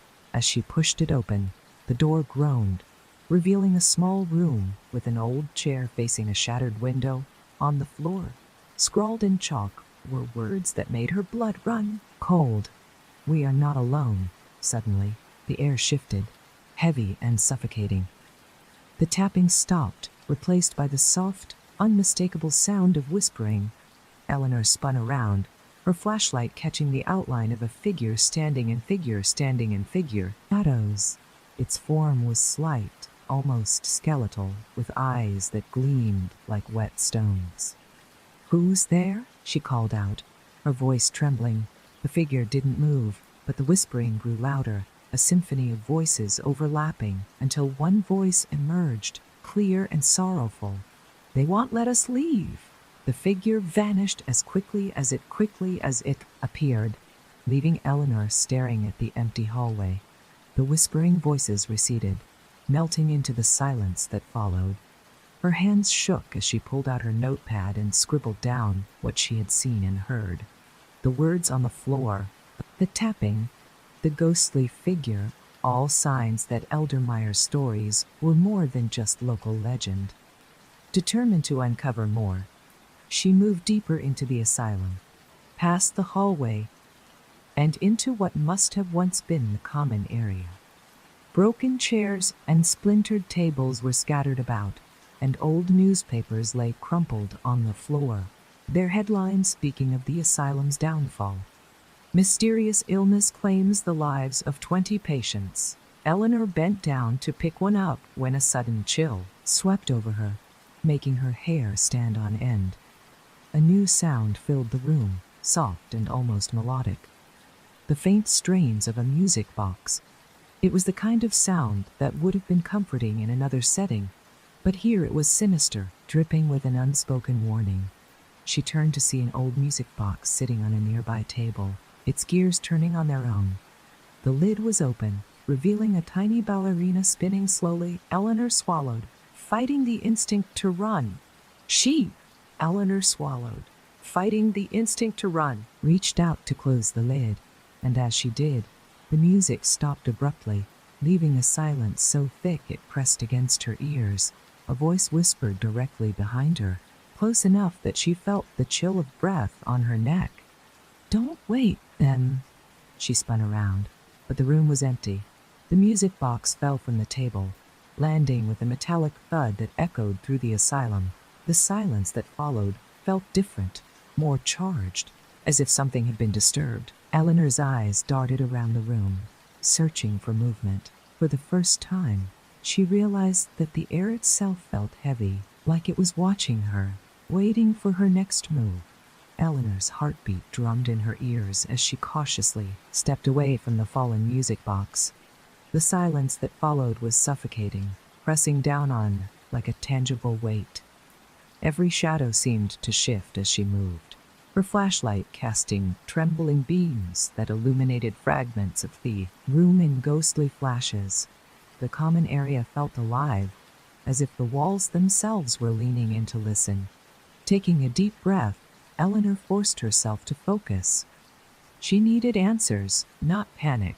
Her eyes swept the room, landing on a doorway, partially concealed by a fallen curtain. The worn sign above it read, Ward CC. Its letters faded and cracked. Ward C, she recalled from her research, was reserved for the most severe cases, the patients who had been too far gone for any semblance of normal treatment. The rumors said that none who entered Ward C ever truly left. She pushed through the heavy curtain, her flashlight beam slicing through the dark. The corridor beyond was narrower, the air colder and tinged with an acrid, metallic scent. Rusted gurneys lined the hallway, their wheels frozen in place with years of grime. The walls were covered in peeling paint, and beneath the layers, faint marks were visible scratches that formed words and symbols, Eleanor's and symbols. Eleanor's breath caught in her throat as she recognized them, as desperate messages scrawled by hands long gone. Help us, no escape, and silence feeds. A sudden noise shattered the silence, a dragging, shuffling sound, like feet scraping against the floor. It came from deep within the ward, a rhythmic, deliberate pace that made her skin crawl. She took a tentative step forward, her flashlight shaking as she lifted it to illuminate the path ahead. Stay. The word drifted out of the dark. Ahead. Stay. The word drifted out of the dark, drawn out and hoarse. It was followed by a slow, wet exhale that seemed to suck the warmth from the air around her. Eleanor froze, eyes darting into the shadows, searching for the source. The shuffling stopped, and for a moment the only sound was the ragged draw of her own breath. Then, just at the edge of her light, a figure emerged. It was a man, or what had once been a man tall, with a gaunt frame and eyes sunk deep into hollow sockets. His hospital gown yellowed with age, clung to his skeletal frame, and his arms dangled limply at his sides. The man's head tilted, eyes locking onto hers with an intensity that made her blood run cold. He took a step forward, the dragging sound resuming as he moved. "They don't want you here," he said, each word punctuated with a rasp that grated against her nerves. Eleanor's legs felt like lead, refusing to obey her urge to run. She forced herself to speak, her voice barely a sanctuary, whisper. "Who are you? What happened here?" The man's mouth opened, but no words came out, only a deep, guttural groan that filled the corridor. He lifted a hand and pointed behind her, toward the far end of the hallway where a door stood slightly ajar, bathed in a soft, unnatural glow. The marks on the walls seemed to writhe, moving in response to the light. Turning to follow his gesture, Eleanor felt a rush of air pass her, cold and sharp, as if someone had brushed by at an impossible speed. The man was gone, leaving only the echoes of his warning behind. With each step toward the glowing door, the temperature dropped further, and a fine mist began to gather along the floor, curling around her ankles like fingers. The light spilling from the room was not warm, but pale and sickly, casting long, distorted shadows that twisted as she approached. Eleanor pushed the door open, revealing a room that was both pristine and wrong. Unlike the rest of the asylum, which had decayed with time, this room looked decayed with time. This room looked untouched. White sheets covered the furniture, and a small table stood in the center, holding a gramophone that spun silently, its needle hovering just above a record. The walls were lined with shelves that held jars filled with dark, viscous liquid, each containing small slips of paper that appeared to have writing on them. Her eyes narrowed as she stepped closer, the cold seeping deeper into her bones. The silence was absolute, broken only when she brushed against the gramophone and the needle dropped. A voice filled the room, cold and mechanical, yet eerily familiar. "In silence we find refuge, but in the silence we are bound to break the curse. One must listen beyond the whispers." The record stopped, and the light in the room flickered. The slips of paper in the jars began to move, pressing against the glass as if reaching for release. One jar fell, shattering at her feet and sending the dark liquid pooling around her boots. The slip of paper unfurled, revealing words scrawled in a hurried hand. "Listen, and we shall speak." The room quivered, and Eleanor heard the whispers return, not just as a distant noise, but as clear, distinct voices. They spoke of the past, of experiments, of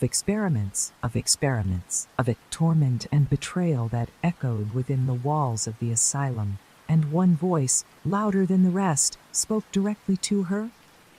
"Find the truth or share our fate." The words resonated deep within her, and she understood what she had to do. Asylum was not just haunted. It was a prison for souls trapped by silence and the horrors that had transpired. The only way to set them free was to confront the heart of the curse, the very reason Eldermeyer had fallen. She turned toward the shelves, eyes settling on the largest jar at the center, its liquid glowing faintly. Inside was a final slip of paper, folded tight. She reached out, fingers brushing the cold glass, ready to release what had been hidden for too long. Eleanor's fingers brushed against the cold, glass surface of the jar. The liquid inside shimmered with a subtle luminescence, and the slip of paper seemed almost alive. Trembling at her touch, taking a deep breath, she lifted the jar from the shelf. The whispers around her grew louder, overlapping until they became a near-deafening chorus. The room pulsed with an energy that made the hairs on her arms stand on end. She carefully removed the lid, and the liquid inside released a chilling vapor that filled the room with a metallic tang. The slip of paper unfolded itself, revealing words scrawled in a jagged, desperate script. The silence is broken when truth is spoken. A sudden wind surged through the room, extinguishing the pale light and leaving only the faint glow of the jars to illuminate the space. Eleanor's heart pounded as the air thickened, pressing down on her chest. The walls seemed to close in, the whispers now morphing into anguished feeble cries. Out of the corner of her eye, she saw movement, the figures of patients and staff, translucent and drenched in shadow, appeared one by one around the room. Their faces were twisted with pain, their mouths moving soundlessly as they reached for her. The voice from the gramophone echoed again, louder this time. In the heart of silence, only the brave can release us. The realization dawned on Eleanor. This room was not just a place for recording the past. It was the heart of the asylum, where the essence of the silence was strongest. Whatever force had bound these souls here, it had left a piece of itself in this very room. She stepped toward the center of the room, where the gramophone sat motionless, as if no, how D, and there is Kiri. It's a to use functionally in Vivan, round the but in gramophone. I know, I chew. Sensing her resolve, the shadowy figures withdrew, their eyes watching her with an intensity that sent shivers down her spine. Eleanor placed the slip of paper on the turntable, and the whispers hushed, replaced by an expectant silence, with whispers hushed, replaced by an expectant silence. With trembling hands, she set the needle back on the record. The gramophone crackled to life, and a voice familiar, commanding, yet broken by sorrow, filled the room. To break the silence, one must speak the name of the one who bound us. Eleanor's mind raced. The records she'd read, the stories whispered in the town. There was one name that had been mentioned only in hushed tones. Dr. Alistair Carrington, the asylum's last director. He had disappeared the night the asylum fell into chaos, and his name had become synonymous with the darkness that haunted Eldemire. Dr. Carrington, she whispered, her voice barely audible. The reaction was immediate. The walls shuddered, and the jars shattered one by one. Their jars shattered one by one, contents spilling onto the floor and evaporating into tendrils of mist. The figures around her raised their faces, expressions of torment softening into relief. The cries ceased, replaced by a gentle hum that resonated through the room. A final hum that resonated through the room. A final shadow emerged from the far corner. A man, tall and gaunt, with hollow eyes that glistened like black glass. He stepped forward, his face expressionless as he regarded her. "You have spoken the name," he said, voice deep and echoing. "Feel," said, voice deep and echoing. Silence no longer binds us. The man's form began to waver, breaking apart into fragments of light that drifted upward, joining the other souls as they ascended through the cracked ceiling and into the morning sky. Eleanor felt a rush of warmth wash over her, lifting the weight that had suffocated her since she'd entered the asylum. The room brightened, sunlight breaking through the storm clouds outside and filtering through the shattered windows. The cold mist dissipated, leaving the room filled with the soft glow of dawn. As the last fragments of light faded into the ceiling, the room settled into an eerie calm. The heavy silence that had once threatened to crush Eleanor was now replaced by a profound stillness, peaceful and tranquil, and sticky. This is peaceful and almost sacred. The gramophone, now quiet, sat motionless on the table. Its purpose fulfilled, the shattered remains of the jars were scattered around her, the dark liquid evaporating into thin air. Eleanor took a deep breath. The first that felt truly free since she'd stepped into Eldemire Asylum. The pale glow of morning seeped through the cracked walls, casting golden light across the room. The shadows that had once danced menacingly now lay still, lifeless. She glanced around, expecting to see one last figure, a remnant of the past that might refuse to let go, but there was only the soft murmur of the wind. The asylum had become just an empty, decrepit building once more, its power broken and its ghosts released. As she made her way back down the corridor, past the remnants of Ward C, she noticed how different the air felt. It was lighter, as if the very walls had exhaled. The scratches on the walls no longer shifted or moved. They were simply marks left by those who had once struggled within these confines, now part of history rather than horror. Eleanor stepped through the entrance hall. Past the fallen chandelier and broken furniture, the iron gates creaked open without resistance, as if welcoming her departure. She turned back one last time, looking at Eldermeyer Asylum, now bathed in the soft glow of dawn. It was no longer a place of torment, but a monument to resilience, to the souls that had been bound and were now free. The whisper of a breeze brushed past her, carrying with it a faint echo. "Thank you." A smile touched her lips as she walked away, the rising sun casting a shadow long and far. She knew that Eldermeyer would remain a story to tell, a place marked by tragedy but now at peace, and she, Eleanor Price, would carry its story with her, a testament to the power of courage, truth, and the breaking of silence. The road ahead was clear, the weight on her heart lifted. She took one last deep breath and stepped into the light, leaving the echoes of Eldermeyer behind. Welcome to Sleep for Stories. Thank you for joining us on this relaxing and mysterious journey. Let us know in the comments where in the world you're watching from and what time it is for you. If you enjoy these stories, don't forget to subscribe to the channel, give this video a thumbs up, and turn on notifications so you don't miss any future tales. Wishing you a peaceful listening experience and a restful sleep.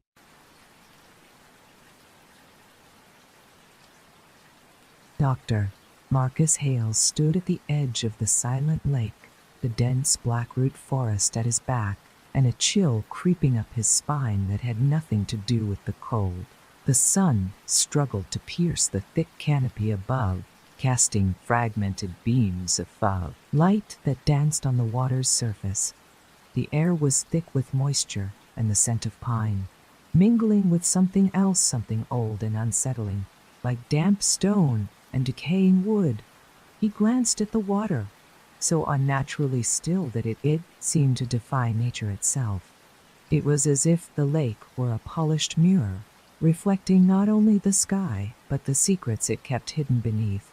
The legend of the silent lake was one he had encountered many times in obscure journals and half-told campfire tales, stories of a once thriving village that had disappeared overnight, swallowed by the lake's dark embrace, leaving only the echoes of its people behind. No bodies, no ruins, just whispers that rode the wind and an eerie silence that had kept locals away for generations.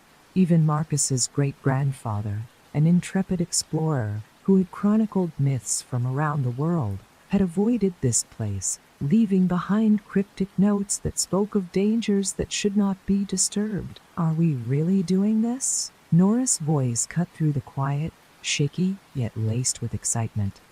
The investigative journalist had a knack for finding stories that made most people's skin crawl. She clutched her notebook tightly, eyes wide as she scanned the dark water. Elena, the underwater archaeologist whose reputation for bravery was unmatched, shot Nora a grin. "What's the matter, Nora? Finally found a ghost story that scares you?"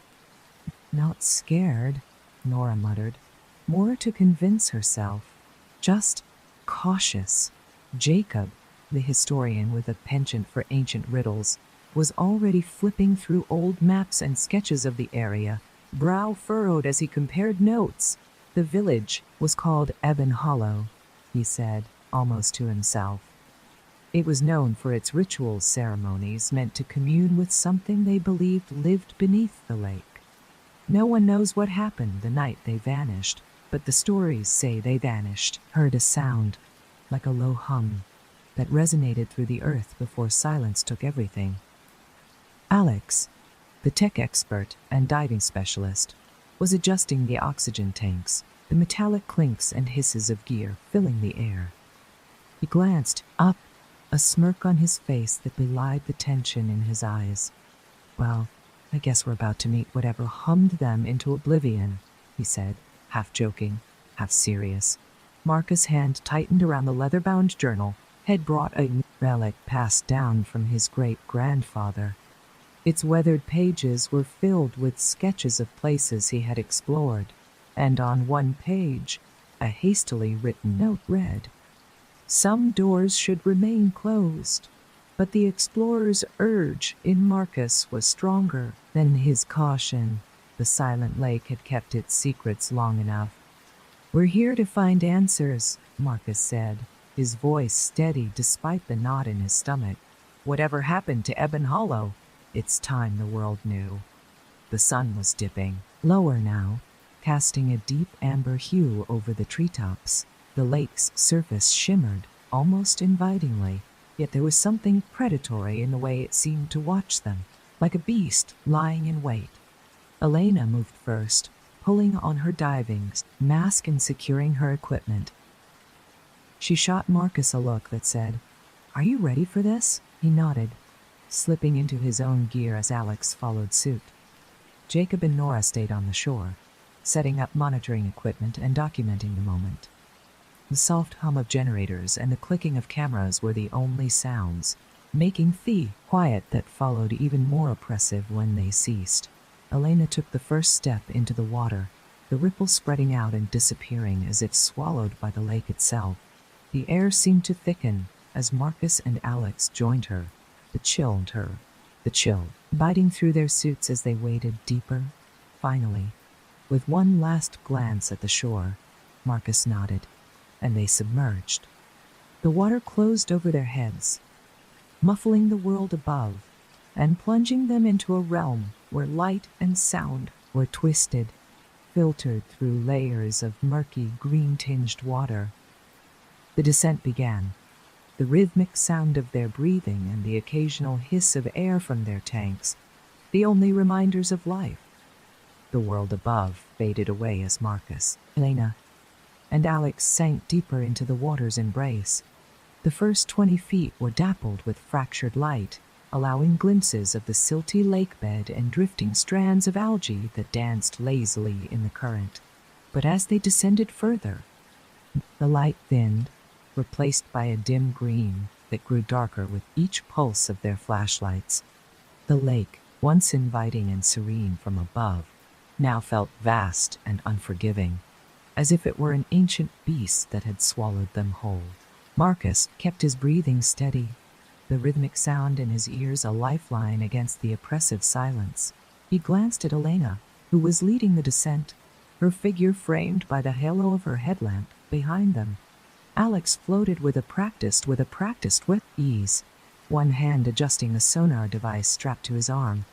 The device emitted a low ping that resonated through the water, mapping their surroundings and searching for anomalies.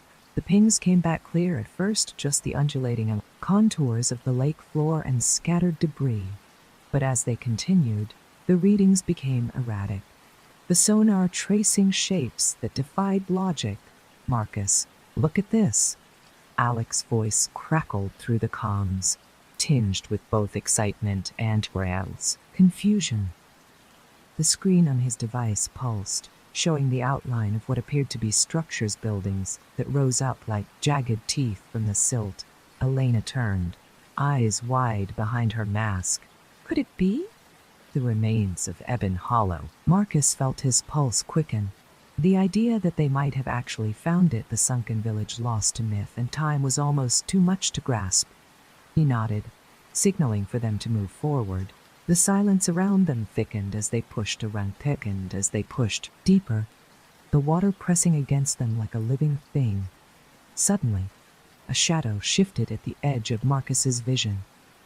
He turned his flashlight, the beam cutting through the murk to reveal the silhouette of what could only be a crumbling stone wall covered in dark, undulating moss. Just beyond, more structures materialized, outlines of cottages, and what looked like a small chapel, their shapes blurred and softened by decades beneath the lake. The village was eerily preserved, as if waiting for someone to find it. The comms crackled again, this time with Nora's voice from the shore. "We're picking up some strange readings from your location. There's a shift in the magnetic field. Are you guys seeing anything unusual?" Marcus hesitated, eyes darting to the ruins around them. Define unusual. There was a pause, followed by Jacob's voice, low and serious. "Just be careful. If the stories are true, the village wasn't just lost to a flood. Something else kept up Ulwood. It buried."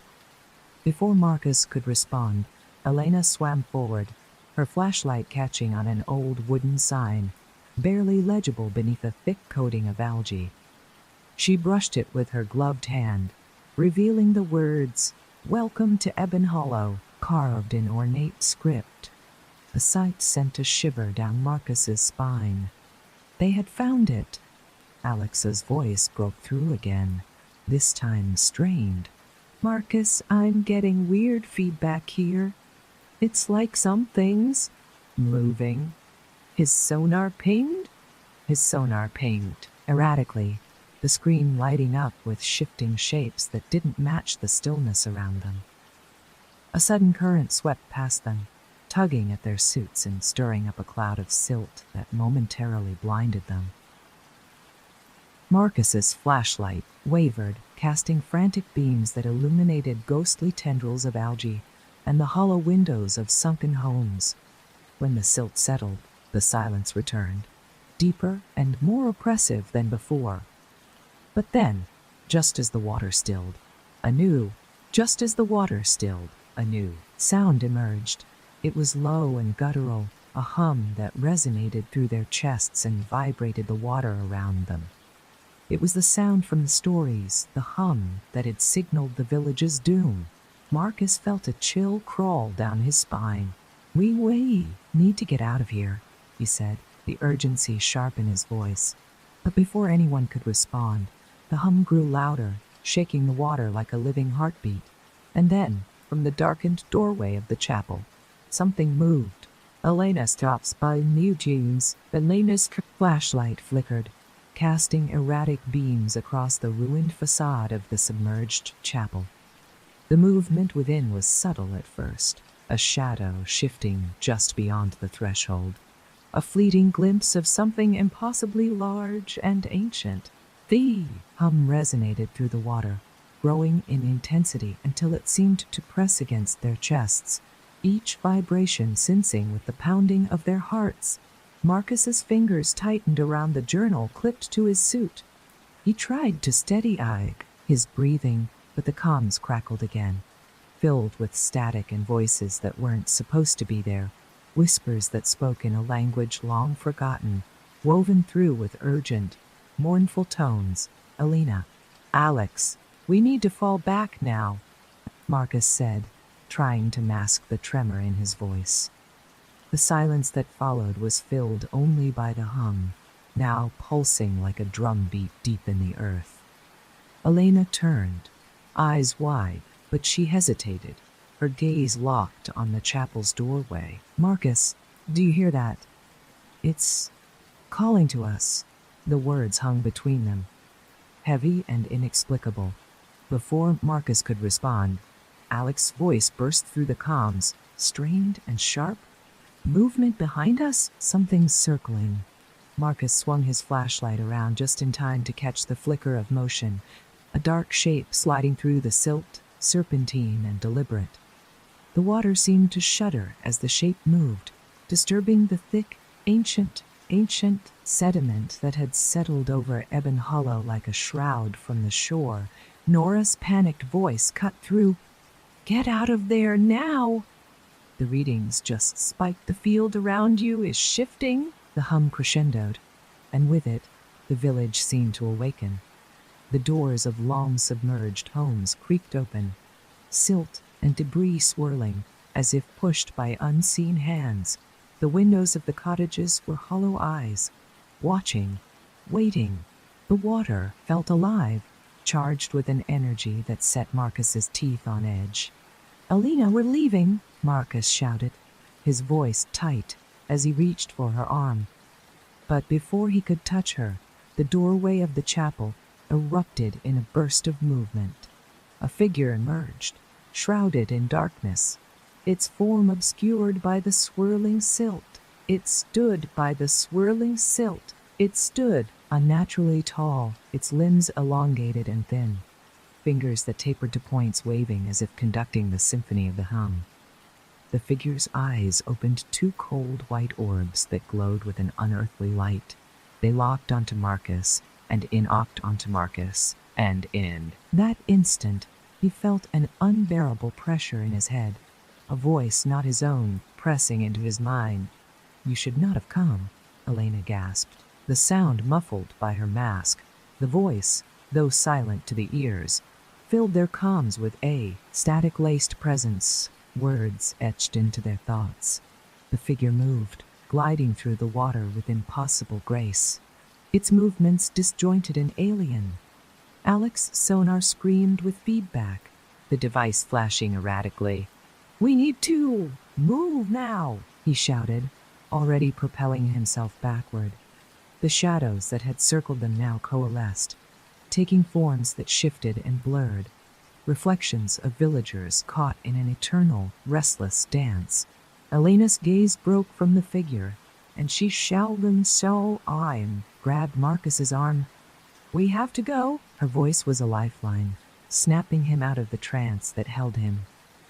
They pushed through the water, muscles straining against the heavy current that seemed to pull at them with unseen hands. The hum followed, louder, reverberating through their suits, through their bones, whispering promises of secrets best left buried. As they broke away from the heart of the village, Marcus cast a final glance over his shoulder. The figure stood at the entrance of the chapel, eyes dimming as silver. Eyes dimming as step. It raised one elongated arm in a gesture that felt almost sorrowful. The whispers receded, replaced by an aching silence that throbbed in his ears. They ascended quickly, the light above growing brighter, slicing through the darkness, assassin. They pushed toward the surface. The weight of the lake lessened with each kick, and when they finally broke through, gasping for air, the silence was replaced by the roar of the wind and the soft pitter-patter of rain against the lake.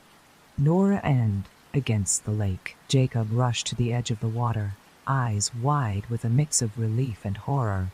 "What did you see?" Jacob asked, voice barely steady. Marcus pulled off his mask, chest heaving as he met their gaze. "Ebon Hollow isn't just a ruin, it's awake, and it remembers." The air above the silent lake crackled with tension as Marcus, Elena, and Alex surfaced, their gasps mingling with the rustle of leaves in the wind and the rhythmic patter of rain.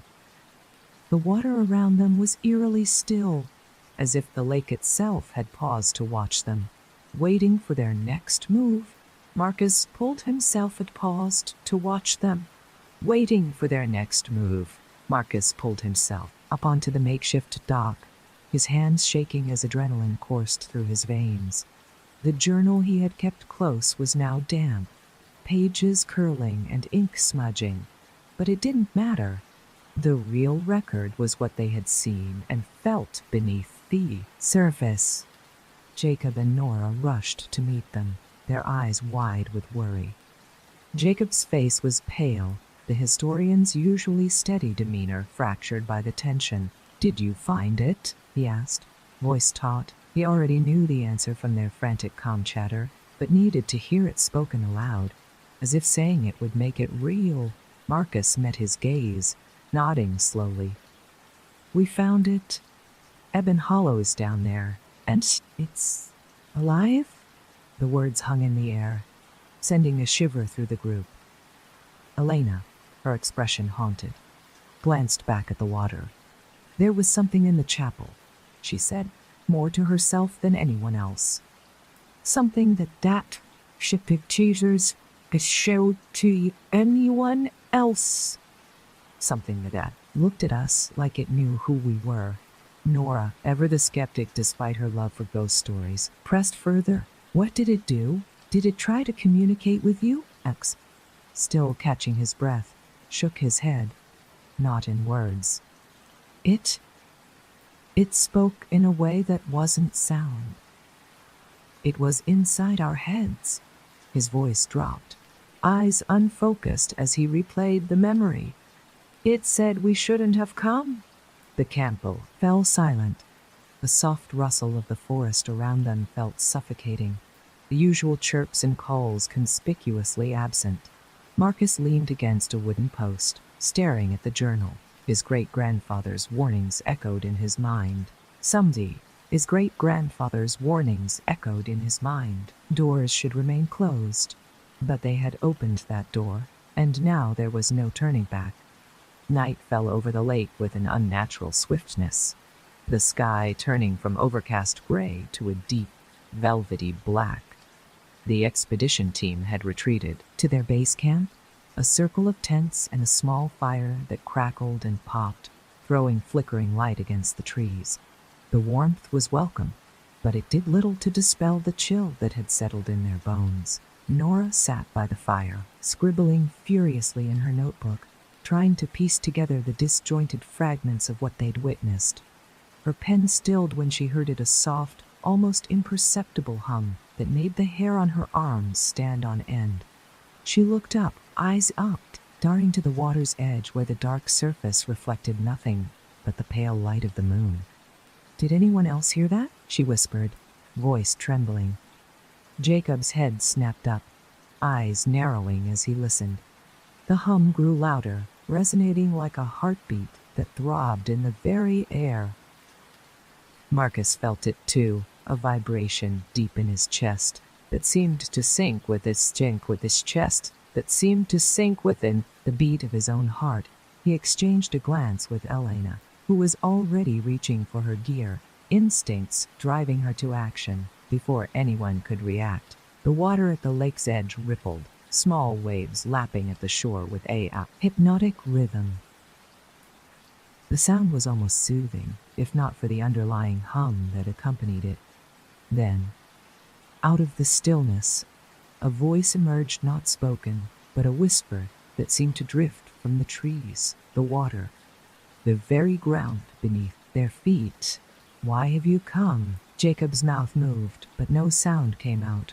The others froze, muscles locked as the voice surrounded them. It was the same voice they had heard beneath the water, layered and mournful, as if many spoke as one. The fire flickered, sputtered, and then roared higher, casting elongated, writhing shadows that moved as if alive. Marcus forced himself to stand, legs unsteady. "We came for answers," he said, the words barely escaping his dry throat. "We want to understand what happened here." The silence that followed was suffocating, stretching for what felt like hours. Then the hum returned, deeper this time, vibrating the ground. The water rippled again, and out of the dark depths, something began to rise, a figure, tall and gaunt, cloaked in shadow but with eyes that glowed like cold embers. It stood motionless at the water's edge, staring at them with an intensity that made their breath catch. "Ebon Hollow was not lost," the voice said, emanating from the figure, though its mouth did not move. "It was taken. The silence is not peace, it is a prison." Elena took a step back, eyes wide. "Who are you?" she whispered. The figure tilted its head, the movement slow and deliberate. "A warning," it said, and in that moment, the hum reached a fever pitch. The ground beneath their feet shook, and the air crackled with energy, as the figure crackled with energy, as the figure dissolved back into the lake, leaving only the echo of its final words. "Leave, before the silence takes you too." The camp erupted into chaos. The fire sputtered out, leaving only darkness and the pounding of their hearts. Marcus grabbed the journal, fingers shaking. The pages flipped wildly in the wind, landing on one he had not read before. Written in hurried, desperate script were the words, "To break the silence, one must uncover the truth." The chaos of the camp was palpable. As the team scrambled to regroup, the cold night air pressed against them, thick with the lingering echoes of the warning. Marcus's heart pounded as he gripped the journal tighter, its damp, crinkled pages whispering under his fingertips. He glanced at Elena, who stood frozen, eyes locked on the lake where the apparition had vanished moments before.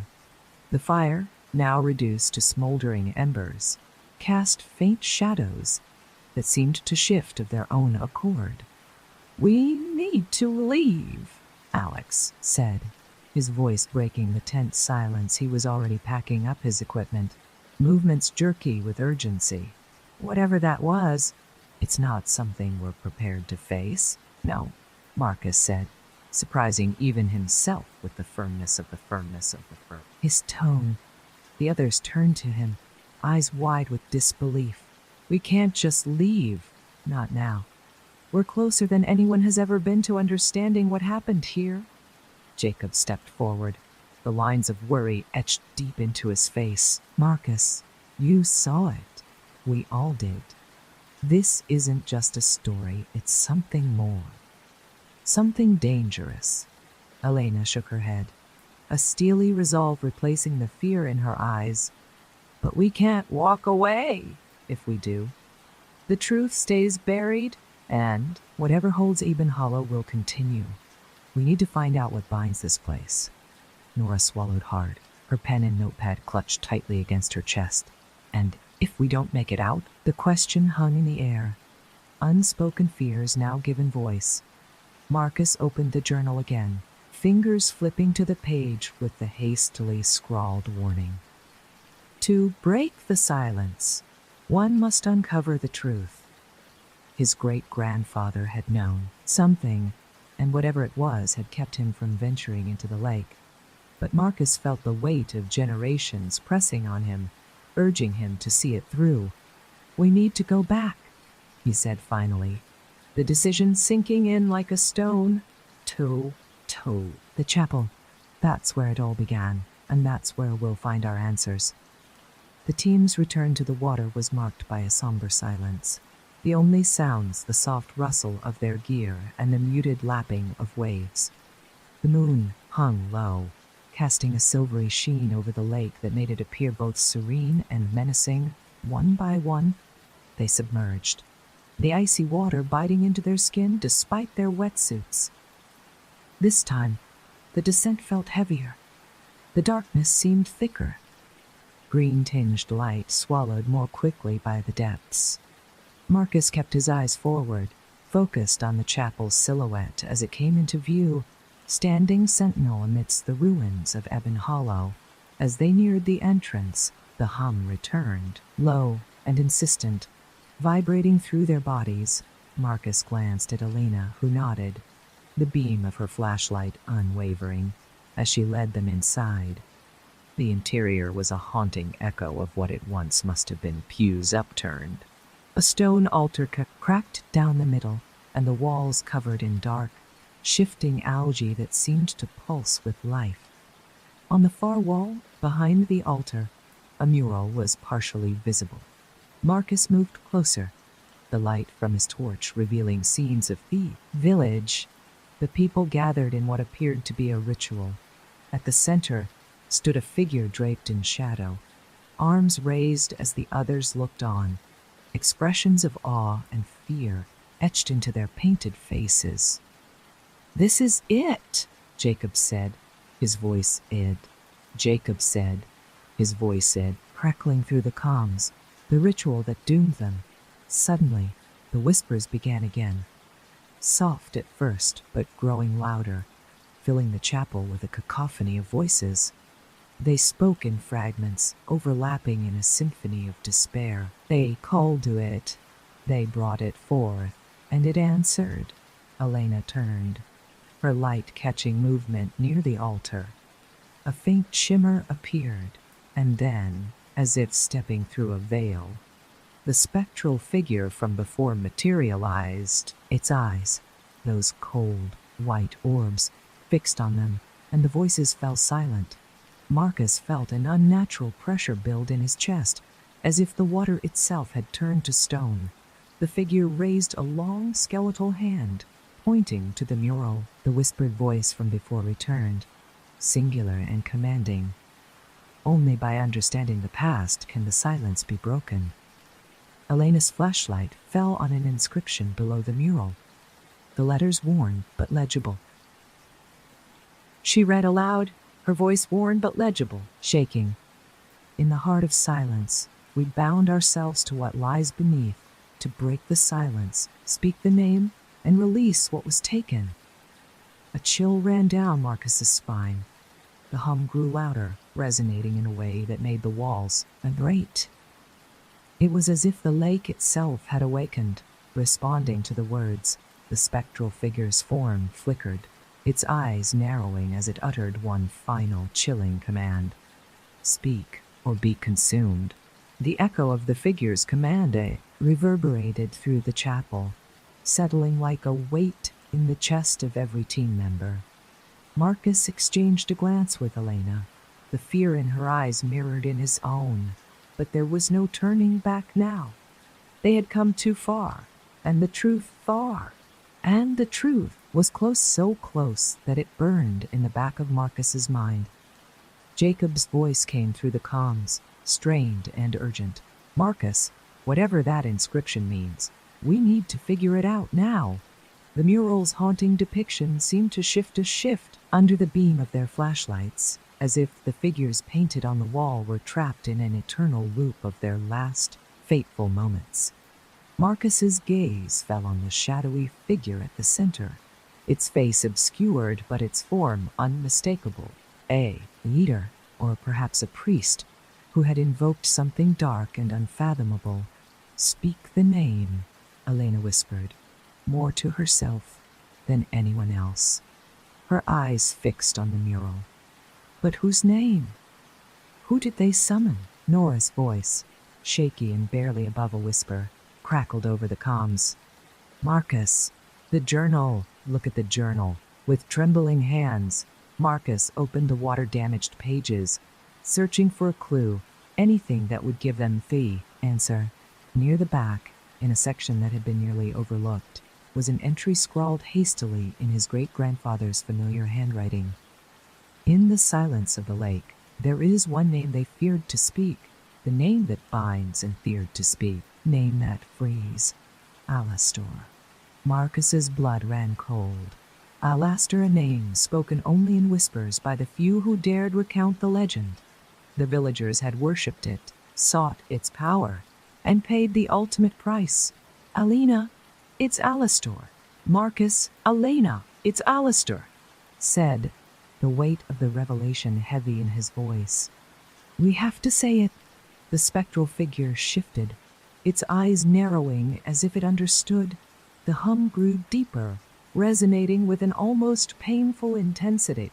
Marcus took a deep breath and that's extra intensity. Marcus took a deep breath and spoke, his voice echoing through the flooded chapel. Alastor! The effect was immediate. The water around them vibrated, a low rumble building until it was deafening. The mural on the wall began to glow, the painted figures seeming to writhe in agony and ecstasy.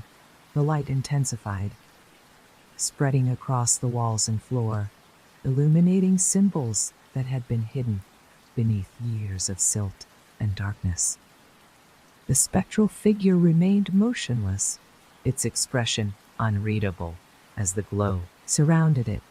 Then, with a sudden, fluid motion, it stepped back into the wall, merging with the mural. The whispers rose to a crescendo, overlapping voices that spoke in a cacophony of languages and emotions. The silence is broken. The silence is the truth is free. The glow from the mural exploded outward, filling the chapel with a searing light. Marcus shielded his eyes. the intensity of it burning through his eyes when the light receded. The silence that followed was profound, as if the entire lake had taken a breath and held it. Elena was the first to lower her arm, blinking as her vision cleared. The chapel was different now, still old and decayed, but there was a feeling of peace, as though a weight had been lifted. Hum was gone, replaced by an eerie calm. The spectral figure was nowhere to be seen, but its presence lingered, as if it had been absorbed into the very stones of the chapel. Marcus looked around, the realization sinking in. They had broken the silence, but what had they released? Jacob's voice came through, hoarse and breathless. "Are you all okay?" The readings just spiked and then dropped completely. "We're fine," Marcus replied, though his voice wavered. "But I think we just witnessed the end of the curse." Nora's voice chimed in, a mix of relief and lingering fear. "The question is, what did you set free?" Before Marcus could answer, a low rumble shook the floor beneath them. The water around their feet began to swirl, forming small whirlpools that grew in size and strength. The team backed away, eyes wide as the whirlpools converged into one. Eyes wide as the whirlpools converged into one. Dark vortex that spun with an unnatural speed. Out of the center, a shape began to rise, a figure not spectral, but solid, flesh and bone. It was a man, or what had once been a man. His skin was ashen, eyes sunken and glowing faintly with the same cold white light. He stood tall, robes clinging to his thin frame, symbols etched into the fabric that pulsed with a rhythmic glow. Marcus's heart stuttered as he realized who it was. "Alastair," Jacob whispered, the name barely forming on his lips. The figure's gaze swept over them, eyes narrowing in recognition. "You have broken my silence," he said, voice deep and resonant. "And now, you will bear witness to what lies beyond." Elena stepped forward, determination burning in her eyes. "You know what you did. You bound those people to this place, trapped their souls." Alastair's mouth curved into a smile that didn't reach his eyes. "I gave them what they asked for, power, immortality, freedom from the bounds of the living. But they did not understand the price, and neither do you." The chapel trembled, the ancient stone creaking as cracks formed along the walls. The mural behind Alastair glowed once more, the figures depicted on it now seeming to reach out, their faces twisted in silent screams. The voices returned, no longer whispers but shouts, a demand for release that resonated through the bones of the living. Marcus raised the journal, eyes darting over the hastily written notes. Their eyes darting over the hastily written notes had to be more something they could use to end this. But the words blurred, the edges of the pages curling as if touched by invisible flames. "Marcus, now would be a really good time for a plan," Alex shouted, eyes wide as the vortex at their feet surged again. "I'm trying," Marcus yelled back, desperation seeping into his voice. The chapel groaned under the weight of unseen forces as the ground quaked beneath their feet. Dust and debris rained down from the cracked stone ceiling, and the glow from the mural from the cracked stone ceiling intensified, bathing the room in an eerie light. Marcus's mind raced, the whispers of the journal's words intertwining with the shouts of his teammates. This was more than just a haunting. It was an unraveling, a breaking of the barrier that had held this dark force at bay for generations. Alastair's eyes, luminous and cold, locked onto Marcus. "The silence was your protection," he said, his voice reverberating through the chapel like a storm. "Now that it is broken, there will be no peace, only the echoes of what was taken." Elena stepped forward, defying the tremor in her hands. There has to be a way to stop this. What did they do? What binds you here? The figure tilted his head, a smirk flickering across his lips. You wish to know the truth? It was their desire for eternal life that called me. Their voices that invoked the silence. They paid the price willingly, though they did not understand it. Alex, sweat beading on his brow despite the chill, shouted, "Enough of this cryptic hole," shouted. "Enough of this cryptic garbage.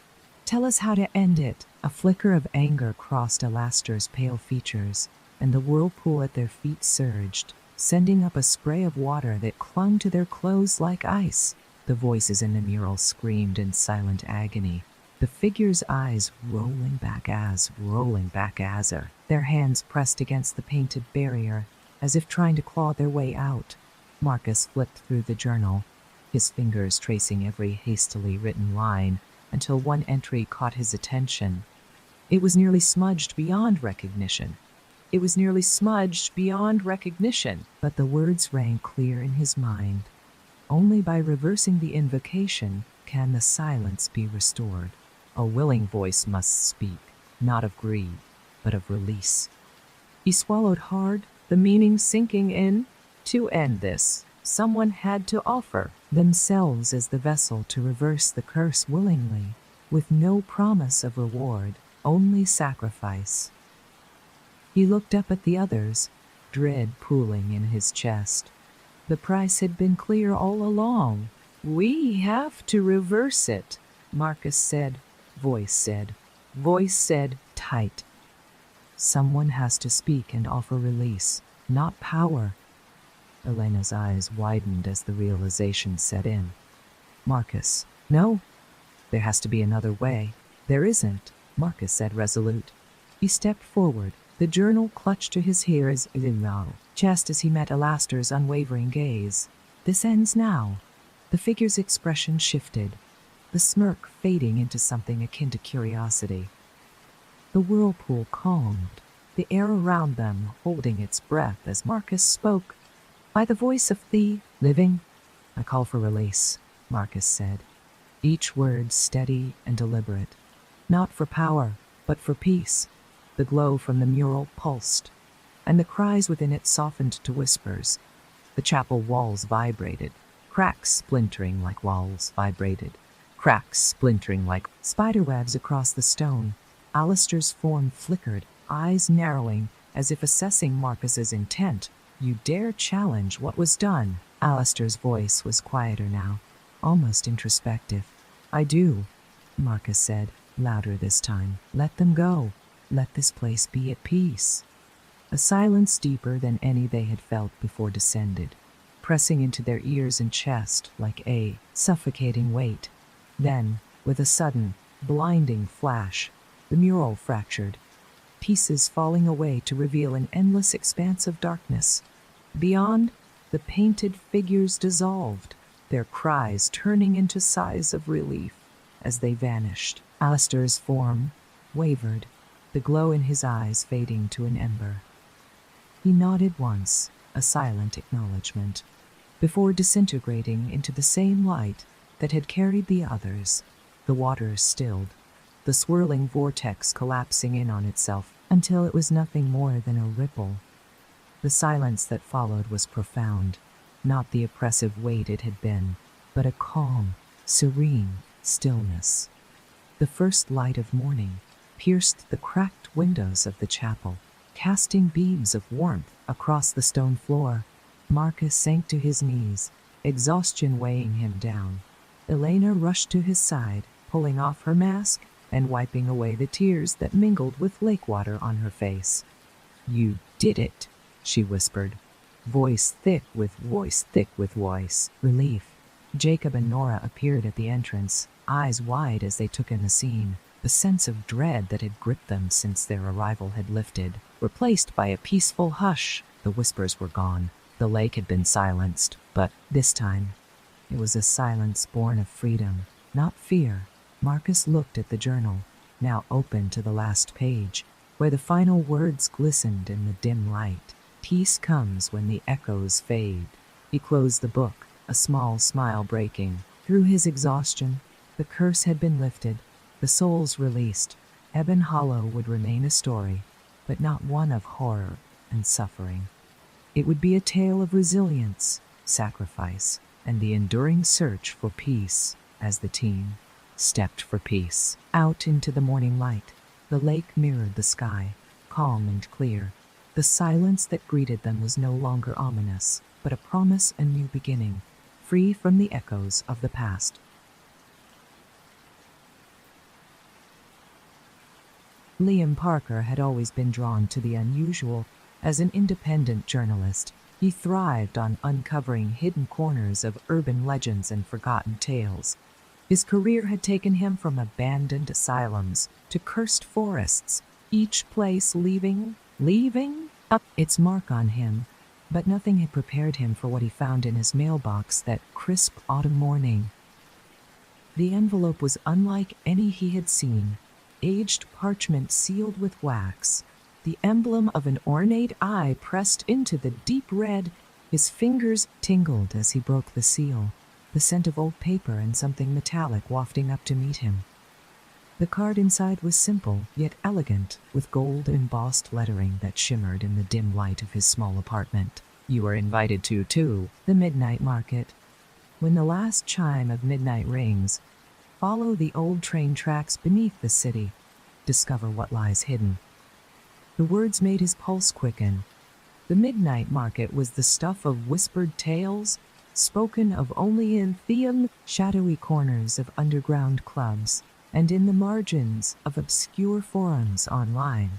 It was said to appear only when the city itself was asleep, existing in the liminal space between dusk and dawn. Those who claimed to have seen it spoke of wonders and horrors that defied explanation, goods that couldn't be bought with mere money and secrets exchanged for the most personal of sacrifices. Liam felt a shiver run down his spine, half excitement, half apprehension. He glanced out the window. The city beyond was bathed in the last orange glow of the setting sun, shadows lengthening across the rooftops. His mind raced. Who could have sent this invitation? Why him? He was known in certain circles for his relentless pursuit of the supernatural, but this was different. This felt personal. Hours ticked by slowly. As the city's clock tower struck 11, Liam gathered his gear, a recorder, a notebook, a flashlight, and his trusty camera. His satchel felt heavier than usual, as if it sensed the gravity of what was to come. The streets outside were quiet, the usual hum of traffic and voices subdued, as if the city itself knew that something was about to happen. He walked with purpose, navigating narrow alleys and deserted back streets until he reached the old, disused train tracks that snaked beneath the heart of the city. The rusted metal gleamed faintly in the pale moonlight, half buried under decades of grime and twisted weeds. The entrance to the tunnel yawned before him, dark and uninviting, a portal to an underworld few dared to tread. The air grew colder as he stepped onto the tracks, the chill biting through his thin jacket and settling deep into his bones. Each step echoed off the stone walls, a rhythmic drumbeat that matched the quickening pace of his heart. The final chime of midnight rang out, a deep, resonant sound that seemed to come from everywhere and nowhere at once. A soft glow pulsed from deeper within the tunnel, casting long, shifting shadows that danced like specters. The low hum of voices reached his ears, a chant, rhythmic and ancient, that resonated in his chest. It resonated in his chest, was a sound that spoke of forgotten rituals and the weight of unseen eyes. Liam's breath caught in his throat as he rounded a bend and the tunnel opened into a vast, cavernous space. What lay before him defied expectation. Strung between iron, defied expectation. Strung between iron. Beams were strings of lights, their bulbs glowing with a warm, otherworldly radiance that seemed to shift colors when viewed out of the corner of his eye. Stalls lined the perimeter, each draped in silks and satins of impossible hues. And behind them stood figures that could only be described as fantastical, some human, others twisted with features that made his mind reel. A giant statue loomed at the center of the market, carved from black stone and depicting a woman whose face was obscured by a hood. Her outstretched hand held a scale that tipped ever so slightly, as if measuring the weight of unseen sins around him. The hum of voices grew, shifting from the rhythmic chant to a murmur of activity as the market's patrons traded, bartered, and whispered secrets. "Welcome to the midnight market," a voice rasped from the shadows behind him. Liam spun around, heart pounding, to find an old man in a robe that shimmered like liquid gold. The man's eyes were pitchwood gold, black, devoid of whites, and a grin split his face, revealing teeth that glittered like polished metal. "First time, I take it?" the man asked, the grin never faltering. Liam nodded, unable to find his voice. The old man chuckled, a sound that seemed to scrape against the walls of the cavern. "Careful, newcomer. The market gives, but it also takes. Know what you see before you ask for it, or you might find the price too steep." The warning echoed in Liam's mind as he took his first hesitant steps into the midnight market, the pulse of its secrets and dangers drawing him deeper. Liam's initial awe at the night market's strange beauty gave way to a gnawing tension as he ventured deeper. The glow of the lights overhead flickered, casting fractured patterns that seemed to move with a life of their own. The air was heavy with the scent of smoke, spices, and something more sinister like iron, sharp and metallic. Each stall was more bizarre than the last, with vendors that defied any logic Liam had ever known. To his left, a woman with skin that shimmered like polished obsidian showcased glass jars filled with swirling, luminescent liquid. Each jar emitted a faint, otherworldly hum, and as he passed, the woman's deep-set eyes met his, a knowing smile tugging at the corners of her lips. "Memories, traveler," she said. "Her," she said. "Ah," voice low and melodic. "Yours for the taking or the giving, trade wisely." Liam swallowed hard, the implications settling in his mind. Memories as currency? He forced himself to keep moving, resisting the urge to ask questions. He wasn't here to get entangled, only to observe and document. A few steps further, he paused in front of a booth draped in crimson velvet. The vendor was a towering figure, shrouded in a robe, face obscured except for a pair of gleaming cat-like eyes.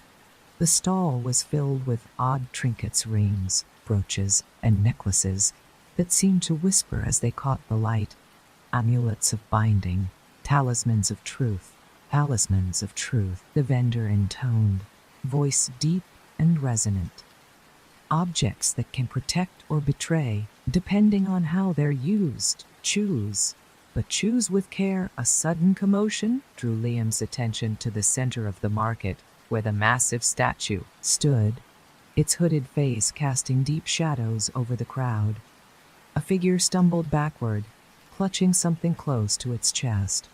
The crowd parted, eyes wide with a mix of curiosity and fear. A different vendor, gaunt and sharp-featured, stepped forward from the crowd. His eyes gleamed like coals as he pointed a gnarled finger at the thief. "You dare steal from the market?" The accused, a young man with wild eyes and ragged clothes, shook his head frantically. I didn't know the cost," the vendor sneered, and in an instant, the market's hum shifted, growing darker, more menacing. The crowd murmured, as shadows seemed to coalesce around the young man, pulling at him like tendrils.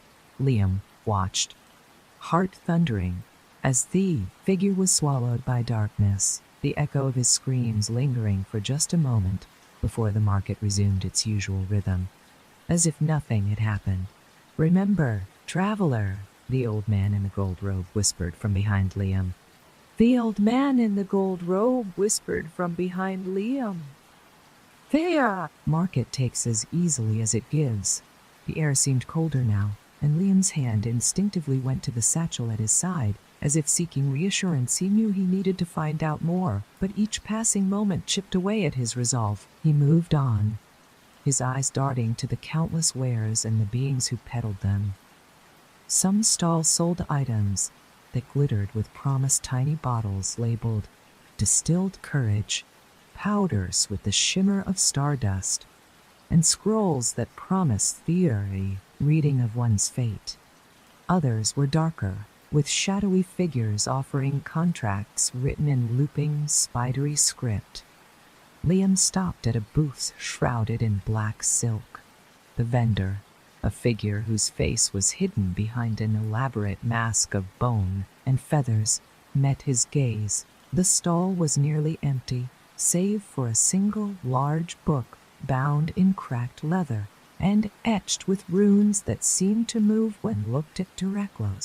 The masked vendor said, voice muffled but clear, "Within these pages lie the stories of those who came before you. Some sought fortune, others sought truth. All paid a price." Liam's fingers hovered over the book, curiosity battling caution. He glanced at the vendor, who tilted their head as if daring him to touch it. Before he could decide, the tattooed woman from earlier appeared beside him, her eyes sharp and focused. "Don't," she said, a warning lacing her voice. "That book binds more than it reveals?" Startled, Liam pulled his hand back, heart pounding. The vendor's masked face seemed to smirk, and without another word, they vanished into the crowd, taking the book and its secrets with them. "What is this place, really? What is this place, really?" Liam asked, turning to the woman. "It's more than just a market, isn't it?" Her gaze softened, a rare moment of vulnerability crossing her features. "The midnight market is older than the city above it, older than the stories people tell. It's a place of bargains and debts, where wishes come true at a cost. And now that you're here, the market will test you." The tattooed woman's words echoed in Liam's mind as they moved deeper into the heart of the market. The space seemed to pulse with a life of its own. The whispers of unseen figures weaving a chilling symphony around them. The air grew colder, carrying with it the metallic scent he had noticed before, stronger now, as though the market itself were bleeding. Liam glanced at the woman beside him. Her dark eyes were unreadable, but the set of her jaw suggested that she knew far more than she was telling. "Why did you stop me?" he asked, keeping his voice low. "Because the market isn't just a place.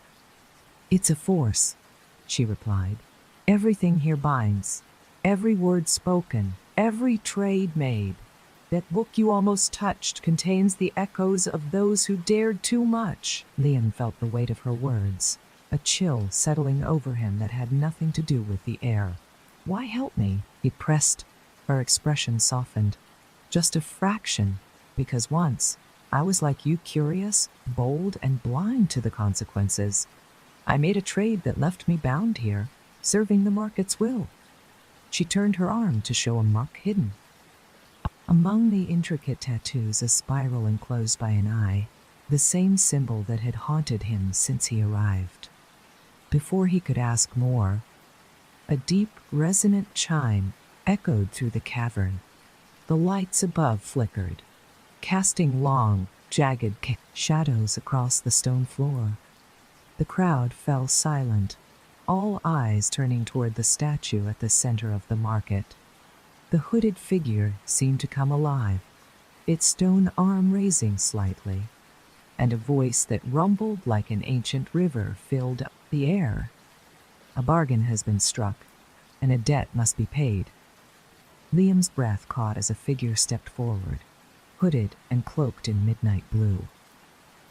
The crowd parted like water, some bowing their heads, others shuffling back as if to avoid our heads," others shuffling back as if to avoid being caught in whatever was about to happen. The hooded figure carried an object in its hand, a small black stone that glowed with a dull, unsettling light. The tattooed woman's eyes widened with recognition. "That's a binding stone?" "She shets," whispered. "Someone's debt is about to be collected." The hooded figure approached a stall where an elderly man stood, his face lined with worry and resignation. The vendor's hands shook as he reached out, touching the stone with trembling fingers. The glow intensified, spreading up his arm like fire, and his eyes rolled back as a sigh escaped his lips. The whispers around them grew louder, like a storm circling the chamber. Liam took a step back, heart hammering in his chest. He turned to the woman, voice hoarse. "What happens when a debt is collected?" She didn't look at him, eyes fixed on the scene. "The market takes what it's owed. Sometimes it's life. Sometimes soul. Sometimes something worse." The glow faded, and the elderly man slumped forward, eyes vacant and lifeless. The stone, and lifeless, dropped from his fingers and shattered on the ground, sending up a spark that snuffed out as quickly as it appeared. The hooded figure turned, its gaze sweeping over the crowd, and for a brief moment, Liam felt those eyes settle on him. His blood ran cold. "Come with me," the woman said, pulling him by the arm. "We need to move." They wove through the throngs of silent onlookers, past stalls that seemed darker now, their wares less inviting. The whispers followed them, a chorus less inviting, of warnings and secrets that nipped at their heels. The woman led him to a secluded alcove, far from the crowd. Here, the lights were dimmer, casting the space in shadow. She turned to face him, her expression serious. "If you stay here too long, the market will find a way to claim you. It tempts you with things you desire most, makes you forget the cost until it's too late." Liam's mind raced, piecing together what he'd seen and heard. "But why invite me here? Why send me that card?" "Because the market has a will of its own," she said. "It seeks new stories, new debts. Your arrival wasn't chance, it was summoned. And now you have to decide what role you'll play." The hum of the market grew louder, a low vibration that resonated in his bones. For the first time, Liam felt the full weight of where he was and what it meant. This was more than a place of mystery. It was a living entity, ancient and unyielding, bound by bargains and debts that spanned centuries. "What if I don't want to play any role?" he whispered, fear lacing his voice. The woman's eyes softened, a look of pity crossing her face. "Then you better find a way out before the market chooses one for you." The alcove where Liam and the tattooed woman stood felt like a brief sanctuary amid the chaos of the market. The hum of whispers and distant cries reached them like a fading echo, but the sense of urgency in the air remained palpable. Liam's mind churned with questions, but one loomed larger than the rest. What did the market want from him? The woman, sensing his turmoil, spoke softly. "If you're going to survive this place, you need to understand it. The midnight market thrives on desire and the willingness to pay any cost. But there's more. It's also a prison, binding those who have crossed its boundaries and made irreversible choices." "Why stay then?" Liam asked, frustration edging his voice. "Why don't those trapped here find a way to break free?" A shadow passed over her face, the tattoos along her arms seeming to writhe in the dim light. "Because the market is as much a part of them as they are of it. It holds their memories, their fears, their very essence, even if they escape. Their very essence, even if they escape. Leave behind pieces they can never reclaim." Before Liam could process her words, a sudden roar erupted from the center of the market. The statue at the heart of the space trembled, and a fissure snaked its way up from its base, splitting the hooded figure down the middle. Golden light spilled out, bathing the market in an eerie glow that painted everything in shades of fire. Liam's eyes widened as a figure emerged from the cracked stone. A tall, thin man with skin like polished onyx and eyes that glowed like embers. His presence silenced the market, vendors and patrons alike bowing their heads or retreating into the shadows.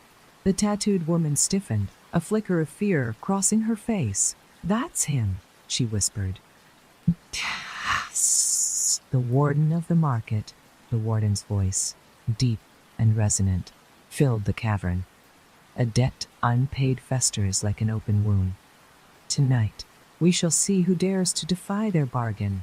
Liam's pulse quickened as he realized that all eyes were wars turning toward him. The market shifted, the ground beneath his feet vibrating as the warden stepped closer. The figure's gaze locked onto Liam, burning with an intensity that made his breath catch. "You?" the warden said, the word slicing through the silence. "You carry the scent of curiosity and rebellion. You seek understanding where others only seek trade." "Why?" The crowd held its breath, the silence so profound that Liam could hear the pounding of his own heart. He swallowed hard, his voice trembling as he spoke. "I came because I was called. I want to know why. What does the market want from me? What does the market want from me?" The warden's eyes narrowed, and the golden light around him flared. "The market calls those who have a story worth telling, a price worth paying. You are both witness and participant, bound by fate and choice." He extended a long, bony finger toward Liam. "But now, you must choose. Will you take from the market or give to it?" The tattooed woman grabbed Liam's arm, her grip tight. "Don't answer. The moment you do, you're bound to whatever bargain you strike." Liam's mind raced. The market was a living, breathing entity, and now it had focused its attention on him. Breathing entity, and now it had focused its attention on him. He could feel the weight of the warden's gaze, the anticipation of the crowd, and the pulse of the market itself pressing in from all sides. The air felt electric, charged with possibility and danger. But beneath the fear, a spark of defiance flared in Liam's chest. He hadn't come this far just to be a pawn. He took a step forward, meeting the warden's burning gaze with as much resolve as he could muster. "I won't make a bargain blindly," Liam said, his voice steadier now. "I won't make a bargain blindly," Liam said, his voice steadier now. "I want to know the truth about the market, about why it binds people and takes their memories, their lives. If I'm going to choose, I need to understand what I'm choosing." A murmur rippled through the crowd, the market's patrons exchanging glances filled with surprise and trepidation. The warden tilted his head, a glint of amusement or perhaps respect flickering in his ember eyes. "Very well," the warden said, the light around him dimming slightly. "To seek truth is to court both, knowledge and madness. But know this, the deeper you go, the greater the price you must pay." With a wave of his hand, the warden gestured to a dark passageway that seemed to appear out of nowhere, carved into the far wall of the cavern. The tattooed woman's face paled, and she shook her head. "That path leads to the heart of the market," she said, voice shaking. "No one who enters comes back the same." Liam's pulse raced as he looked at the passageway, the shadows within seeming to shift and breathe. He could feel the weight of the market's gaze, the whispers growing louder as if urging him forward. He took a deep breath, casting one last glance at the woman who had warned him, and stepped into the darkness. Darkness of the passageway was suffocating, pressing against Liam like a living thing. The whispers of the market faded behind him, replaced by a low, rhythmic thrum that pulsed through the stone walls, matching the beat of his heart. The air grew colder, tinged with a metallic tang that sent shivers down his spine. He adjusted the strap of his satchel, the familiar weight, a small comfort amid the encroaching dread. As he moved deeper, faint lights flickered to life, casting an eerie blue glow that illuminated carvings along the walls. The figures depicted were twisted and grotesque, their expressions contorted in a blend of ecstasy and terror. They seemed to reach out, their stone hands frozen mid-gesture, as if it warning him to turn back. But Liam pressed on, driven by the need to understand, to unravel the mystery that had haunted him since the moment he received the invitation.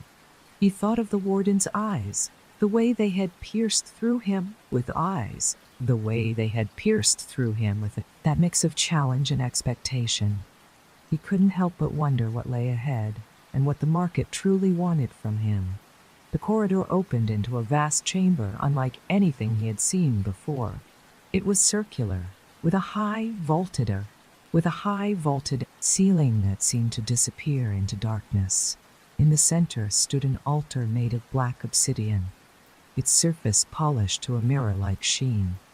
Surrounding it were figures cloaked in shadow, their faces obscured by hoods.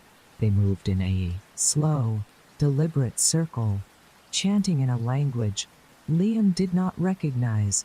Above the altar, suspended in the air, was a crystalline sphere that pulsed with a soft, golden light.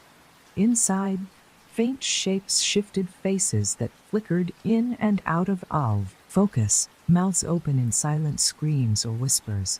Liam's breath caught as he realized what he was looking at. Memories. Lives. The tattooed woman's warning came rushing back to him. The market binds those who trade, keeping fragments of their very souls as collateral. He took a hesitant step forward, the ground beneath him cool and smooth. One of the hooded figures turned its head slightly, and although its face was hidden, Liam felt the weight of its gaze settle on him like a shroud. "You seek the truth," the figure intoned, voice deep and resonant, vibrating through the chamber. "But truth is not given, it is taken, at a price." The other figures stilled, their chanting ceasing as the chamber plunged into silence. The glow of the sphere intensified, casting beams of golden light that painted the hooded figures and the walls in a surreal tableau. "What is the market's purpose?" Liam asked, forcing the words past the lump in his throat.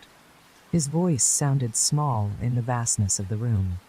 The central figure stepped forward, a long skeletal hand emerging from the folds of its robe to gesture toward the sphere. "The market was born from desire," it said. "A place where what is hidden can be found, where what is yearned for can be grasped. But all things of worth come with sacrifice." Liam's eyes locked on the sphere, the faces inside moving more frantically now, as if sensing his attention. One face, a woman's, turned toward him, her expression etched with sorrow. A chill ran down his spine as he recognized her from an old newspaper clipping, one of the countless stories of those who had vanished without a trace, believed lost to the city's mysteries. "Can they be freed?" he asked, the question escaping before he could stop himself. The figure shifted, the silence thickening as the central figure spoke again. "To free the echoes of the market is to unravel its very fabric. To do so would mean breaking the balance, forfeiting your place among the living." A rush of air swept through the chamber, carrying with it the sound of 1,000 whispers, each one a thread of longing, regret, and desperation. The sphere pulsed, and the golden light layers flared, casting everything in a stark, unnatural brilliance. Liam took another step forward, the temptation gnawing at him. The market's power was undeniable, but so was the cost. He thought of the tattooed woman's haunted eyes, the stories she must have carried, bound to this place by a choice she couldn't undo. What if I choose to give, not to take? he asked, the realization settling over him like a cold weight. Can the balance be shifted without breaking it? The hooded figures remained silent, but the central one seemed to regard him with an inscrutable expression. The air grew heavier, and the sphere above the altar dimmed, its light softening until it was no brighter than a candle. To give freely is to offer what cannot be returned, the figure said at last. It is to bind oneself to the market, not as a debtor, but as its keeper. Liam's heart thudded painfully in his chest. The choice was clear, but its consequences were vast, reaching far beyond the confines of this hidden world. He looked up at the sphere, the faces within now still, watching him with silent, pleading eyes. He took a deep breath and stepped forward. Liam stood at the edge of the obsidian altar, the chamber's silence pressing against him like a physical force. The hooded figures around him remained motionless, their shrouded forms casting long, spidery shadows across the floor. The crystalline sphere above the altar pulsed softly. The faces within frozen, eyes locked onto him, with expressions that ranged from hope to despair. The weight of his decision settled like a stone in his gut. The tattooed woman's warning echoed in his mind. The market takes as easily as it gives. Choose carefully.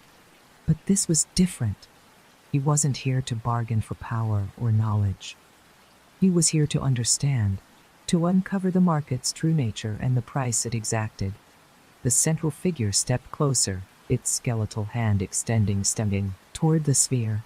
To offer yourself as the keeper is to accept a bond that transcends life and death, it said, its voice deep and reverberating.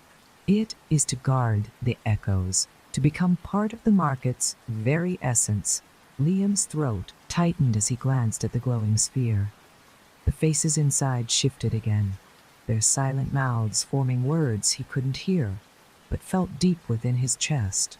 The chamber pulsed with a low hum, as if urging him to decide. What happens to me if I accept? Liam asked, his voice steady but laced with an undertone of fear. The hooded figure paused, the air growing colder as it spoke. You will remain bound to this place, neither living nor dead.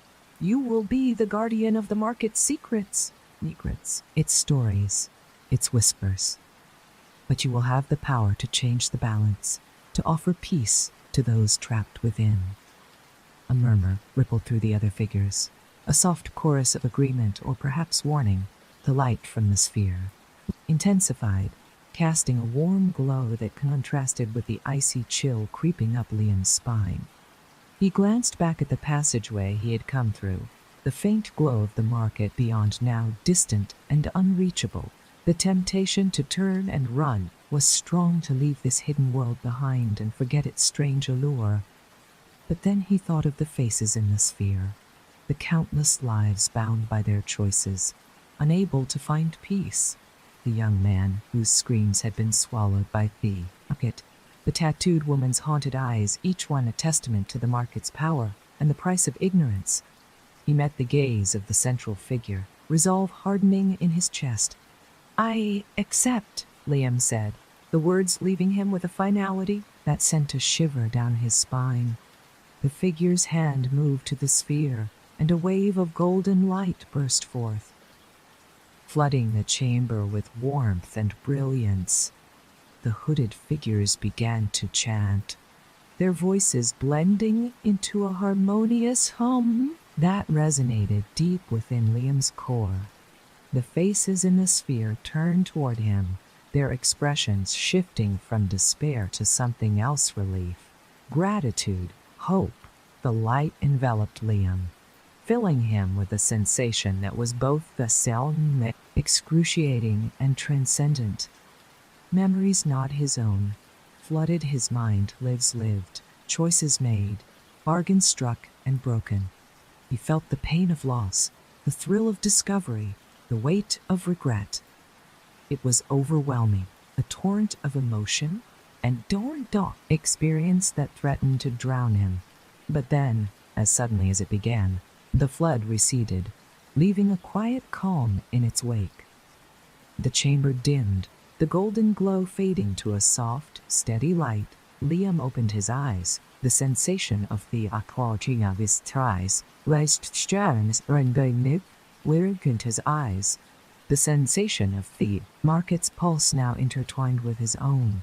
He could feel its heartbeat, the whispers now clearer, no longer distant but familiar, like old friends speaking in hushed tones. The hooded figure stepped back, and the others lowered their heads in as silent acknowledgement. The tattooed woman appeared at the entrance of the chamber, her eyes wide with disbelief and something else respect. "You are the keeper now," the central figure said, its voice softer, almost reverent. "The market is yours to guard, to guide, to balance." Liam took a breath, feeling the weight of his new role settle over him. The whispers around him softened, no longer a cacophony but a symphony of stories waiting to be heard. He knew that his life would never be the same, bound as he was to the midnight market, but he also knew that he had the power to make a difference, to bring peace to those who had been trapped for far too long. As he turned to face the market beyond, the voices of the market beyond, the voices of the echoes followed him, their song now one of hope. As Liam stepped out of the chamber and back into the heart of the midnight market, everything looked different. The glowing stalls and vendors, the strings of lights that buzzed with ants, the thermalies and street otherworldly hum, and the murmuring patrons all felt connected to him, as though he were seeing through a veil lifted by his new role as the keeper. The tattooed woman approached cautiously, her eyes searching his face for signs of change. "You did it," she whispered, her voice a mixture of disbelief and awe. "You took on the bond." Liam nodded, the full weight of his decision pressing against him. He felt both powerful and vulnerable, as if the market's secrets had fused with his very being. The whispers that had once been background noise were now distinct voices, each telling a story, sharing a regret, a warning, or a plea. He understood now that the market wasn't just a place of trade. It was a living archive of every choice made within its bounds. Before he could respond, a commotion erupted at the far end of the market. A stall, draped in deep crimson fabric, had drawn a crowd, and voices rose in panic and anger. Liam and the tattooed woman exchanged glance before hurrying over. The scene before them was chaos. A tall, gaunt vendor with eyes like polished obsidian stood rigid behind his stall, gesturing wildly at a young man who looked barely old enough to be there. The youth clutched a small, ornate dagger, its blade glinting with a faint, silvery light that seemed almost alive. The vendor's voice boomed over the noise, deep and accusatory. "You dare take what isn't yours?" he roared. "The price must be paid." The crowd shifted nervously, eyes flicking between the vendor, the young man, and Liam. Whispers rippled through the market, carrying the weight of expectation. The young man's eyes were wide with terror, but he stood his ground, clutching the dagger as if it were his only lifeline. Liam stepped forward, the crowd parting for him with a mix of reverence and fear. The whispers around him rose, some warning, others encouraging. He could feel the market's pulse quicken, sensing that tension in the air. "Wait," Liam said, his voice carrying with an authority he didn't know he possessed. The vendor turned to him, eyes narrowing as recognition dawned. The tattooed woman stayed close, her expression tense. "This is not your concern, keeper," the vendor said, the word keeper dripping with disdain. "The boy has stolen, and the market demands its due." Liam met the vendor's glare, the whispers around him coalescing into a single, clear message. Balance must be clear message. Balance must be maintained, but justice can be tempered with mercy. He took a breath, reaching for the newfound understanding that flowed through him. What was promised for this dagger? Liam asked, directing the question to the young man, who looked at him with a mixture of hope and fear. The youth swallowed hard, his voice shaking. My brother is dying. I needed something to save him. I didn't have enough to trade. A murmur spread through the crowd, the whispers shifting to a tone of sympathy. The vendor's eyes flashed, but Liam raised a hand, silencing him. The market takes as it gives, Liam said, feeling the truth resonate within him. But the purpose is not punishment, it is balance. He turned to the young man, seeing the desperation etched into his face. You will return the dagger, Liam said, but I will offer a part of my own bond to cover your debt. The crowd gasped. The tattooed woman's eyes widening in shock. The vendor's expression twisted in anger, but the whispers of the market shifted again, this time in agreement. The bond is yours to give, the vendor said reluctantly, eyes narrowing. But know this, each piece you offer weakens your own place. Liam nodded, feeling the pulse of the market shift as he placed his hand over the boy's trembling fingers, guiding him to return the dagger. The silvery light of the blade dimmed as it was placed back on the stall, and a wave of relief washed over the crowd. The tension dissipated, leaving behind a sense of quiet awe. The young man fell to his knees, tears streaming down his face. Thank you, he whispered, voice thick with emotion. Liam offered a small, weary smile. Go now, and remember that debts are not just paid in golden promises, but in choices. As the crowd began to disperse, the tattooed woman stepped closer, her voice low. You took on part of his debt. She took on part of his debt, she said, a hint of concern in her tone. That's dangerous, even for a keeper? Liam nodded, the weight of his choice settling in his chest. I know, he said, glancing at the market around him. The whispers were softer now, a blend of approval and caution. But if the market is to have a keeper, it needs one who remembers that mercy is as powerful as justice. The tattooed woman's expression softened, a small smile breaking through her wary demeanor. Maybe you're exactly what this place needed after all. Liam felt the truth of her words, the market's pulse now synchronized with his own. He knew this was only the beginning, that the midnight market would continue to test him, challenge him, but for the first time, he felt ready. The glow of the market dimmed as the crowd dispersed, leaving Liam and the tattooed woman in a quieter corner of the midnight market. The air felt different now, as if the market itself was processing what had just happened. The whispers had softened, but their tone carried an undercurrent of something Liam couldn't quite place: anticipation, or perhaps foreboding. Every action has a ripple, the tattooed woman said, her voice breaking the silence. She glanced at Liam, eyes studying him as if searching for a clue to his thoughts.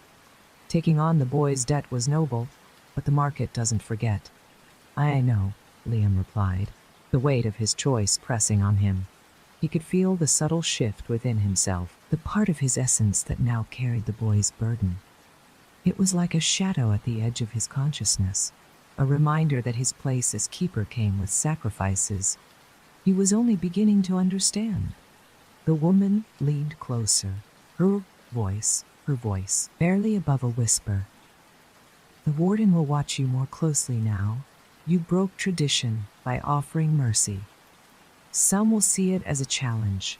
Before Liam could respond, the lights around them flickered, casting the market in a wavering glow. The stalls seemed to shift and warp, their colors darkening as if touched by shadow. A chill swept through the air, and the whispers surged, urgent and frantic.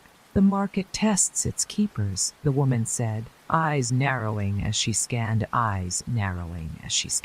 Their surroundings. Be ready. A sharp, echoing sound, like the crack of splintering wood cut through the din, drawing the attention of every being in the market. Liam turned, heart pounding, to see a rift opening in the stone floor near the center statue. The crack widened, revealing an inky darkness that pulsed with a life of its own. The hooded figures that had chanted around the altar now appeared from the shadows, their robes billowing as they moved toward the rift. The warden, as they moved toward the rift, emerged from behind the statue, his onyx skin gleaming in the dim light, eyes blazing with an intensity that made Liam's chest tighten. "Keeper," the warden called, his voice reverberating through the market like a drum. "A debt unpaid has awakened the void. It seeks to reclaim what was promised." Liam's pulse quickened as he stepped forward, the tattooed woman's hand on his arm a fleeting reassurance. The rift pulsed again, the darkness within it swirling like a storm. The whispers around him changed, turning into a chorus of warnings, each one clearer than the last. "Beware the void. It devours without mercy." The warden's eyes locked onto Liam, and for a moment, the market seemed to hold its breath. "Only the keeper can confront what lies within," he said, the challenge in his voice unmistakable. Step forward and face the echoes of the past. The rift seemed to call to him, a silent, insistent pull that resonated in his chest. He took a deep bolt at what true Wistrican seasweed tumors, and his chest and stride forward at a low breath, the weight of his role pressing on him like never before. The tattooed woman's fingers tightened on his arm, her eyes wide with a mix of fear and determination. "Don't face it alone," she said, voice shaking. "The void is not just a force. It's the embodiment of everything the market has taken. Memories, lives, fears it will test every part of you." Liam nodded, the whispers around him swelling into a crescendo as he stepped toward the rift. The cold seeped into his bones as he approached, and the light of the market dimmed further, leaving him standing in a halo of flickering shadows. He glanced back at the tattooed woman, her face pale but resolute, and felt a surge of determination. With a final breath, Liam stepped into the darkness. The cold was immediate and suffocating, a presence that wrapped itself around Liam as he stepped into the rift. The whispers of the market faded into silence, replaced by a low, resonant hum that vibrated in his chest and made his vision blur. The darkness was thick and impenetrable, pressing against him like a living entity, testing his resolve. He took a tentative step forward, the stone beneath his feet uneven and slick.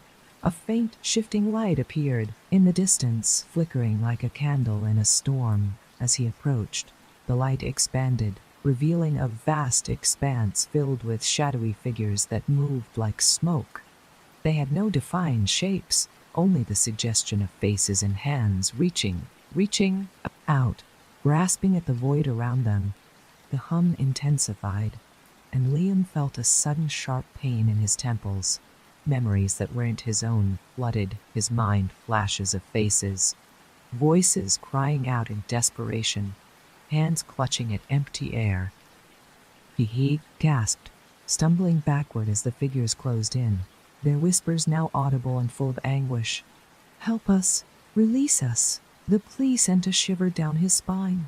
These were the echoes, the remnants of those who had bargained too much, given too willingly, and lost everything to the market. They were bound here, trapped in the void, their stories half told and unfinished. "Liam," a voice called, cutting through the cacophony like a blade. It was sharp, familiar, and filled with wisdom. It was sharp, familiar, and filled with urgency. He turned, squinting into the darkness, and saw the tattooed woman standing at the edge of the rift. Her figure was outlined in a faint, otherworldly light that seeped from the market beyond. "I told you not to face it alone." "She told you not to face it alone?" she said, stepping into the void. The darkness seemed to resist her, pushing back like an unseen tide. but she pushed forward, determination etched across her features. Her tattoos glowed faintly, the symbols pulsing in time with the hum of the hum of the hum of the hum. Void. The figures around them shifted, their focus now split between Liam and the woman. The whispers grew louder, overlapping until they were a deafening roar. Liam clenched his fists, fighting to stay grounded as the void pushed and pulled at his consciousness. "What do you seek, Keeper?" The voice was different this time, deep and ancient, as if the void itself had spoken. It resonated through Liam, pressing against his mind and filling him with a dread so profound it nearly brought him to his knees. "I seek balance," Liam said, forcing the words out. "I seek to understand and to free those bound by their choices." The void pulsed, and the figures shifted, their forms writhing as the light around them grew. The whispers fell silent, replaced by the rhythmic thrum that now matched the beat of Liam's heart. The tattooed woman placed a hand on his shoulder, her touch grounding him. "To free them, you must confront what binds them," she said, her voice steady despite the fear in her eyes. "Their memories, their pain, it's all here. You must choose to bear it, to share their burden." Liam's breath caught in his throat.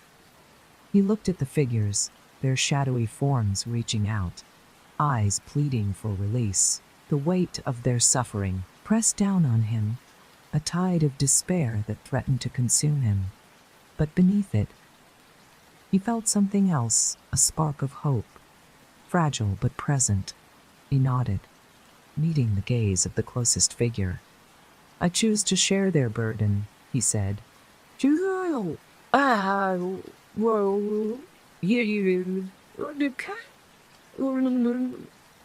declaration ringing out into the silence. The void responded immediately. A wave of cold swept through him, carrying with it the pain, fear, and regret of countless souls. It was overwhelming, a torrent of emotion that sent him to his hiss. His vision blurred, and he felt the world tilt around him, but the woman's hand on his shoulder anchored him, kept him from slipping away. The figures shifted, their forms solidifying for a moment. Faces appeared, no longer shadowed, but real and filled with emotion. They looked at Liam with expressions of shock, gratitude, and relief. The whispers returned, softer now, a chorus of thanks and hope. The light in the void brightened, and the hum receded, replaced by a warm, steady glow. The figures began to fade, their forms dissolving into light that streamed upward, disappearing into the darkness above. The pressure on Liam's mind lifted, leaving him exhausted but unbroken. The tattooed woman knelt beside him, her eyes wide with amazement. "You did it," she whispered, her voice trembling. "You freed them." The void around them shifted, the darkness softening until it was nothing more than a shadow. The rift at their feet began to close. The stone knitting itself back together as the last of the light faded. Liam stood, legs shaking, and looked at the woman. "What now?" he asked, voice hoarse. "Now we return," she said, a small, weary smile playing on her lips. "The market has its keeper, and the echoes have their peace. But remember, Liam, the market always remembers." As they stepped back toward the glow of the market, the whispers followed them, no longer haunting, but a soft song of gratitude and farewell. The air of the midnight market felt different as Liam and the tattooed woman emerged from the closing rift. The usual hum of whispers was quieter now, tinged with a sense of awe and anticipation. The market seemed to breathe, shifting as if acknowledging what had just transpired. Vendors and patrons alike turned their eyes to Liam, some with curiosity, others with a glimmers of respect. The warden stood near the center statue, his onyx skin catching the soft, flickering light of the market's hanging lanterns. His ember-like eyes narrowed as they met Liam's, and for a moment, the two regarded each other in silence. The crowd seemed to hold its collective breath, waiting for the next move. "The echoes have found peace," the warden said, his voice deep and resonant, carrying through the market. "But the market's balance remains fragile. Keeper, you have chosen to bear a burden unlike any before you. Do you understand what this means?" Liam felt the weight of the warden's words press into him. The memories he had shared with the trapped soul still lingered in his mind, a haunting echo that would never truly leave. But he also felt something else, a sense of purpose, an understanding of the market's true nature that went beyond trade and barter. He nodded slowly. "I do," he said, his voice steady despite the exhaustion that threatened to drag him down. "I know that the market is not just a place of bargains, but a realm of stories and choices, and those stories deserve an end, not just a price." A murmur rippled through the crowd, the whispers of the market shifting, curious and intrigued. The tattooed woman stood beside him, her eyes locked on him. The warden with a defiant spark.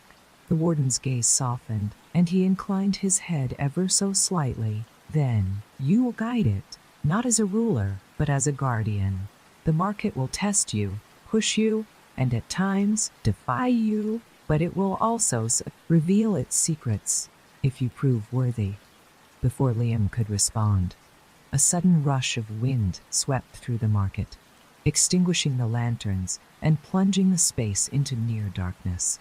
Gasps and murmurs filled the air as shadows crept along the stone floor, converging at the base of the central statue. The statue's eyes, once dull and lifeless, now glowed with a cold blue light. A voice, ancient and filled with wrath, echoed through the chamber. "Not all debts are settled. Not all debts are settled, Keeper. Some shadows hold their grudges close." The air grew thick, suffocating. Liam's chest tightened as a figure began to form at the statue's base, coalescing from the darkness itself. It was tall, cloaked in a tattered shroud that shifted as though alive. Its eyes were empty voids, consuming and unyielding. The tattooed woman's hand went to Liam's arm, her grip fierce. "The shadow claimant," she whispered, her voice barely audible over the pounding of his heart. A spirit of audible over the pounding of his heart. Debts that were never meant to be paid, bound by the market's oldest laws.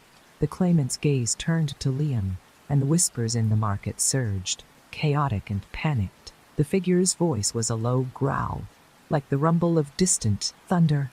"You dare to change the balance, to free what was mine." Liam's breath came in shallow gasps, but he forced himself to meet the spirit's gaze. He could feel the echoes of the freed souls within him, their collective relief and gratitude bolstering his courage. He took a step forward, the weight of his role as keeper settling more firmly on his shoulders. "They were not yours to keep," he said, his voice ringing out clear and unwavering. "The market's balance is maintained not by hoarding suffering, but by allowing stories to end, debts to be paid, and souls to find peace." The claimant let out a hiss, the shadows around it roiling like a storm. It surged forward, the air growing colder, filled with the sting of ice and despair. Liam braced himself, every instinct screaming to flee, but the tattooed woman stepped beside him, her tattoos glowing with an inner light that pushed back the encroaching darkness. "Stand firm," she said, her voice steady. "The market chose you for this." Liam closed his eyes into the well of memories and stories that had been passed to him. The echoes whispered in unison, their voices a song of resilience and hope. He felt the warmth spread through him, countering the chill of the claimant's power. When he opened power, his eyes, They glowed faintly with the same light that radiated from the woman's tattoos. The claimant hesitated, its form flickering as if uncertain, returned to the void. Leon commanded, the power in his voice surprising even himself. Your debt is settled. The market will not bind souls to your chains anymore, the figure screamed, a sound that tore through the market like a gale, rattling the stalls and sending a wave of darkness that dissipated as quickly as it came. The claimant's form crumbled, shadows peeling away like smoke until there was nothing left but silence. The market exhaled, the tension lifting as the lanterns reignited, casting a warm, steady light. The whispers were no longer frantic but awed, a chorus of acknowledgement and acceptance. The warden stepped forward, eyes glinting with a mixture of pride and solemnity. You have proven yourself, Keeper, he said. But know this, the market stories are endless, and each one comes with endless, a choice. Liam nodded, the echoes within him now quiet hum. He knew that this was only the beginning, that the midnight market held more secrets, more challenges, and more stories waiting to be told. But he also knew that he was ready. The midnight market was bathed in the soft glow of lanterns, their light dancing across the stalls and casting long, gentle shadows. The tension that had gripped the space only moments before had melted into a rare stillness, a sense of collective and relief washing over patrons and vendors alike. Liam stood at the center, the whispers of the market now a gentle murmur that resonated in his bones. He was the keeper now, not just in title, but in spirit. The tattooed woman, whose name he realized he still didn't know, stepped forward. The glow of her tattoos had faded, leaving her looking almost human, almost vulnerable. She studied him for a moment, a faint smile tugging at the corners of her lips. You did what no one's thought possible, she said, her voice low and filled with an emotion that Liam couldn't quite name. You faced the claimant and turned the tide. The market will remember this night. Liam nodded, exhaustion seeping into his bones now that the adrenaline had worn off. He glanced around at the market, the faces of its patrons, both human and otherwise, watching him with newfound respect. The vendors had resumed their quiet calls, bartering in hushed tones as if not to disturb the fragile peace. The warden approached, his onyx skin reflecting the light of the lanterns. His eyes, once blazing with challenge, now held a softer glow. You have proven your mettle, Keeper. The market has accepted you, but this place holds more than echoes and shadows. It holds stories yet to be told, paths yet to be chosen. Liam met the warden's gaze, a surge of determination rekindling in his chest. I know, he said, his voice steady despite the weight of the realization. And I will guide it, protect it, and ensure that those who come here understand the balance they are stepping into. The warden inclined his head in a gesture of acknowledgement. Then your journey begins anew, but with eyes unclouded by fear or ignorance. The crowd, sensing the end of the night's extraordinary events, began to disperse. Vendors returned to their stalls, adjusting wares and engaging in quiet negotiations, while patrons shared glances filled with wonder and cautious optimism. The market's whispers shifted, their tone no longer one of warnings and secrets, but of curiosity and quiet approval. The tattooed woman reached out, her fingers brushing Liam's arm. You've changed more than just the market. Tonight, she said, you've given hope to those who thought they would never see the light again. Liam felt a pang of emotion, the echoes within him murmuring in agreement. The faces of those he had freed, their stories, now at rest, would stay with him always. He took a deep breath, the scent of spices and smoke filling his lungs, and felt a sense of purpose settle over him as the first hint of dawn broke beyond the cavern, casting a pale light that crept through the cracks in the stone walls. The midnight market began to fade. The magic that held it together whispered its goodbyes, a soft collective exhale that signaled the end of another night. Liam turned to the tattooed woman. "Will you stay?" She tilted her head, the ghost of a smile returning. "I have been bound to this place for so long that I don't know what freedom feels like. But with you as the keeper, perhaps it's time I found out."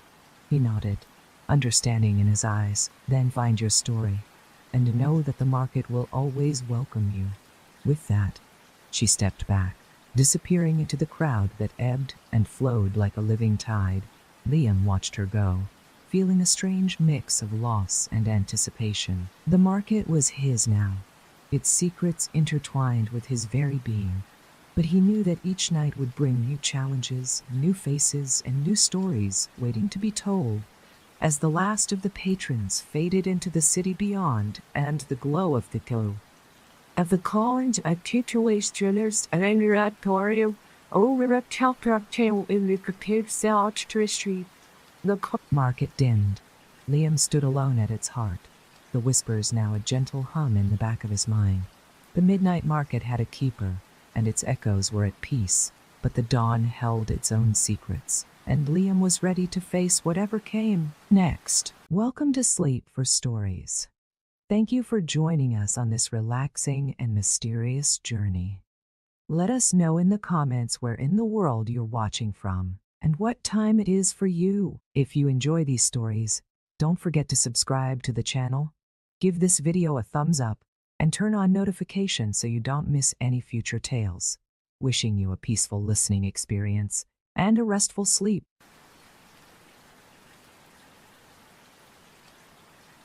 Eliza stepped into the clearing, the world around her seemingly holding its breath. The tall, dry grass whispered as the evening breeze swept through, carrying with it the faint, metallic scent of rust and something older. Something that spoke of lost, forgotten laughter and frozen moments. Before her stood an abandoned carnival, hidden in the folds of the forest, shrouded in twilight's embrace. The entrance arch, once vibrant and gleaming with lights, now sagged under the weight of time, its painted letters, chipped and dulled. Carnival Nocturna was barely legible, yet something in the name made her heart quicken. She had heard the stories whispered among townsfolk, tales of sudden disappearances, and strange lights dancing on the horizon on moonless nights. Stepping past the threshold, Eliza felt an uncanny shift in the air. The ground beneath her boots crunched with dried leaves and brittle paper, remnants of old flyers promising wonders that no longer existed. Merry-go-round stood in the center, its once proud horses frozen mid-gallop, their manes chipped, eyes wide with expressions that bordered on panic. A sudden clang shattered the silence, causing Eliza to spin around. The Ferris wheel at the far end of the grounds creaked, its rusted spokes groaning as if stirred by an unseen force. A flicker of light caught her eye, a soft glow emanating from the ticket booth. As she approached, she noticed the glass was cracked, but clear enough to reveal an old cash register and faded photographs pinned to the walls inside. One photograph in particular drew her in, a black and white image of performers, their faces painted with grotesque smiles that seemed almost too lifelike. Behind them, a shadow lurked, indistinct but unmistakably human. Eliza's breath caught in her throat. As the air grew colder, a shiver tracing its way down her spine. A faint sound, barely a whisper, but sharp like a knife, echoed through the empty grounds. Was the kind of noise that made the hairs on her arms stand on end, like the intake of breath before a scream. Eliza took a cautious step back, eyes darting to the dark corners where shadows seemed to shift and twist on their own. The whisper was Sewell Wilson, gone, replaced by a stillness so complete it felt suffocating. She rubbed her arms, trying to shake off the chill that clung to her like a second skin. Every instinct screamed at her to turn and run, but curiosity rooted her to the spot. With Owen and front her, and Eloy and Sue and Ron, but curiosity rooted her to the spot. Deliberate slowness. She moved towards the photograph. The figures in it seemed familiar, yet foreign. The ringmaster with his tall hat, the acrobat frozen mid-flip, the clown with a grin stretched too wide, almost as if his painted smile had a life of its own. The shadow behind them was different now, clearer, as though it had stepped forward within the frame, watching her with hollow eyes. Suddenly, a low, melodic chime cut through the air. Eliza spun around, and her gaze landed on the carousel. It was moving. The horses' eyes gleamed under the weak twilight, and their hooves lifted one by one. A slow, ghostly gallop in time to the distorted music wheezing from the old organ pipes. The carousel's motion was jerky, unnatural, as though compelled by a force that defied reason. "Who's there?" Eliza called out, her voice breaking the spell of silence. It echoed across the empty grounds, only to be swallowed by the dense thicket of trees. A sudden rustling came from the funhouse, its painted entrance now warped with time. The once vibrant colors faded into grotesque smears. The mouth of the entrance, painted in the shape of a clown's grin, seemed to shift, the corners lifting ever so slightly as if beckoning her in. Her pulse pounded in her ears as she hesitated at the entrance. The funhouse loomed before her, and the echoes of distant laughter, children's laughter, high-pitched and gleeful, wafted out as if caught in a time loop. The hair on the back of her neck stood up as she peered inside. The corridor beyond was lined with cracked mirrors, each reflecting her form at odd angles, distorting her face into grimaces and leers. The whispered noise returned, louder this time, and unmistakable. "Come and play." It was neither male nor female, but a voice suspended between worlds, drawing her forward with an invisible tether. Before she could stop herself, Eliza stepped inside. The door behind her slammed shut, and the carnival outside was swallowed by darkness. A cold draft swept through the narrow corridor, and Eliza shivered as she stepped deeper into the funhouse. The distorted reflections in the cracked mirrors followed her every move, warping her features into grotesque shapes that seemed to grin and sneer. Each step she took echoed, making it impossible to tell if the sound was hers or if someone or something was following close behind. "Come and play," the voice whispered again, softer now, almost playful. It seemed to echo from everywhere and nowhere at once, reverberating through the maze of mirrors. Eliza's breath quickened, forming small clouds in the chilled air as she tried to steady her trembling hands. She reached out, touching the surface of one of the mirrors. It was ice cold, almost burning her fingertips. Suddenly, the lights above flickered to life, casting a harsh yellow glow over the corridor. The shadows jumped and twisted, and Eliza's distorted reflection seemed to stretch and reach out, mimicking a scream that the howl or stirs never came. The laughter of children echoed once more, but it was wrong, too slow, too deep, as if played backward on a broken record. "Eliza." The voice called her name this time, and she froze. Her heart pounded against her ribcage as she whipped around, searching for the source.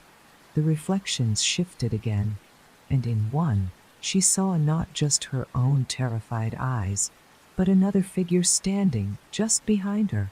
It was tall and dressed in a tattered jester's costume. The bells on its hat rusted and silent. Its face was painted in a grotesque smile, but the eyes were hollow and dark, endless voids that seemed to pull the light from the room. Before she could react, the jester moved, its painted smile stretching unnaturally as it stepped out of the mirror and into the corridor. Eliza stumbled backward, her back slamming against the cold glass behind her. The jester moved with jerky, puppet-like movements, tilting its head as if curious about her. "Stay! It curious about her! Stay!" said, its voice a hiss that cut through the silence. It raised one gloved hand, and Eliza felt her limbs go numb, as if the blood in her veins had turned to ice. The lights flickered again, and in the brief moments of darkness, she could see other figures in the mirrors, spectral clowns, acrobats with skeletal faces, and a ringmaster whose eyes glowed like embers. Desperate, Eliza closed her eyes and willed herself to wake up, to be anywhere but here. But when she opened them, again, the jester was inches away, its painted grin wide enough to split its face. It leaned in close, its breath cold against her ear as it whispered, "The show has just begun." A sudden crash echoed from deep within the funhouse, and deep within the funhouse, and the mirrors shattered, sending shards raining down around her. The lights went out completely, plunging her into darkness. The only sound was her own ragged breathing, and the faint, echoing footsteps of something moving closer, ready to play. Eliza's breath came in shallow gasps, the darkness pressing down on her like a living entity. She stretched her hands out cautiously, feeling the jagged edges of broken glass bite into her fingertips. The pain was sharp but fleeting, barely sharp but fleeting, barely sharp but fleeting, registering under the surge of adrenaline coursing through her veins. Somewhere in the void, she heard the faintest echo of whispers, an indistinct murmur that seemed to come from every direction at once. As her eyes adjusted to the dark, she began to see shapes emerging in the dim light. Figures adorned with glittering masks and tattered costumes shifted as if alive. She told herself it was a trick of the shadows, the fractured reflections playing on her fear. But her body tensed involuntarily, her instincts screaming otherwise. A soft, pulsing red glow suddenly flickered at the end of the corridor. It illuminated a doorway, ornate and carved with swirling patterns that seemed to move under her gaze. Above it, a sign "Move" under her gaze hung precariously, the paint faded and peeling, reading, "The real show begins here." The air grew colder, heavy, with an iron tang that made her stomach churn. Eliza's feet moved of their own accord, each step creaking loudly on the old wooden raw floor. The door seemed to beckon, drawing her with an almost magnetic pull. She reached out to touch the handle, which was surprisingly warm, as if someone had just let go of it. The whispers grew louder, overlapping into a discordant hum that seemed to vibrate through her bones. With a deep, steadying breath, she pushed the door open. Inside, the room was bathed in an eerie red glow. Dust motes floated like tiny embers in the thick, still air. At the center stood a large circular stage, surrounded by empty seats draped in decaying velvet. The stage was set with grotesque props, mannequins with cracked porcelain faces, marionettes with tangled strings, and old carnival banners that flapped silently as though touched by a phantom breeze. Suddenly, one of the marionettes twitched, its head snapping up to look directly at her. Its eyes, hollow and painted with a stark, unnatural gleam, seemed to follow her every movement. The red glow intensified, casting long, spindly shadows that danced across the walls. A slow, rhythmic clapping filled the silence, coming from somewhere she couldn't see. "Welcome, Eliza," a voice drawled from the darkness. It was deep, mocking, and filled with an unnatural resonance that sent a shiver crawling up her spine. The marionettes, mannequins, and shadows seemed to move in response, their lifeless forms shifting just enough to unsettle her. She turned, searching for the source of the voice. Unsettle her, and found herself staring into the eyes of a figure cloaked in darkness. only its grin visible, a grin that was impossibly wide and filled with sharp, white teeth. Eliza's heart pounded in her chest as the figure stepped forward, emerging from the shadows. The grin belonged to a man, or at least what once had been a man. His face was pale, almost translucent, and his eyes glowed with an unnatural red light that mirrored the room's eerie hue. He wore an old ringmaster's coat, tattered, and stained, with brass buttons that gleamed like polished bone. "I've been waiting for you," he said, his voice both familiar and foreign, as though two voices spoke in unison, one deep and commanding, the other faint and whispering, like a distant echo. He lifted a hand, gesturing towards the stage where the marionettes and mannequins shifted, their limbs creaking as they positioned themselves in macabre tableau. Eliza backed away, her pulse racing as she felt the cold wood of the door behind her. But when she turned, the door was gone, replaced by a wall of mirrors that reflected the scene before her. In those reflections, she saw herself surrounded by figures that weren't there when she looked, directly spectral, performers in faded costumes, their faces painted with grotesque smiles that seemed to widen as she stared. "Why me?" she whispered, the question slipping from her lips before she could stop it. The ringmaster's grin grew wider, eyes narrowing with an unsettling glint. "Because," he said, drawing out the word with a sinister satisfaction, "you are the only almost sinister satisfaction. You are the only one who still listens, who still wonders." His hand snapped, and the marionettes lurched to life, their strings tugged by invisible hands. They moved in a synchronized, jerky dance, limbs twisting in impossible angles, creating patterns that made Eliza's head spin. The whispers rose to a fevered pitch, echoing from every corner of the room. She pressed her hands to her ears, but it did nothing to block out the sound. The ringmaster's voice cut through the noise, sharp and commanding. "Let the show begin." The stage burst into motion. The mannequins' hollow eyes gleamed as they turned to face her, their mouths opening in silent, screaming expressions. The marionettes' dance grew faster, frenzied, as if driven by some unseen force. Eliza's vision blurred as the room seemed to spin around her, the red glow pulsing like a heartbeat. She fell to her knees, the cold seeping into her bones. And suddenly, she felt a hand real and solid grip her shoulder. She gasped, looking up to see a young boy with dark, hollow eyes, his expression one of sadness and warning.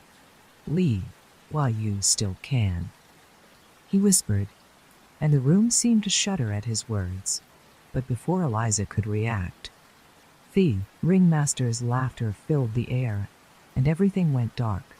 Eliza's heart raced as she reached out to the boy, but before her fingers could touch him, he vanished like a wisp of smoke. The darkness that followed was suffocating, an oppressive weight that stole her breath and dulled her senses. The ringmaster's laughter continued, echoing off the walls, now distant and hollow as if coming from the depths of a cavern. Then, a flicker of light returned.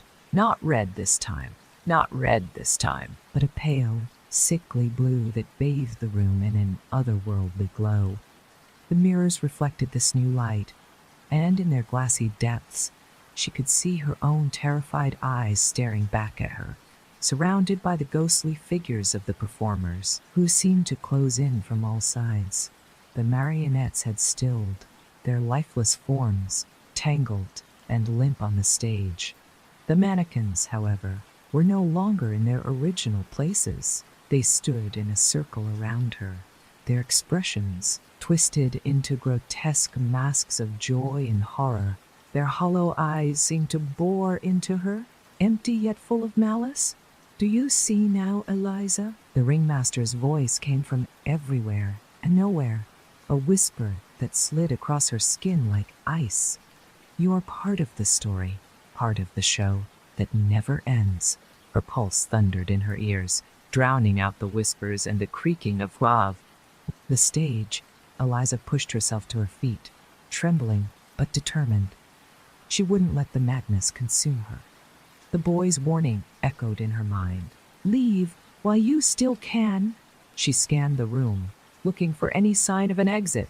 The mirrors flickered, showing glimpses of a corridor, a pathway that led beyond the confines of the stage. Without hesitation, she bolted toward it, her feet slipping on the cracked, uneven floor as she ran. The performers moved in a blur of pale limbs and painted smiles, reaching out with grasping, stiff fingers. One brushed against her arm, its touch cold and lifeless, sending a jolt of terror through her. She pushed forward, heart pounding as the corridor came into view, narrow and lined with tattered red curtains that seemed to sway on their own. The laughter behind her grew louder, maniacal and furious. The ringmaster's voice cut through it all, shouting, "You cannot escape! This is your destiny!" Eliza ducked under the curtains, feeling them tug at her clothes as though trying to pull her back. She stumbled into the corridor, the pale blue light giving way to deeper shadows. The whispers faded, replaced by the distant thud of drums, steady and relentless. Ahead of her, the corridor split into two paths.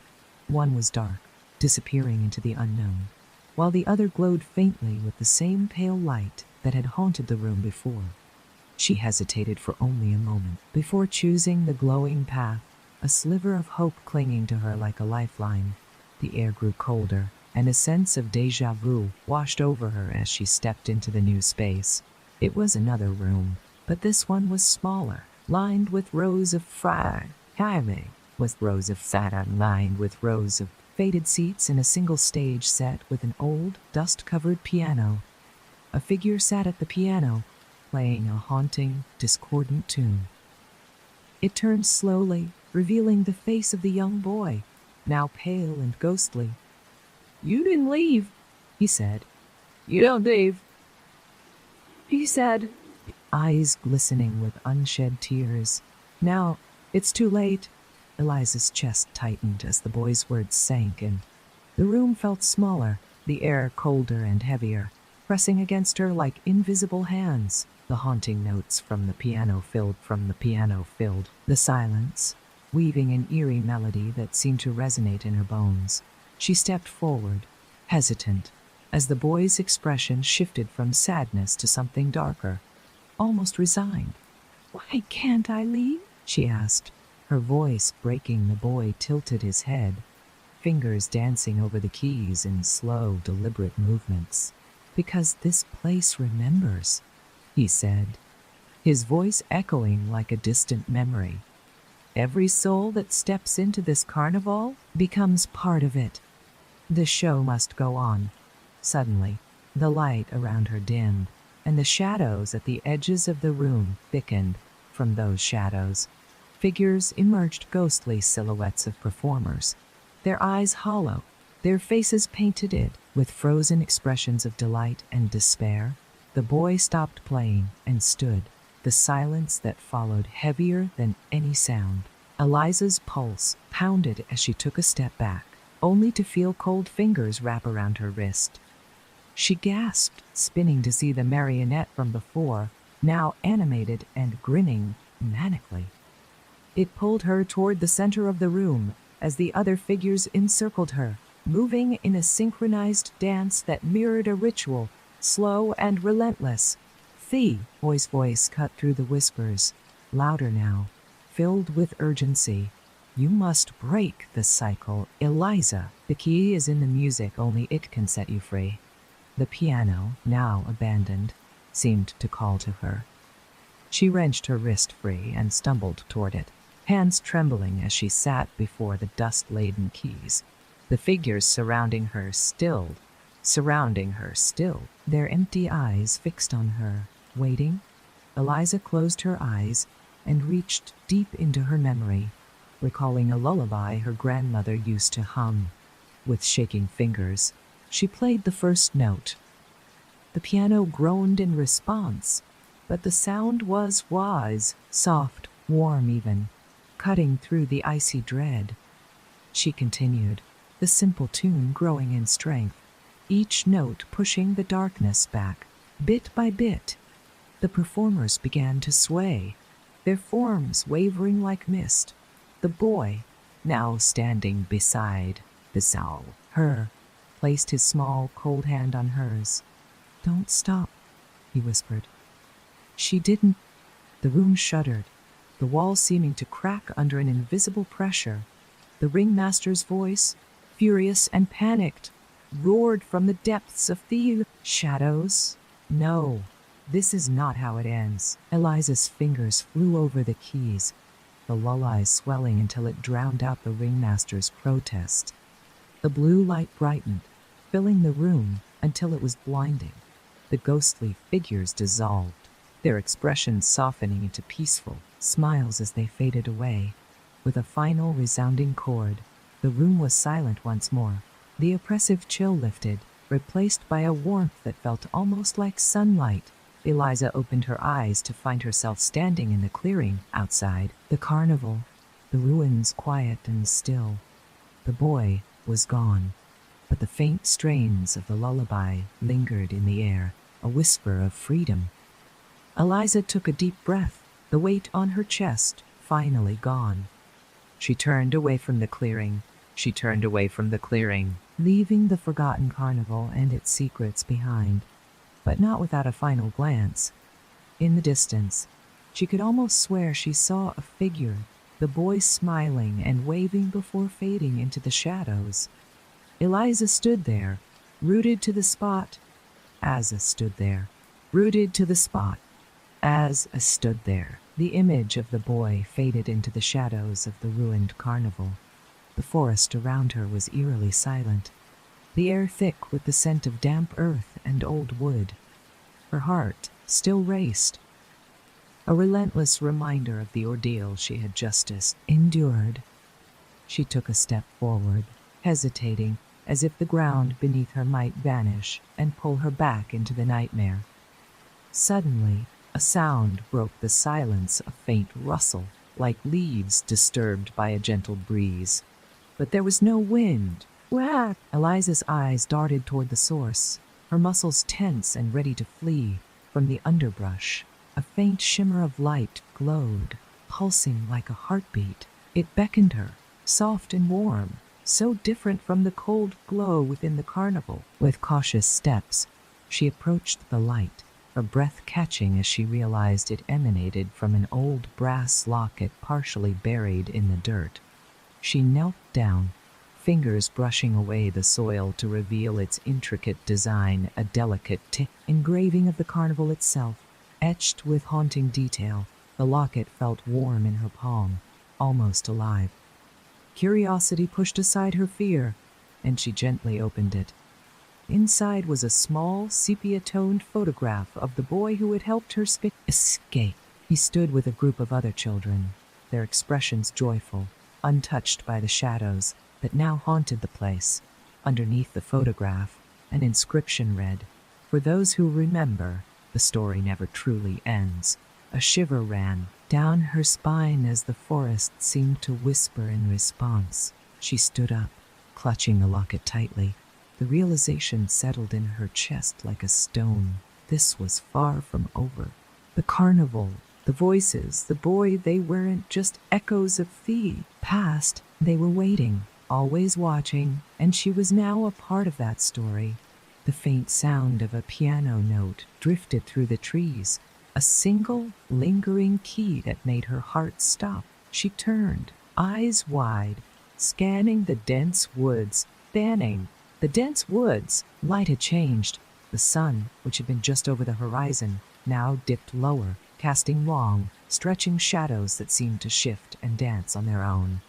Eliza knew she had a choice: walk away and bury the memories deep, or return to the town and uncover the truth that the carnival had hidden for so long. The weight of the locket in her hand felt heavier now, as if urging her toward the latter. With a resolute breath, she began to walk back toward the distant glow of the Mysterious town. The locket clutched close to her heart. The whispers faded behind her. but she knew they were never truly gone.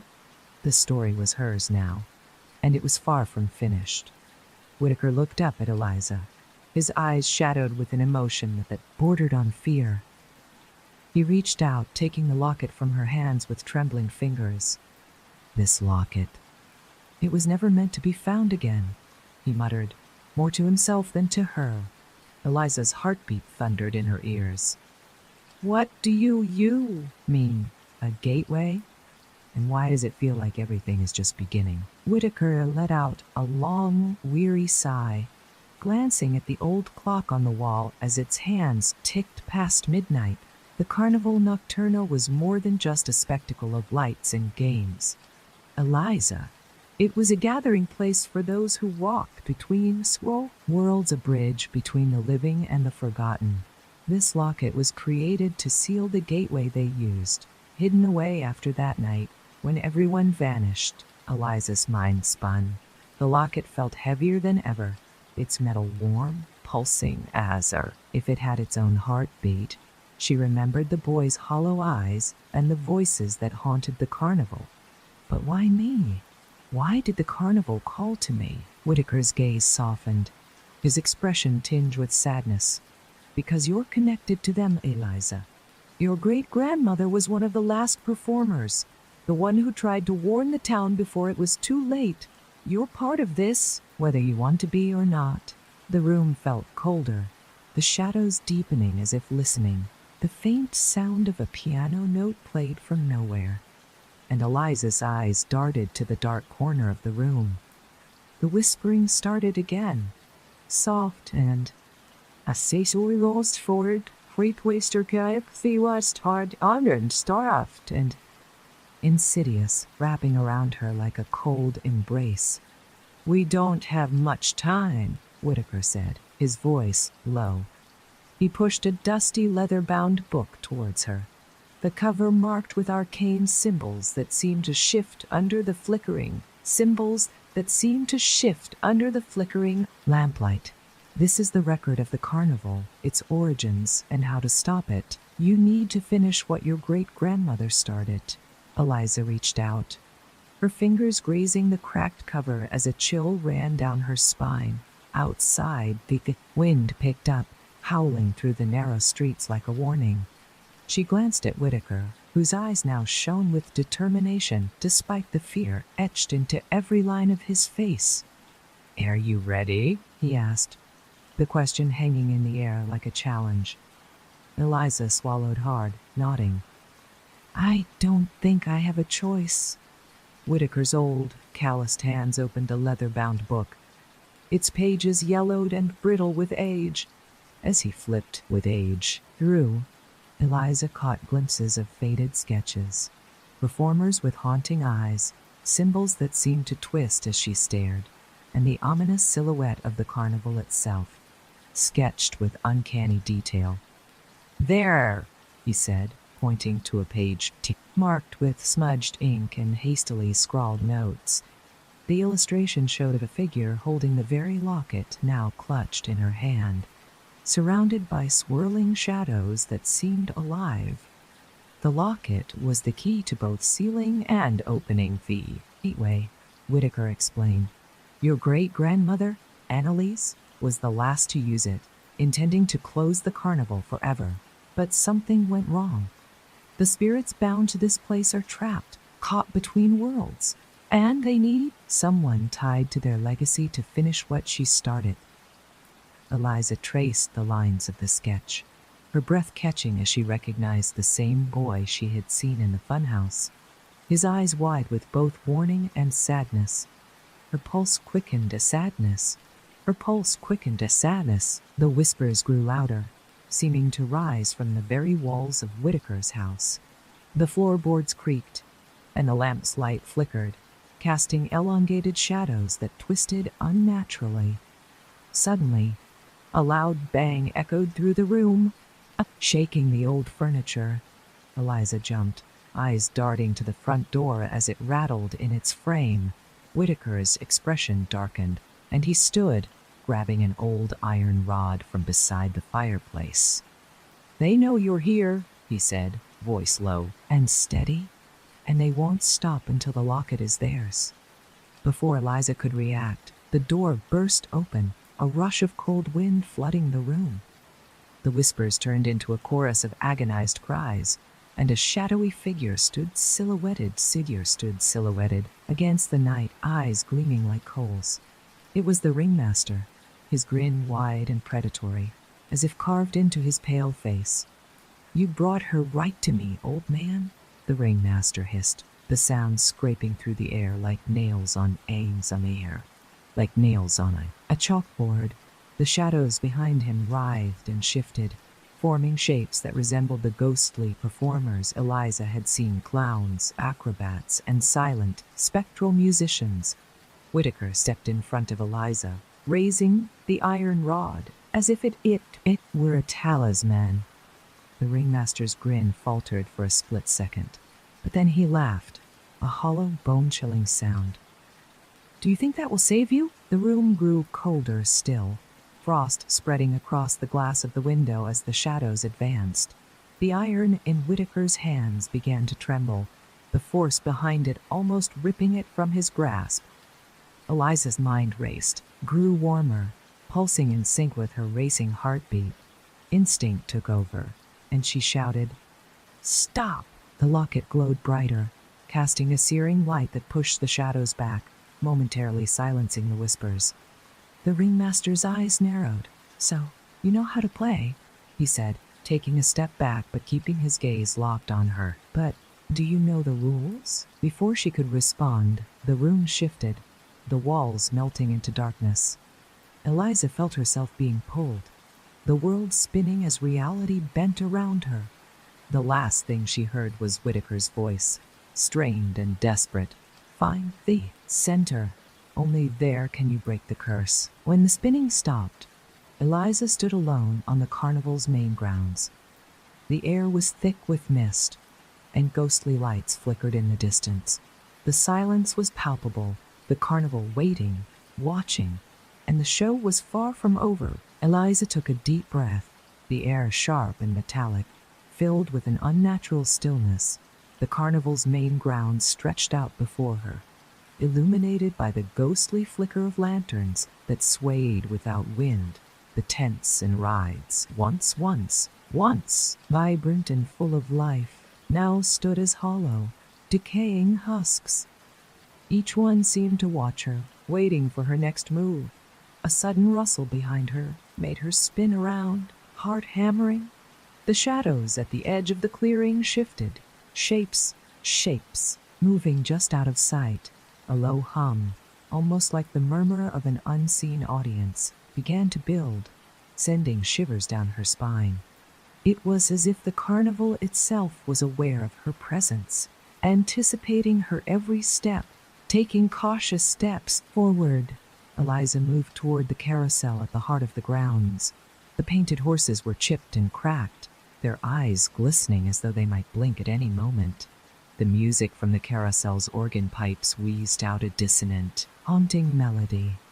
She felt the locket pulse warmly against her chest, a strange comfort in the overwhelming dread. Suddenly, a voice echoed from the darkness, deep and resonant. "You've come so far, but do you know why you're here?" The ringmaster stepped into the glow of the lanterns, his eyes gleaming like coals. His grin was wide, too wide, stretching across his face in an expression of mockery and delight. Eliza's throat tightened, but she forced herself to speak. "I'm here to end this, to break the curse." The ringmaster chuckled, a hollow, bone-chilling sound. "End it!" He raised one hand, and the shadows around them seemed to shift and coil. "You are part of this tale now, Eliza. You cannot end what you've already begun." Before she could react, the ground beneath her feet trembled, and the carousel creaked to life, spinning slowly at first, then faster. The music grew louder, drowning out the whispers of the shadows. Figures, clowns with painted faces frozen in grotesque grins, and acrobats suspended in twisted poses emerged from the surrounding. Darkness their hollow eyes fixed on her. Eliza took a step back, her pulse pounding. The locket's heat flared, sending a shock of warmth through her body. Instinctively, she gripped it and felt a surge of energy pulse through her veins. The ringmaster's grin faltered for the briefest moment, his eyes narrowing as he noticed the change. "You think that trinket will save you," he hissed, stepping closer. "This show never ends, Eliza. It only begins anew." The locket glowed brighter, casting a golden light that cut through the swirling darkness. Eliza felt a sudden rush of clarity. She had to find the center, the heart of the curse, and destroy it before it consumed her and the town forever. The ringmaster's gaze locked onto the locket, and for the first time, Eliza saw something flicker across his expression fear. The carousel spun wildly, the painted horse's eyes now glowing with the same eerie red light as the ringmaster's. The clowns and acrobats, twisted in grotesque contortions, began to move, jerking toward her with mechanical precision. Eliza's pulse quickened, her breath coming in ragged gasps as the locket's warmth spread through her like wildfire. She closed her eyes and focused on that feeling, drawing strength from it. The whispers that had haunted her before now turned into coherent voices, urging her on. Find the center. Break the cycle. With a sudden burst of resolve, Eliza lunged toward the carousel, dodging the grasping hands of the gnostly figures. The ground shook beneath her as she reached the center post, a massive, gnarled column that pulsed with an unnatural, dark energy. The ringmaster's voice cut through the cacophony, sharp and commanding. "Stop her!" he roared, his grin twisting into a snarl as the figures closed in. Eliza ignored the creeping dread, gripping the locket tightly and pressing it against the cold, dark surface of the center post. A searing pain shot up her arm as the light from the locket clashed with the shadowy energy of the carnival. The air crackled, the tension building like a storm ready to break. The figures around her froze, their hollow eyes wide with something that looked like fear. The ringmaster lunged forward, but it was too late. The locket's light burst forth, flooding the carnival grounds in a brilliant golden glow. The shadows screamed as they dissolved into the light, their twisted forms unraveling into wisps of smoke. The carousel groaned to a stop, and the eerie music faltered, replaced by a deep, resonant silence.